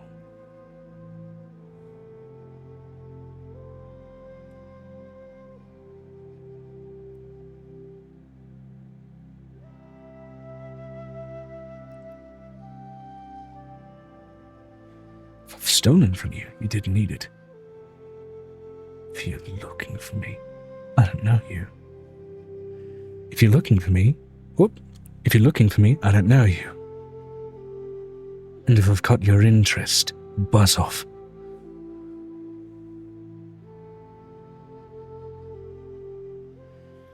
If you're one of the gods, devils, demons, fae, or other things I've been praying to, what bloody took you so long?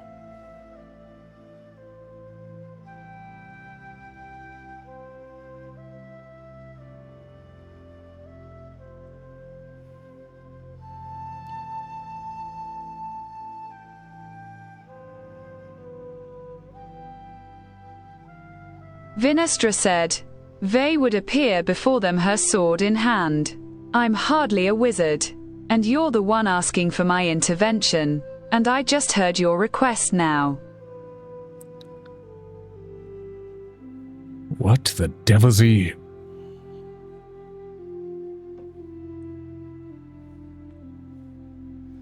Immediately taken aback just by, again, the sheer scale of the being presented to her.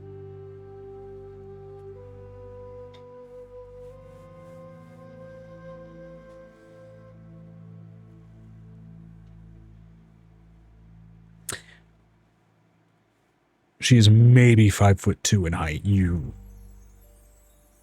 outscale her by a decent bit.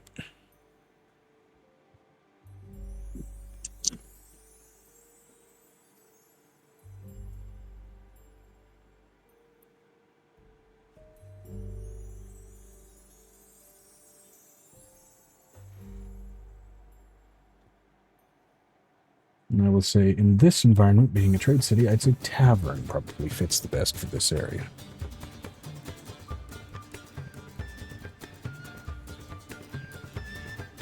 Got to change the music Vinestra up. said, "A dragon.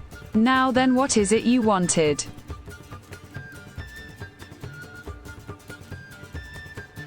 To make my job easier and stop feeling like shit every bloody morning. And day. And night. And maybe get a look at proper sleep.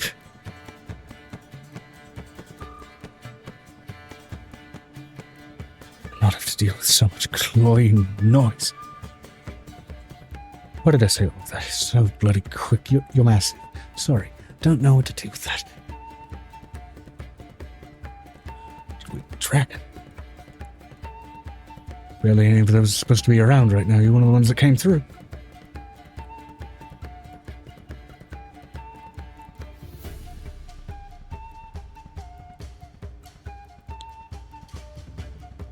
The spread of the dragons, by the way, not public knowledge. Not even close. Fact that she knows that is, by itself, a little suspicious.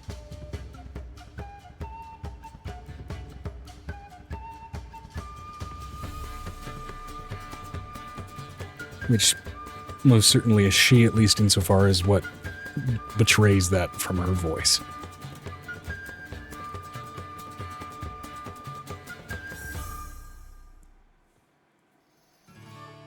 Vinestra said, "No, you're speaking to someone from outside of even this realm.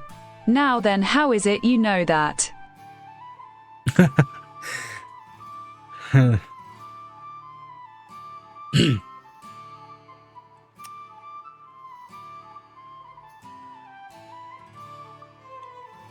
get paid to know things.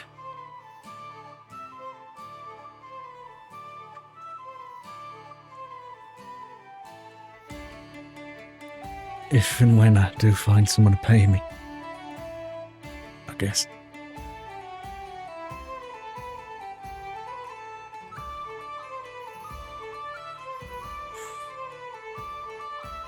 That, and I've had a rather nasty sense of it for a little while now. Vinestra, with your passive perception,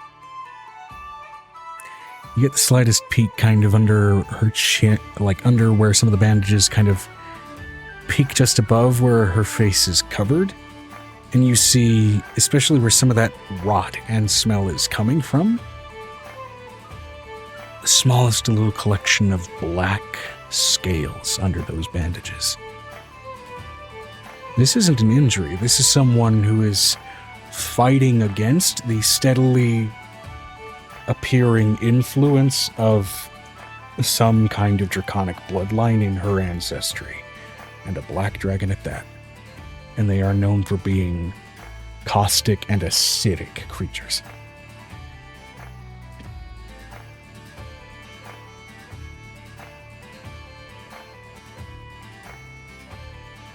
And right now, it seems, at least in her efforts to fight it, it is an actively painful process. Given that smell of rot, you wonder if under those bandages, if maybe she's been trying to peel off the scales.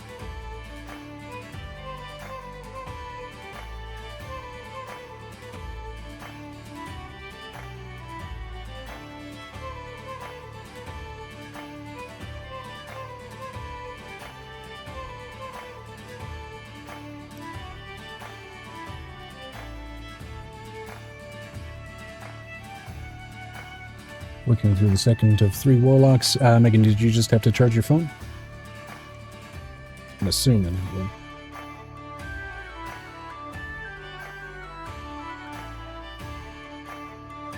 What's going on? Vinestra is going through the second of 3 people that she's looking for to establish a new pact connection. And did you just have to go and charge your phone? You were gone for a little bit. Yeah, it was loud and I was trying to put on all the radio. Oh, okay, gotcha. Family stuff, that's okay.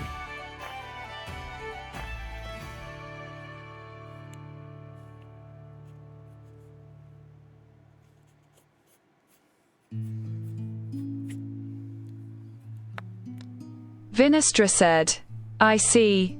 You know, doing such won't remove those scales, right? Or your heritage. But if you're wanting aid, I can certainly offer such.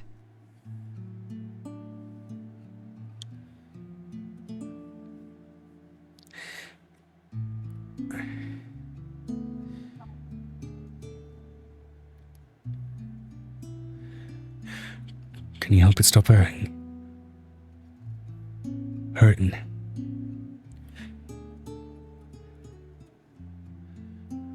It hurts so much.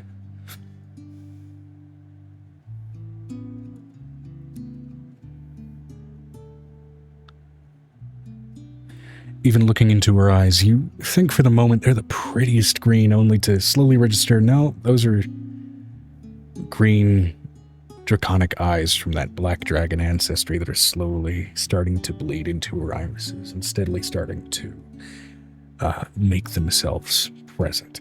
You know, naturally, based on her physiology, she could very easily end up multiclassing from whatever level of rogue she's in to dragon-blooded sorcerer if she felt inclined to embrace this side of herself rather than keep rejecting it.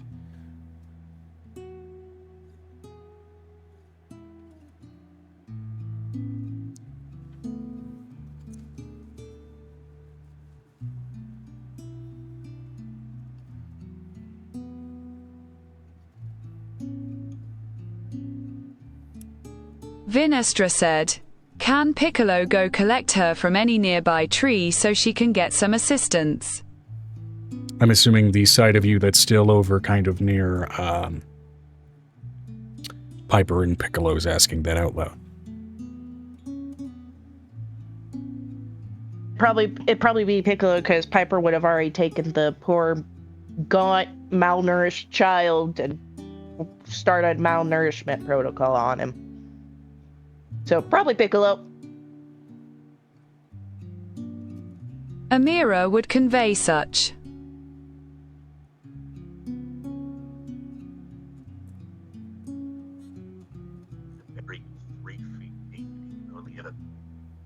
Which means, Joe, you are Piccolo. Oh, yeah. Where does it look like she is? What kind of people? What kind of environment? What are we dealing with?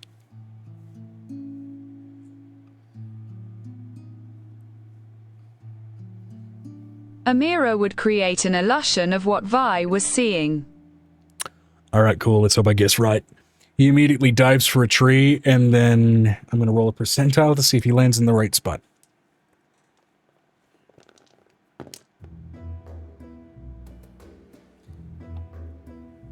He dives through a still-living tree attached to a trade stall right next to her, grabs her, and just drags her through another tree without her even having the time to register it before popping out right next to you. And she immediately pulls out a small knife and goes to lunge at Piccolo, freaked out at what the fuck just happened.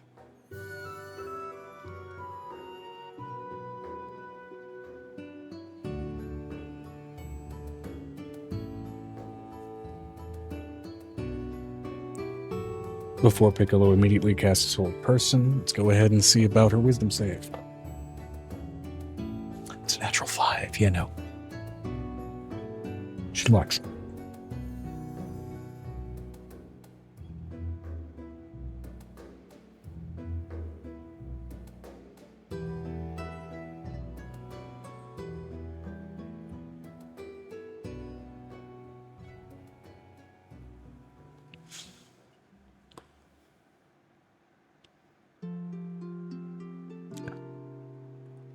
Right, so I just kind of got you out of a shit situation.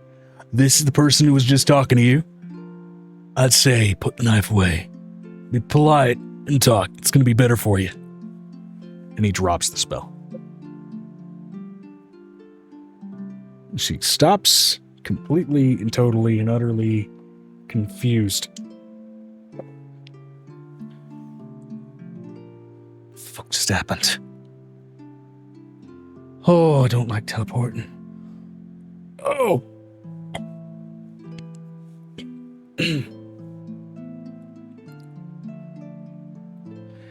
She just barely manages to hold back the urge to vomit, but what does kind of leak out of the corner of her mouth very much is the sort of acidic bile present from a black dragon breath, rather than any normal sort of regurgitation, as it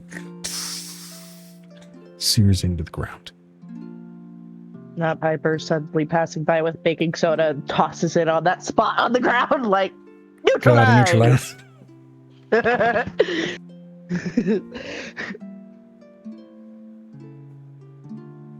Fix it later.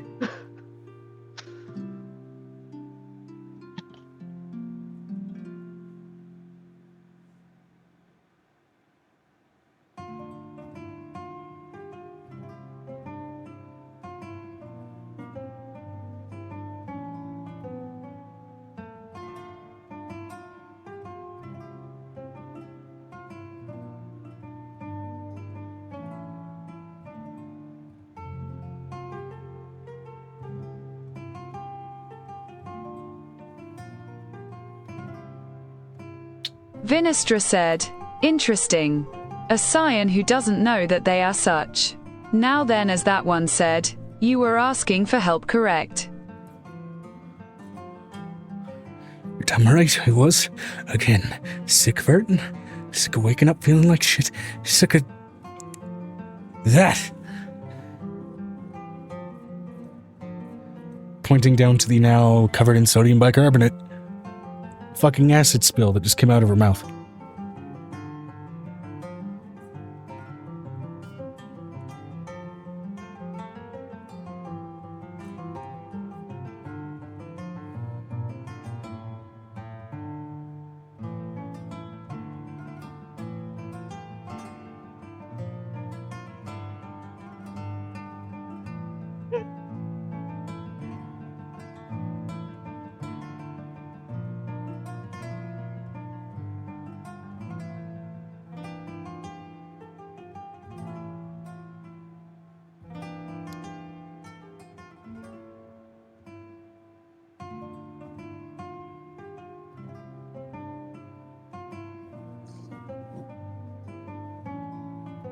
Vinestra said, "Very well. Piper, do you mind helping with examinations as to why her draconic heritage isn't merging well?" Sure thing. I'm almost wrapped up with malnutrition, boy. Girl. I can't tell at the moment. That's a boy.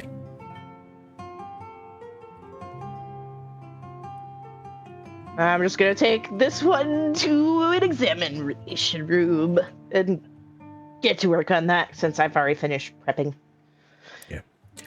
And now the final warlock or pact of whatever nature that you decided to reach out to. Again, Natural 18, this is going to be another one that's similar to Piper's situation, acknowledges you and is letting you into their head.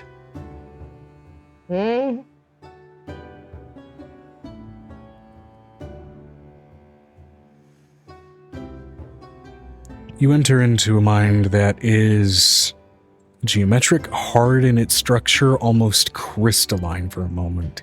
You feel confused, confounded, and out of focus until you realize, at least as far as the mental structure and even the brain, this is an Earth Genasi. This is someone who has a lot of raw elemental essence in them, and it seems like they're physically, even down to some aspects of their body, just straight up made of crystalline rock.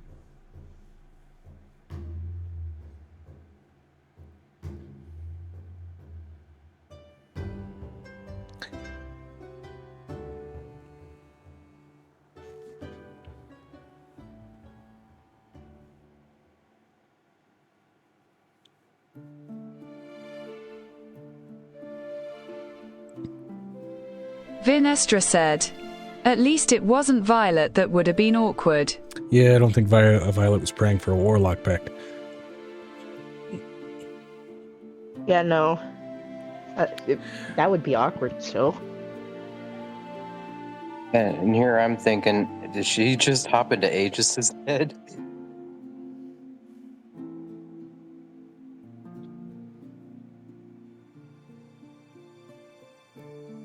How many crystal brains do we have? How many elements are on the periodic table? No.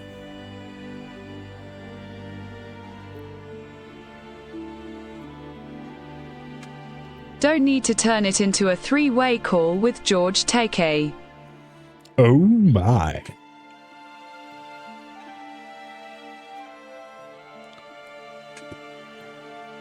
So who is this? Poking around in my brain. I haven't adventured in decades. In decades. I thought myself good and retired.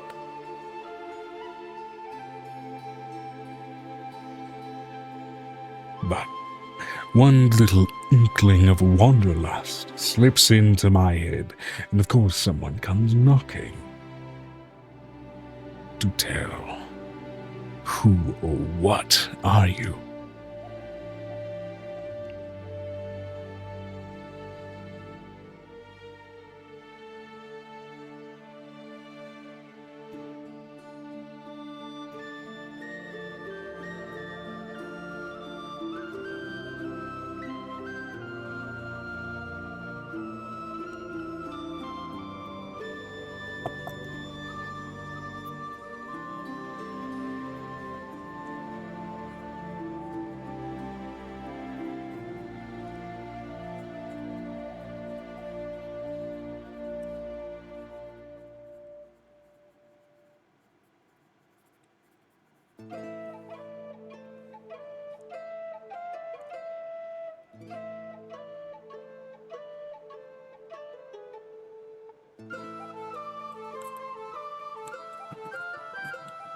Vinestra said, interesting, someone who is actually capable of registering such, and merely a wandering adventurer seeking to give others the opportunity to grow.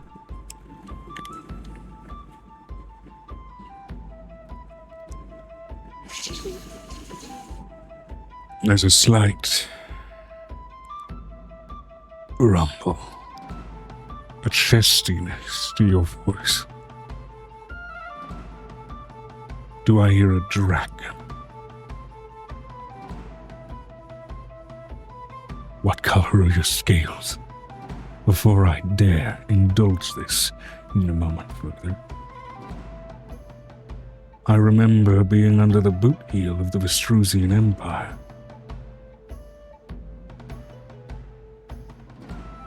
If you're one of those, you can leave.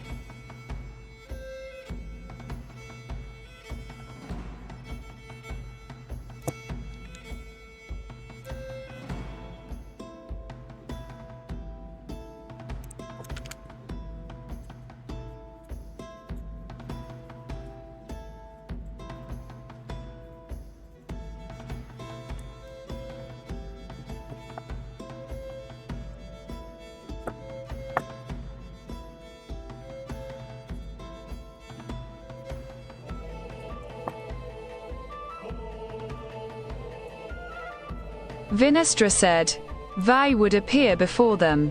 As I said, I'm a wanderer, here to offer people aid in becoming stronger and better. I'm a wanderer.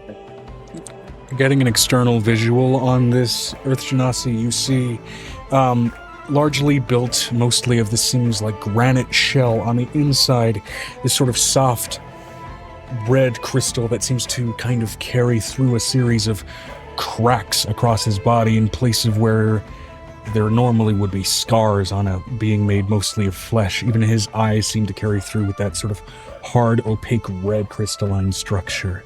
And he looks at you with gritted teeth. and blatant distrust in his eyes.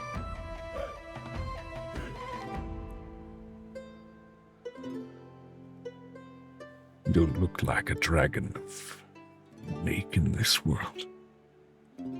So what business do you have before me? Or... As he rolls to the side and pulls a fairly large claymore blade off of his mantle, a coating of dust just blowing off of it. As he holds it at his side, his arms shaking with muscles long out of use. Should I cut you down like so many drakes I've had to deal with before you?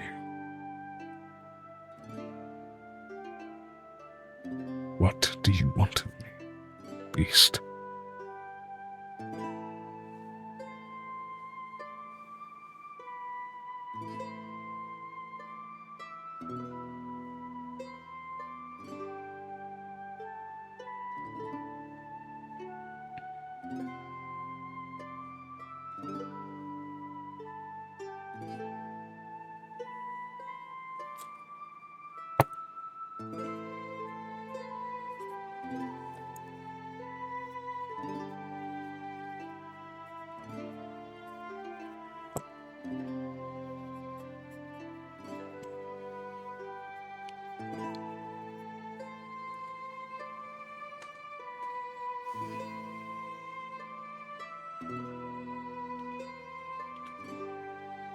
Vinestra said, "You could certainly try, but it was you who called for me here."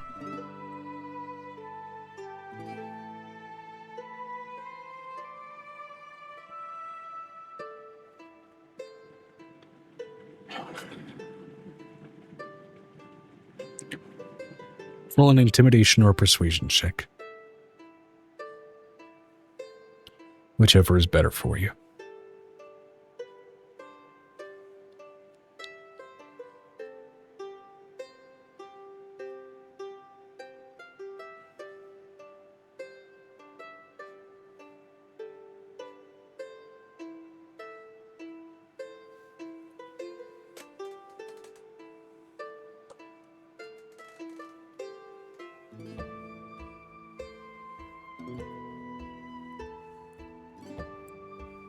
(11 plus 25).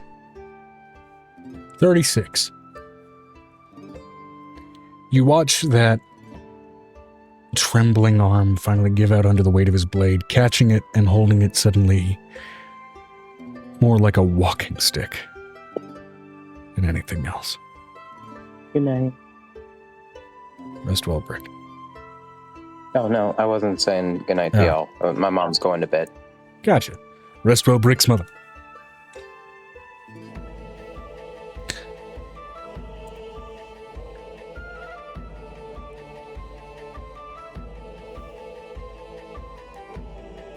One ounce of wanderlust. Here you are. Fine.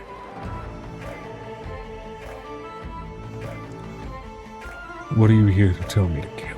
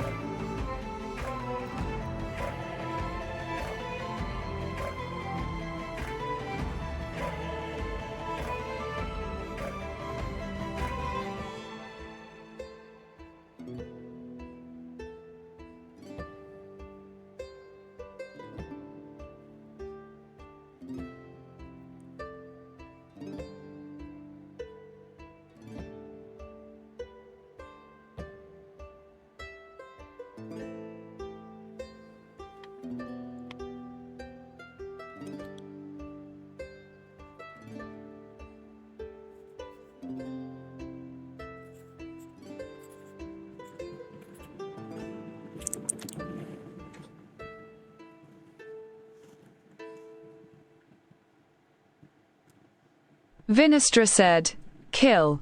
Nothing. I'm merely seeking out those who seek to be free, and heroics types that need a hand.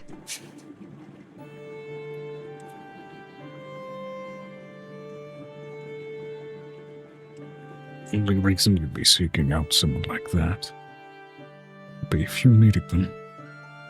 The only reason you need someone like that is if something is going wrong. So fine. I'd rather die on my feet than in front of a fire on a damn armchair. Take me wherever the rest of the people you're looking for are.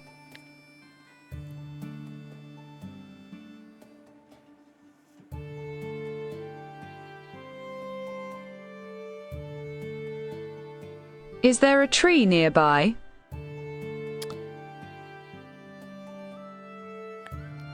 Yes. Looking out of the window of this sort of dimly lit, fire-lit house, there is a rather large tree with a swing hanging from it. The ropes long since sort of deteriorated with age. And whomsoever rode upon it, whether it be children or someone else, in this house that's absent any other life except him, stands tall, large, and great and powerful in its old oaken age.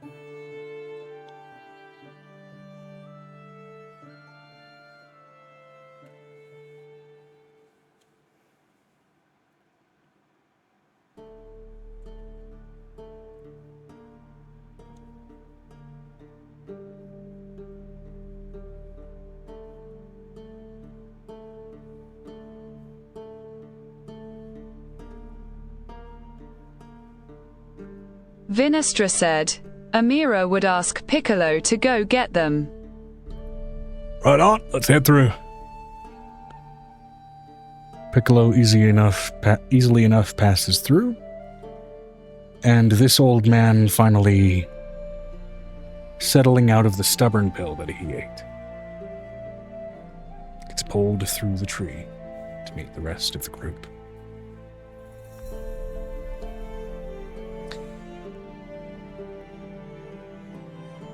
Notably on the invitation that he allowed into his mind, you would know this Earth Genasi's name to be Beryl Caverni. Byrylcaverni. He's a veteran of the Vestrusian Wars. Specifically, it is noted the War of the Consorts during the era of that empire. Which, based on the point in history that supposedly happened, this fucker is old, and yet he is still built like he's carved out of marble, regardless of the fact that he's made of stone. There is still a clear musculature and battle readiness to his physique.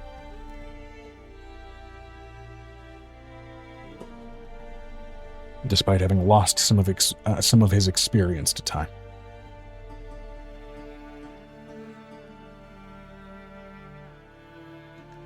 Yep.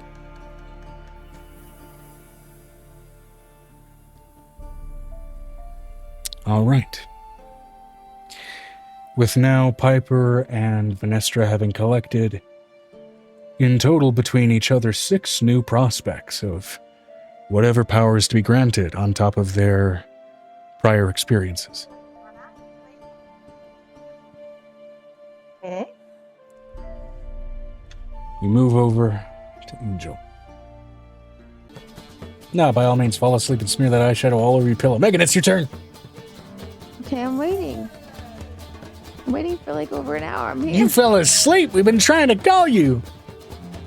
Because I'm asleep. I'm trying to reach you about your car extended warranty. Everything's so slow, I can't sleep. Hey. It's free real estate. All right, come on. Okay, I'm here. You got them dice? Yeah. Are you in a position where you can see them? Don't forget to end the be right back. I did. We're good. Oh, I'll do that later. Golden.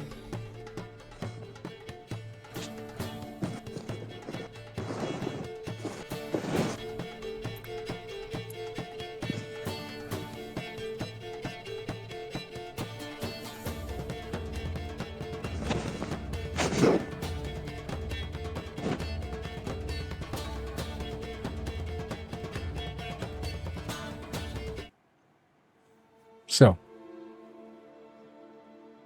Okay. as we cut back to Angel. Okay. You are gathering up with Nicodemus, with Griffin, with a collection, smaller collection of people.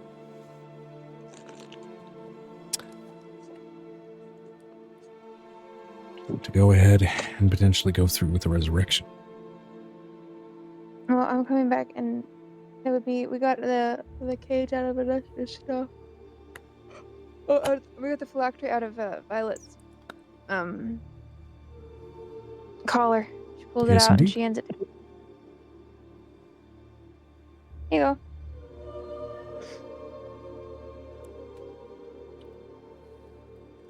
She wanted to talk to me first. So, You want to talk to your brother too? yeah.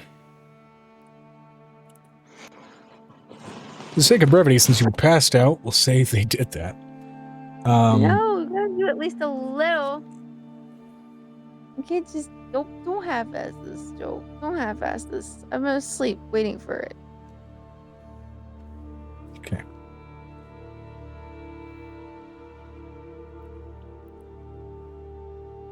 Between the both of them, the exchange is inside jokes that you're not privy to. A sort of soft laughter that, while you've experienced it to some degree with Griffin's raspy, formerly pure skag voice in your own childhood, there's a level of earnestness to it in his healed self that you don't think you've ever heard out of him. It comes with this accompanied sense of joyousness, relief, and maybe a twinge of jealousy. Never having gotten that reaction out of him yourself. Christina looking like a mini angel, she lets Christina walk up to Griffin and do what she used to do, where she used to pull on his leg.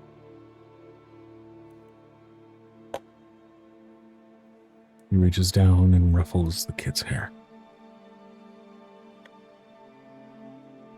Before lifting her up, letting her sit on his shoulders.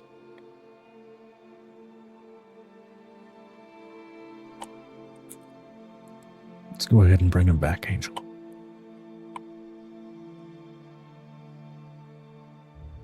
I'm just gonna take a favor. And we're gonna have to go through time to do it. I'm gonna have to use a lot of energy. That's okay. Your friends are using some of their own to go ahead and get more people.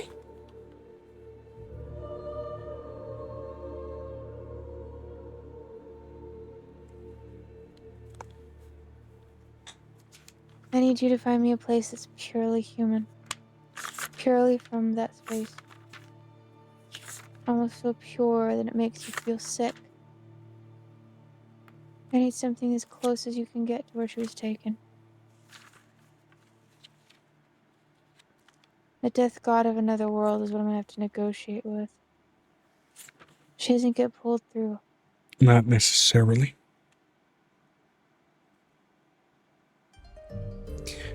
But I know where we can go. Yes, I know you're a time wizard. You can see Angel's had probably one of the hardest weeks she's had in a month.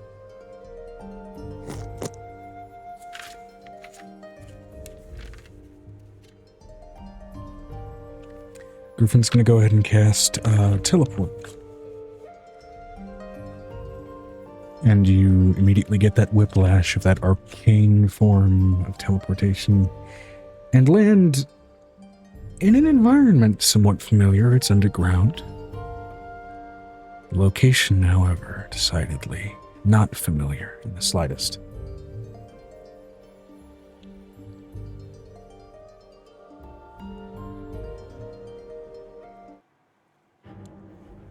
Down here, ruined, destroyed, broken apart in so many places.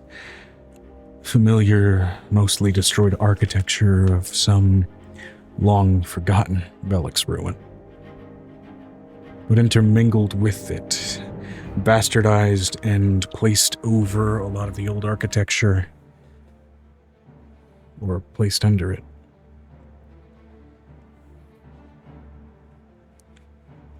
Old, ancient human ruins. Human architecture, human machine work. There's a sickening history to the place. The amount of metal and wiring scattered all throughout. It almost radiates with pain. Throughout every cracked and broken wall, even with what little is left of it.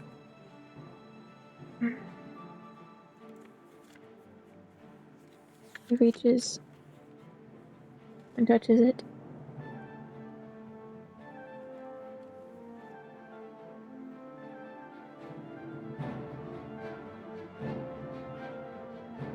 And Violet pulls out a wish she's had for a long time. This is a time-free wish. To bring one person back. Just one. Of my choosing. I was gonna wait for to use it for my dad and my mom. But I think that they can get themselves back if they earn it. Right now they're trying to work through their stuff and You don't have to use that on me. Not on you. It is for who I want it to be for. I would like your sister to come back because she has a new little sister to meet. That little sister could use her help.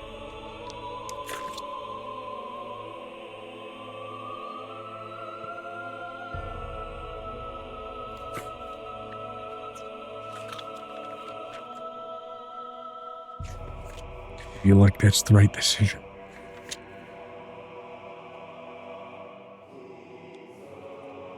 I have a few more.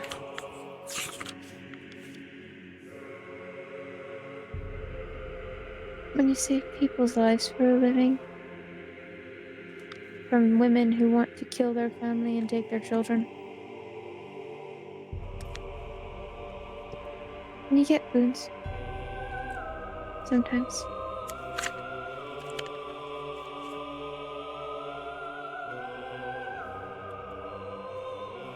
But it is a greater wish spell.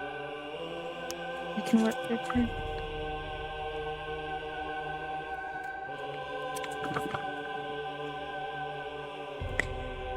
As you cast the spell, Griffin accepting it. The greater wish, just like a normal wish, has to operate off of very specific phrasing, lest its outcome be twisted through its vagueness.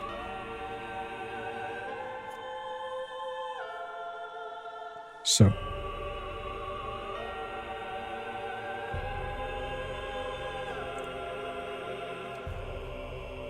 what do you request, the universe?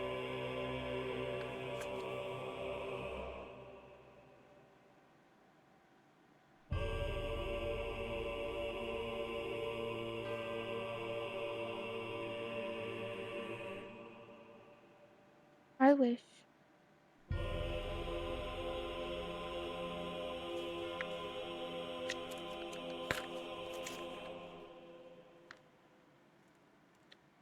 that this human woman receive a second chance at life in this lifetime with her brother and family. And that those captured by the Velix.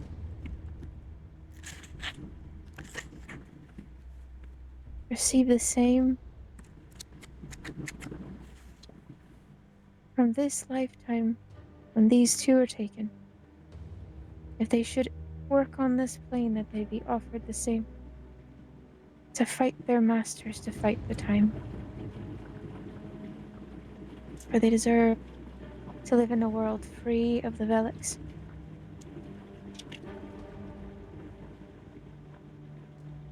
And no, I'm not asking Felix at the universe, looks up and wherever the universe is.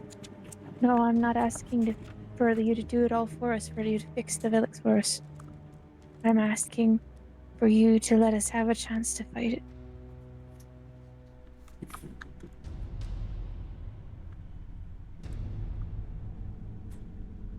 By bringing back this woman, that is what I wish.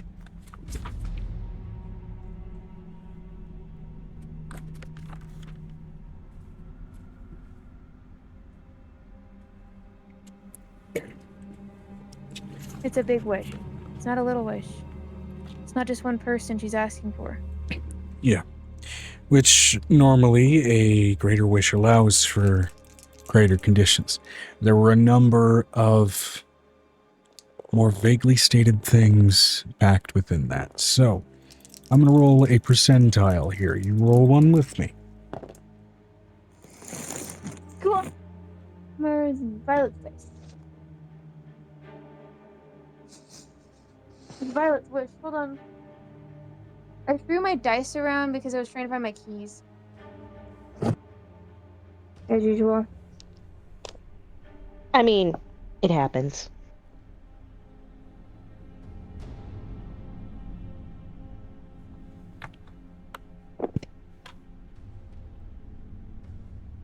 Notably, a 42 won't translate to me just granting the implication. This will be a matter of just closeness in the roll.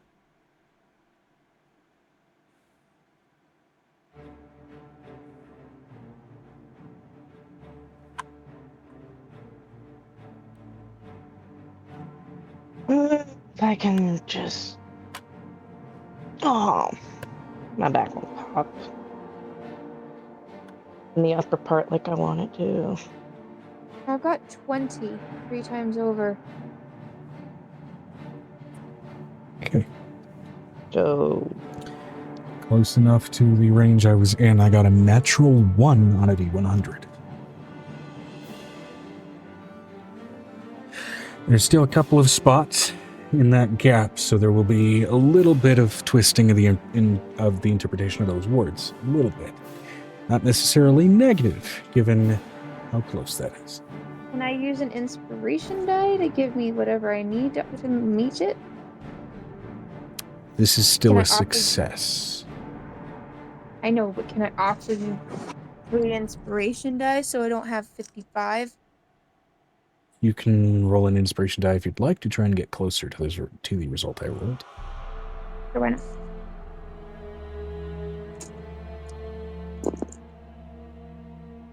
That's better. 4. Okay. Version of 3% is not bad. Not bad at all. Within 20% also isn't bad necessarily, but it is better. So, Well, I gave it to Violet because Violet doesn't usually roll very well. Like, not these big numbers. She can sometimes make it, but not always. right.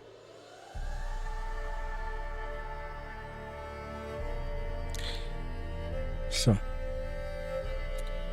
casting that out to the cosmos, addressing it like some personified being. Not necessarily how wish works, but in addressing it to something personified in that greater cosmos. Especially within that role and that range, something clearly listened. And I'm going to go ahead and switch the music from this tense dungeon music, given the environment you currently reside in, to something a little more suitable to what you are doing.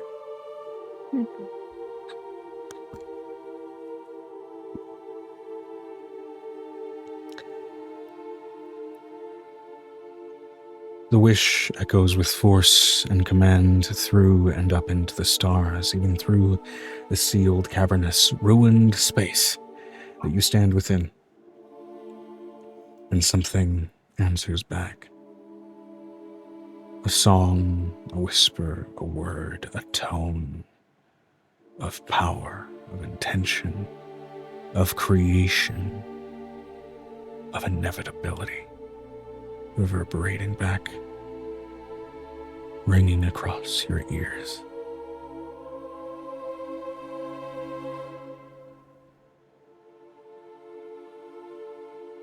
The soul cage, or the phylactery, I should say, dissipates into sand, like that you would find in an hourglass, growing in its cloud, growing into the form of a young woman, clothed in her, at the time of her demise, modern, if somewhat armored attire. Bright red hair tracing down the back of her head.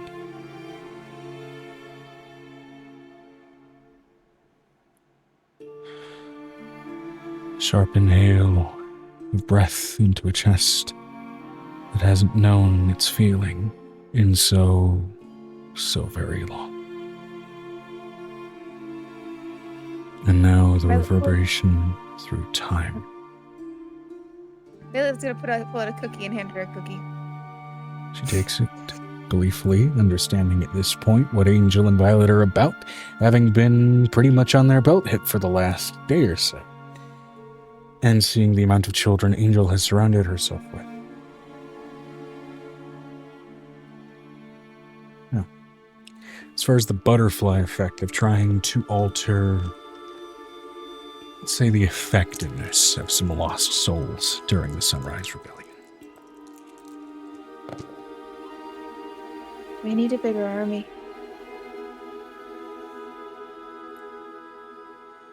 I can't ignore that. Jesus. Okay. Natural 100. What does that mean? Effectiveness, when rolling a percentile, is looking for a high number. But previously you found to be a series of lost souls in that cage, particularly in the nature of your wish. Wander into this chamber, no longer bound or lost spirits. The dwarven figure, wearing the vestments of a druid, bound and ageless throughout however many thousands of years he's held that power. The drow you found, an edge of necrotic essence and magic to her form. Beautiful. Incredible. Timeless. Vampiric and bound to the power of lichdom, yet a heroic edge to her presence. The human figure that you found bound with Griffin's sister, wandering in fully changed and mutated Skag in his own right. The twinge of a number of mechanical mechanisms behind his eyes, further prolonging his life and his ability.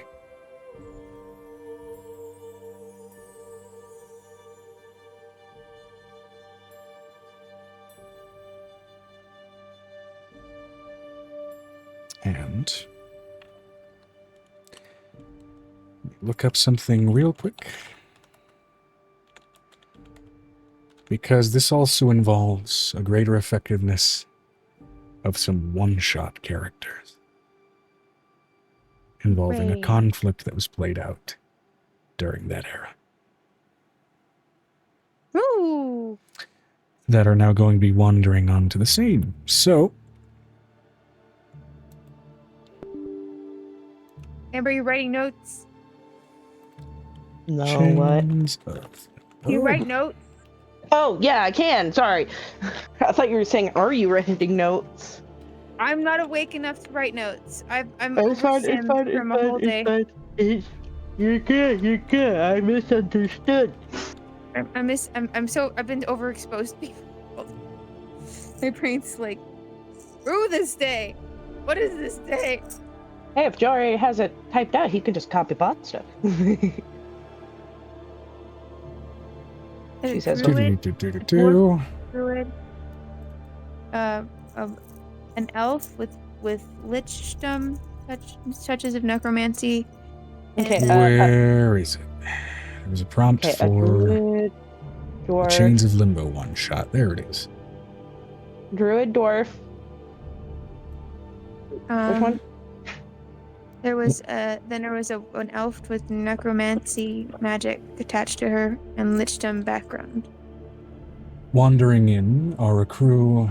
Wait, Joe. Oh, I think sorry. you're the last part. And Okay. then there's a human with mechanics behind his eyeballs. Okay. I'm pretty sure you'll understand what druid, dwarf, elf, necromancy, lichdom background, and human mechanics behind his eyeballs will mean. Yeah. What, Joe? Wandering into this place as well. A collection of 7, it seems, closely bound friends and confidants. Aged with time, many of them, and a great deal of veteran-like experience between each of them as well. A shackle. Chains that bind each of their essences. Something stolen, clearly a Velix make, that has allowed their lives to prolong far past normal and natural limits. One figure, which I believe you may recall playing a long fucking time ago. A Triton, skittish, stealthy, a vicious streak to her, blades at her belt and sides. Pale, pallid blue skin, kelp-like hair wafting across her face. I didn't play her. Okay, I might be mixing up people. Either way, Zerial. Joe, these people are from a different game. I was not for this game. I don't know which one I invited you to, I'm sorry. Okay. I was in the other one with some other people. Okay. That gets to make sense. Zariel. Zerial. Zeriel. You are immediately recognizing all of these figures as these were known as a collection, a group of adventurers and ancient heroes during the Sunrise Rebellion. And they are here and alive in the flesh, which is confusing as shit. But you succeeded on your wish. Well, Angel's turned around, not looking at this. Violet's like, Angel. Angel turned around. kind of like me sometimes. Dude, look. Dude. A female Yithzerai with while a softened figure, a very clear, mean streak and chaotic energy exuding off of her in raw magical form. Threknir, known historically as a rather dangerous wild mage during that rebellion.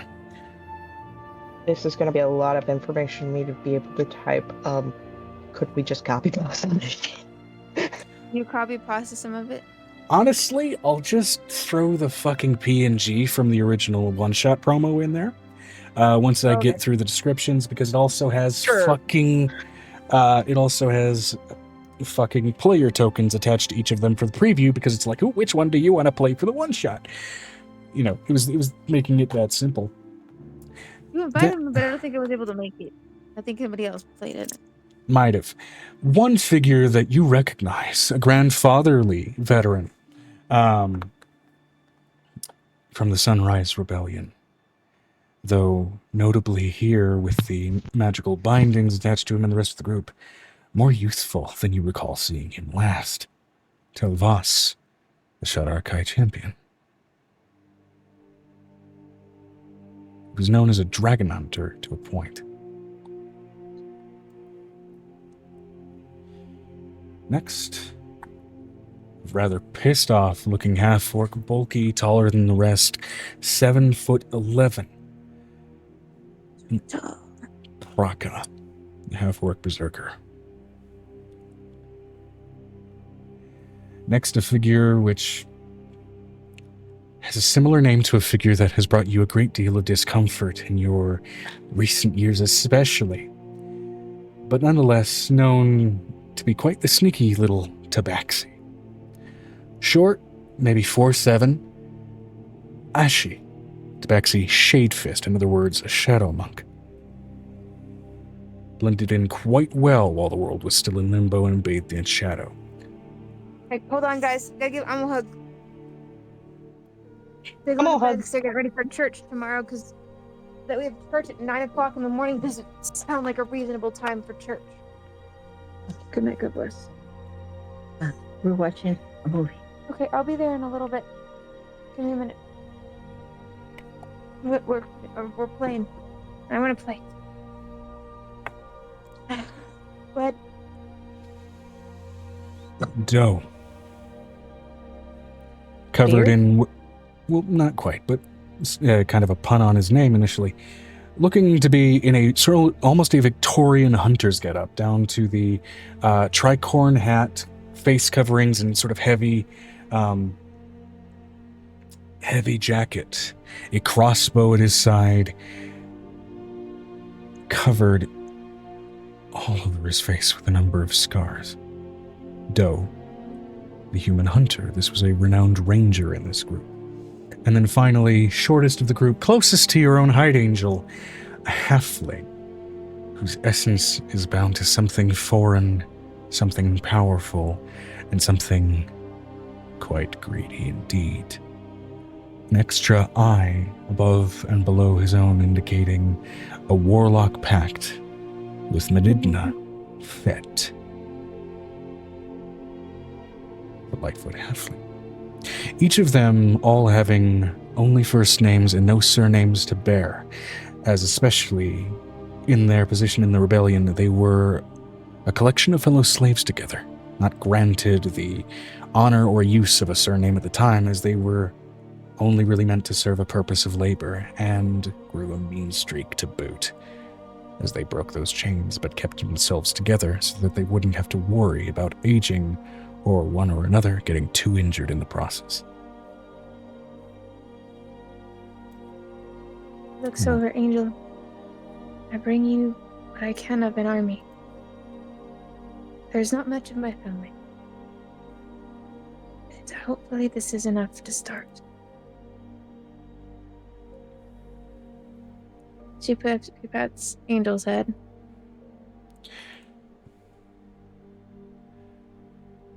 I'm going to go ahead and put in session art the one-shot promo that these guys originally came from.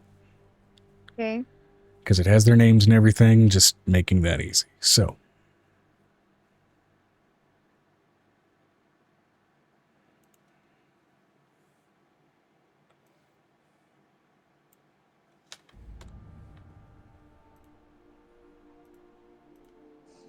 I have to get my spoils from his shop. Hold on.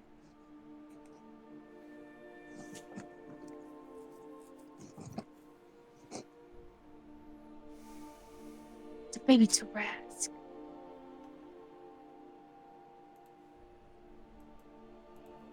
Joe. Yes. I had to make sure it got posted. Whoa, what the fuck? Very It's a cool. baby to Rask. I gotta see this. Oh my god, it's so cute. Let me take him out of the box. Living in the box. Can't live in the box. Can't Oh, breathe why in the not? And I will say this.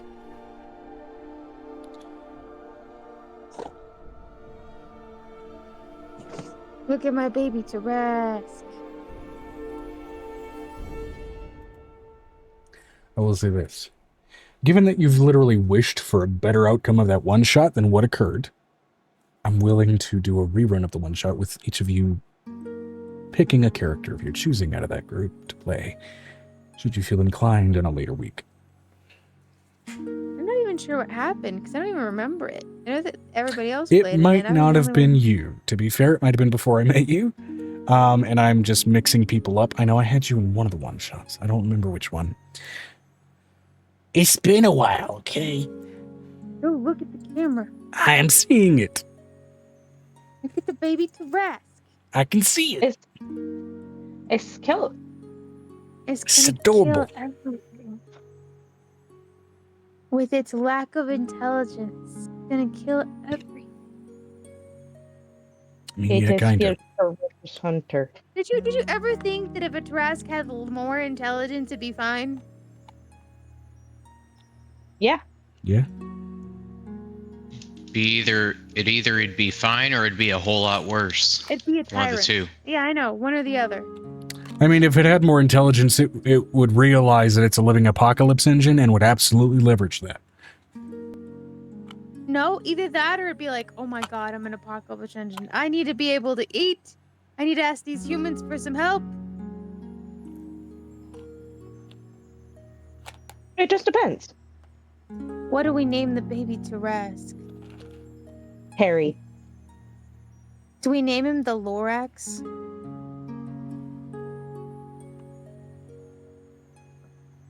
I am the Lorax. I eat all the trees.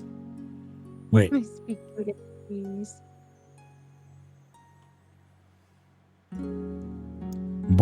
Finds out that they're speaking Cantonese. I am the Lorax. I speak for the trees, and for some fucking reason, they're speaking Vietnamese.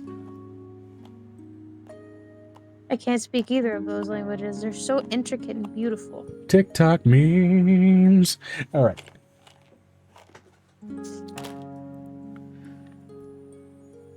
As these figures arrive, there's enough magical awareness between them. They understand what has landed them here, and not in the graves that they had historically been destined for.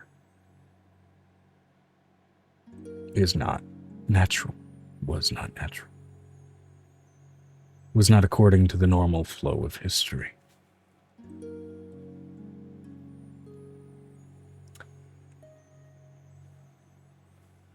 The first one to speak up is that familiar face, Tilvoth.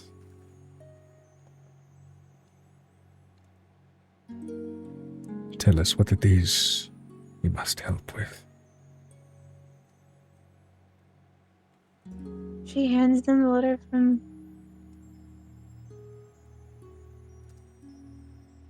left behind from the Belix.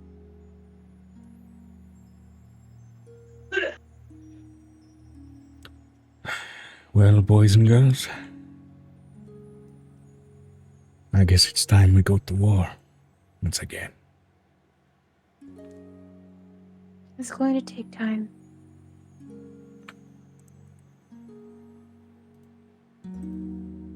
Angel looks at the one with mid in his eye. There are monsters in this world that want to eat Midnitna whole. I know, I can hear them. They're always in my head. Bruce coming back with Finestra's groceries, essentially.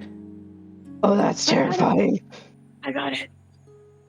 No more like, he walks in on that, he's like, that's terrifying. Assuming that in this resurrection process, they're no longer in the ruined environment that they were in, yeah, we can absolutely do that.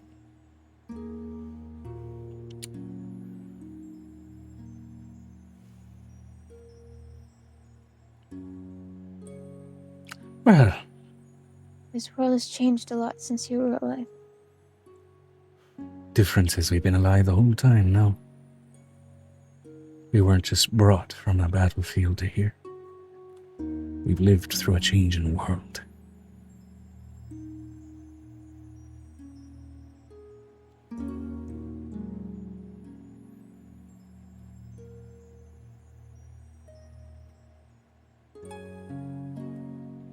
So bringing back those three people and Griffin's daughter changed the course of history, is what you're saying. Griffin's sister. Well, also because explicitly the wish that was made was wishing for better outcomes in the past and rolled real fucking well on that butterfly effect. Good lord. It's not just that. In order to give them, the slaves, a chance to fight their masters, to actually Yeah. win. Because they didn't succeed. Many of them did. At least many of them did now. And that one lich-like woman who was entrapped next to Griffin's sister raises her fingers, extending them. Oh. As far as the other snippet of your wish, giving the other servants a chance to fight back. I don't even need to put strings and make puppets of the dead who are so willingly wanting vengeance. She casts her hands out to the ground, here even in Marquest. We're not in Marquest. We're Sorry. in Sharni. In Sharni, as red specter after red specter start to rise in droves. Beaten clothing, chains at their wrists, and weapons forming out of vengeful thought alone. You wanted them to have a second chance. For every wretched mind flayer they kill, they take the life for their own.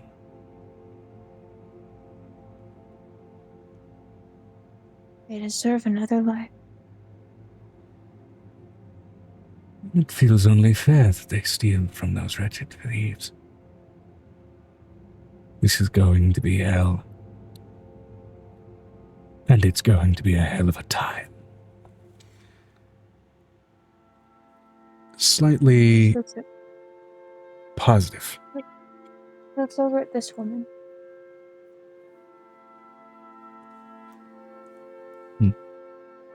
You know when a soul is dead, right? Oh, yeah.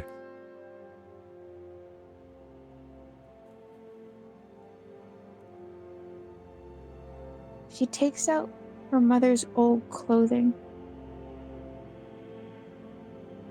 The one that was in the box that was sealed, that they found in season 1, and she didn't know what it was. And you and I discussed it. It was the clothing she was found in.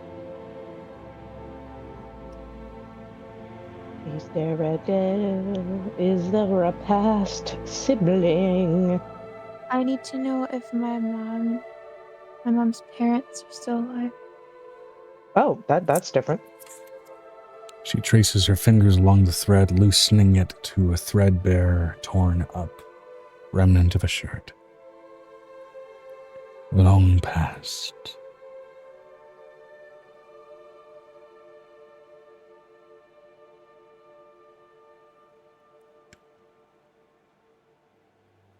She like you?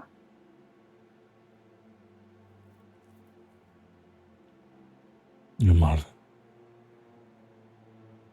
Not anymore, but was she like you?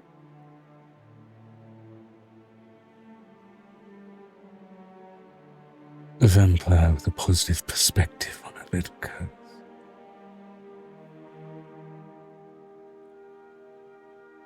No. It's very rare that we get to turn that affliction to our benefit.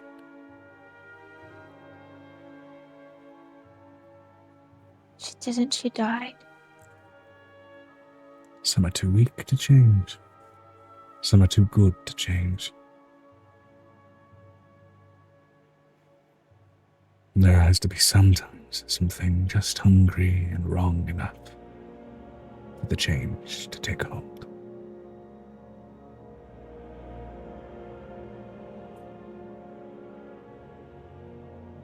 Some inclination towards selfishness or wrongdoing, or some unfettered, unfinished spite. And she had none. If I had to guess.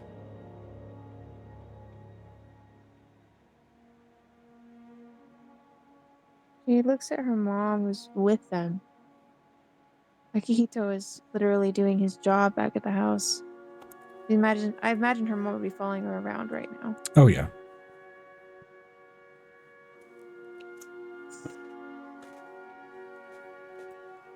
She's not the same that she was before. No. She turns and looks, and she now has thought up a way to make Benigna and them even. I want you to tell the person that you're attached to. She turns to the man with multiple eyes.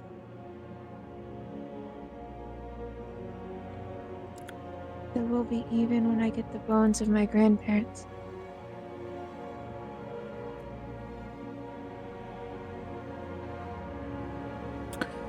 If he owns this world, he can do me that favor.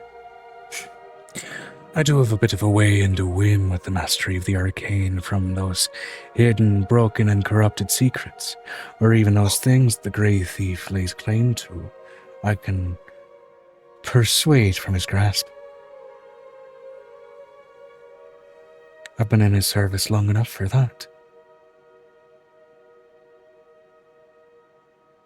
His magic is tied to mine. And it shouldn't be. It's a rightly unstable connection. A live wire waiting to rip something apart. He made me a deal to protect this world. He made a deal with me as she looks over at Nicodemus and him, letting him see what they are.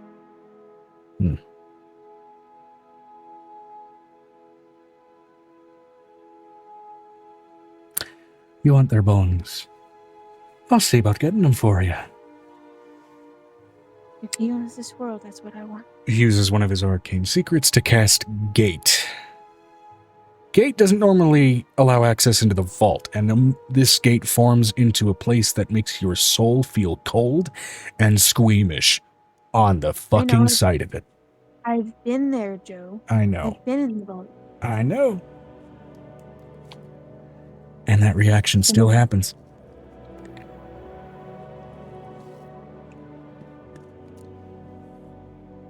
They're bones, right?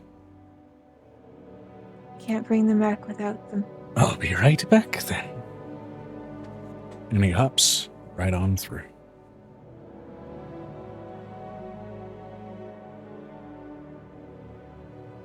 Coming back not 2 minutes later, with a couple of small amber-colored crystals.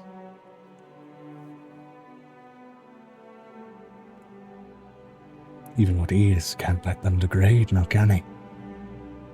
No. Not when they're attached to me. You've already exerted yourself quite a bit. Give that time to levy out the shock of holding them again. Then bring them back. I won't bring them into this world until they're safe. Good then. Keep hold of those. She puts them in her mom's hand. These are yours. And that little connection of a promise. I could take it for you. The age of my contract with him carries a certain level of seniority above many others. Like the one that exploded? Killing his son. He owes me for saving his life. He owes me for removing their touch. I will keep them at bay as long as I can. I will keep him alive. To keep the son. He did a good thing. He's not always good. He is what he is. He's greedy. For good and bad. And for reasons that even I, in all my time, still don't fully understand. As he says so, all three of those eyes on his right side just kind of leak black ichor for a second. But I will offer him one boon. She looks at Nicodemus, and he's known they've had this conversation. I will give him one child of my flesh. walk in the light and to breathe.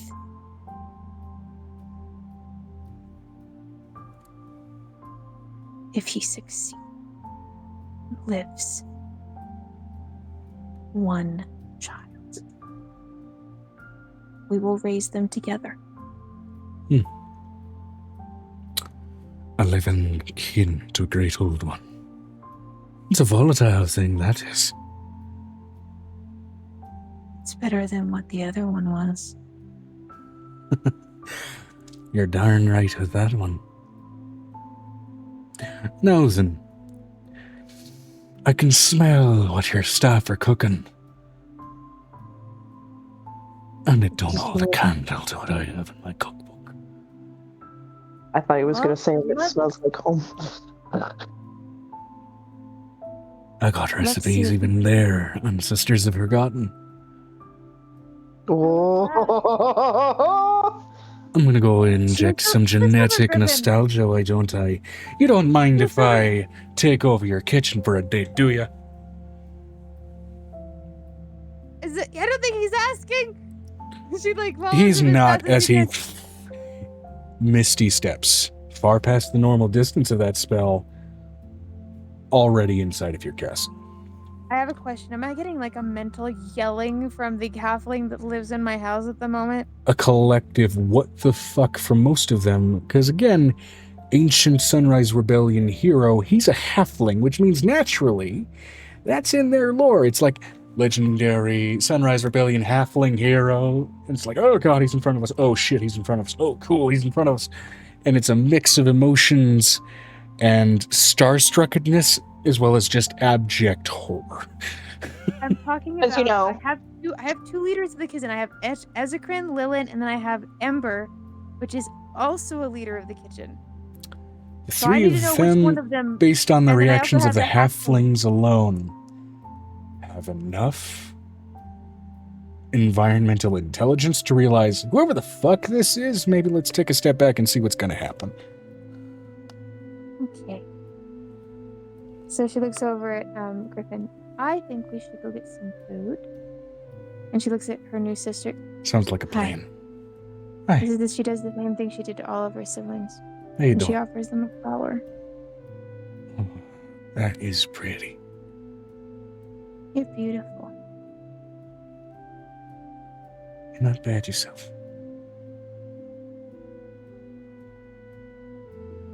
You're my family now too. I gave it as much. Again, been on the belt tip of the big one. I saw how you take care of your kids. Yeah.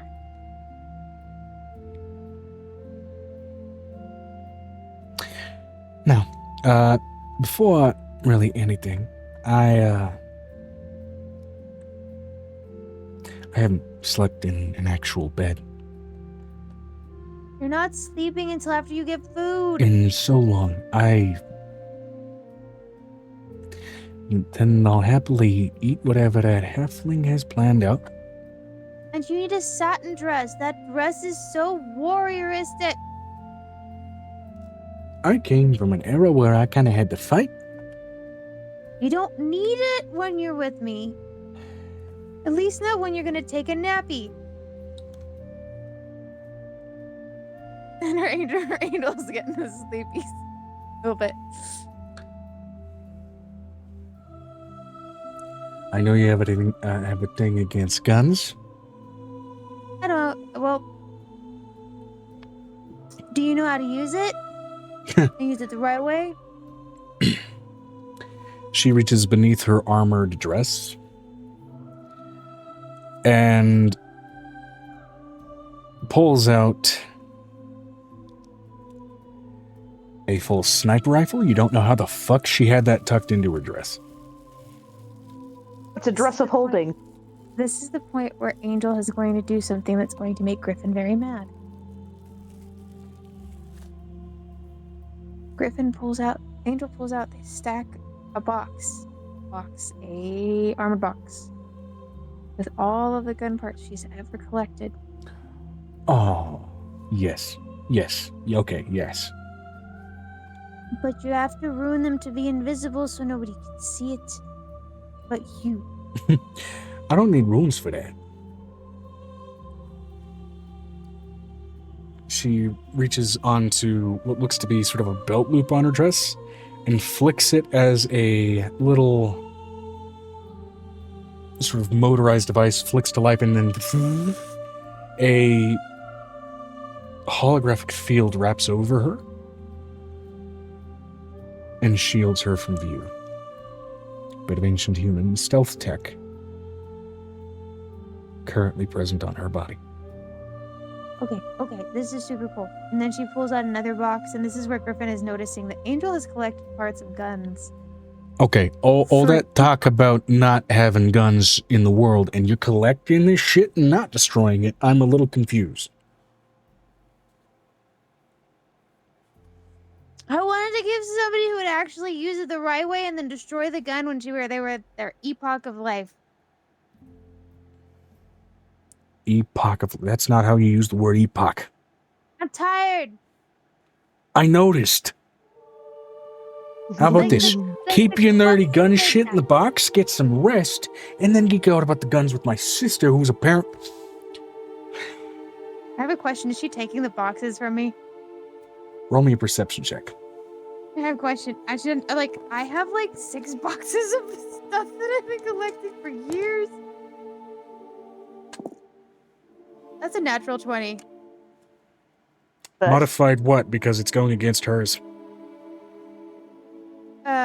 We're talking about my perception is like a 27 right now with the dragon stuff in place. You look over and you don't know where the fuck the box went. You mean the boxes? There are multiple boxes. Yeah. He's pulling things out of Chester. You don't know where they went. Oh, she was invisible. She looks over at Griffin. I didn't have any boxes. I don't know what you're talking about. Roll a deception check for me. With disadvantage, given what was plainly in front of his face. You guys are getting a beating from whoever sibling it is. This is gonna be like a Jedi mind trick type of thing. That's a 4 plus 19. 4 plus... So 23. Griffin gets advantage on his insight.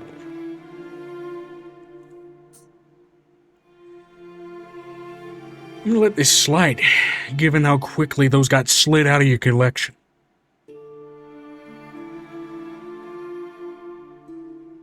Where the fuck did you go? He looks over to where his sister was, waves his hand, and she is just absent from that space.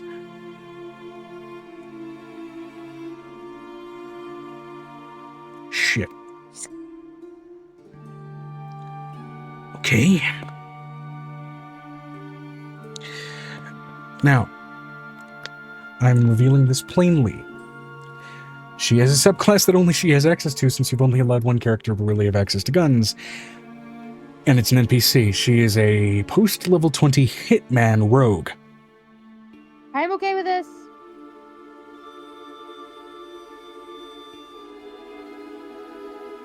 My children aren't learning how to use a gun. The people aren't learning how to use a gun. It's just somebody who used a gun in the past, and we need it for this fight.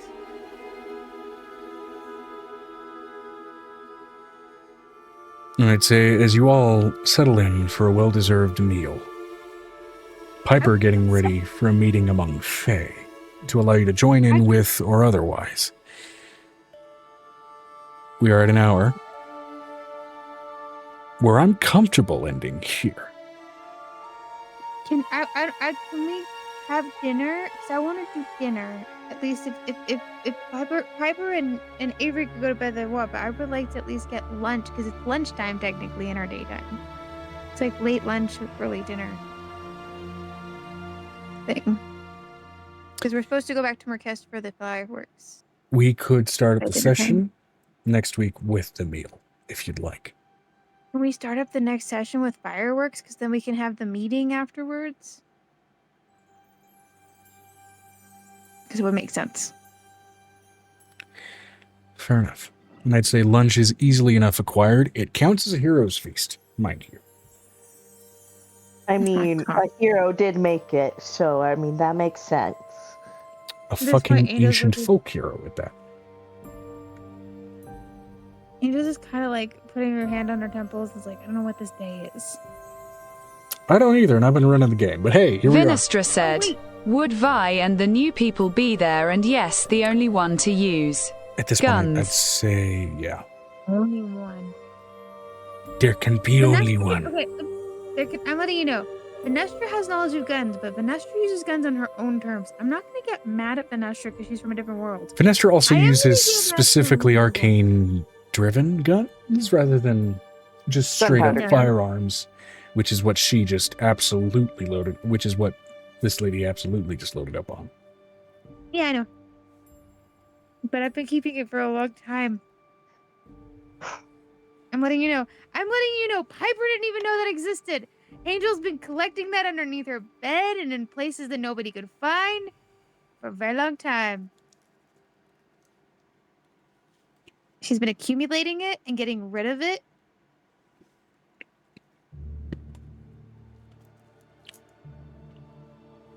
So I'm just letting you know. So I had one thing that we didn't finish. We need to talk to the guy who's attached to Ashy Torn. I'd say given the level of investment in that conversation that will require, the amount of time investment that's going to have, I'd say is worth it being in a news session. I really want to get it done. You gave me 3 things to do. I want the 3 things done. I'm not going to go to sleep. That's okay. That's due to a couple of factors. A, it's incredibly late. You were already falling asleep. We're running past the normal endpoint of the session already. Mm-hmm. And again, as far as that investment, I prefer myself, the players in question, all of them to be as awake as possible for especially an interaction like that. Is that fair? Yeah, sure. Yeah, sure. You gave me candy. You left the thing that I need to I deal gave with you candy also with the there. understanding that you're too tired to really taste it right now. So I want you to give yourself a bit of time. I need to message you something. Hold on.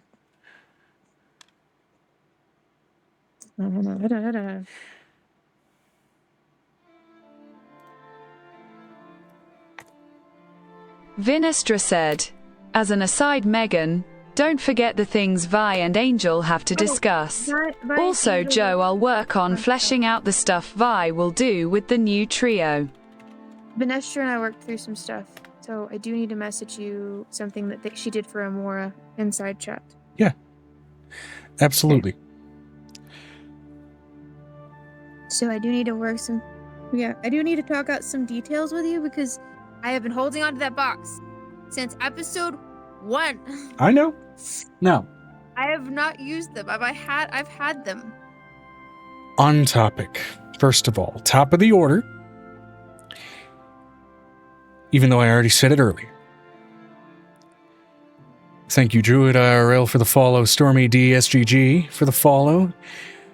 Extirpate Fate for the follow. Stormy SGG for the raid of 22 viewers, and Vlad976 for the follow about 5 hours ago. All the same, what do we want to name the session? That's a spicy meatball? I don't know. It's a fun name. I don't know that it suits what's going on. But, well, That's a spicy mushroom. That's a play on this. That's a one spicy meatball, and there were mushrooms involved at some point.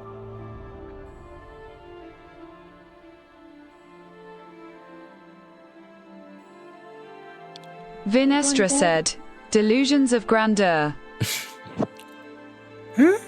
well, given the delusion thing that was happening, And there was actual grandeur.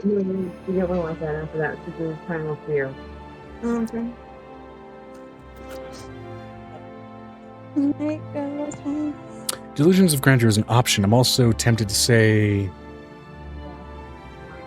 Okay. Just War Table is the name.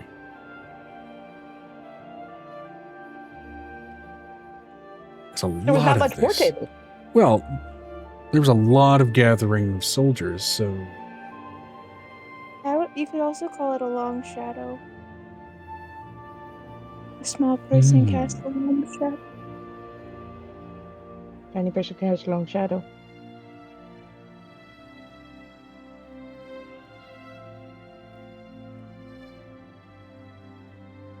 Considering limbo. yeah. And considering everything that we're doing. Long And Shadow, I Amber's talking- think. And even Amber's talking to the Shadowfell people. Even Amber's Not over the there- Shadowfell. It's the Shadow Underdark. Fae.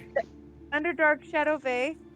Long Mhm. Shadow, I Long think, Shadow. is a solid option for a session title. So I think I'm gonna go with Long Shadow because it does lead into a lot of different meanings that happen to this session.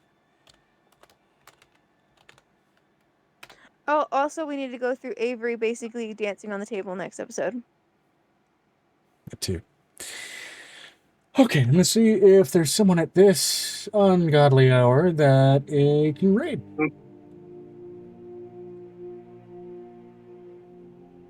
Ooh, okay. Sleepy Sheepy Productions is doing a Halloween one-shot by the name of Pumpkin Hill. Let's go ahead and say hi to those guys. Why not? Let's do it.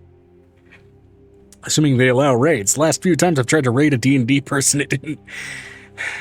Apparently their channel didn't allow raids, so Let's see if this one does. I don't know.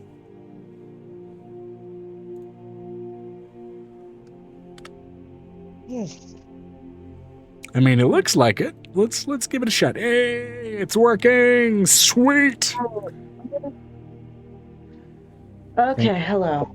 Thank you guys for being my players today. I hope you had a good time. I hope you had a fun time. I hope you had an engaging time. I wish I was a little bit more energetic today, but my stomach, per every fault of my own, has been just not in great shape. It's okay, but it was good. I liked the last guy who was not only trying to get to Angel to begin with. I stole somebody's warlock. I'm proud. I'm very proud of myself. Also, half tempted to name the session Gathering Shadows, but Long Shadow, I think, is... I already typed it. So I think we're good enough. I think that's good enough. We're going to raid... I have a question for Yeah. Amber. What do you mean? What was trying to get to Angel? Was trying to kill me? No, was trying to at least like get into your territory because of the person he is attached to.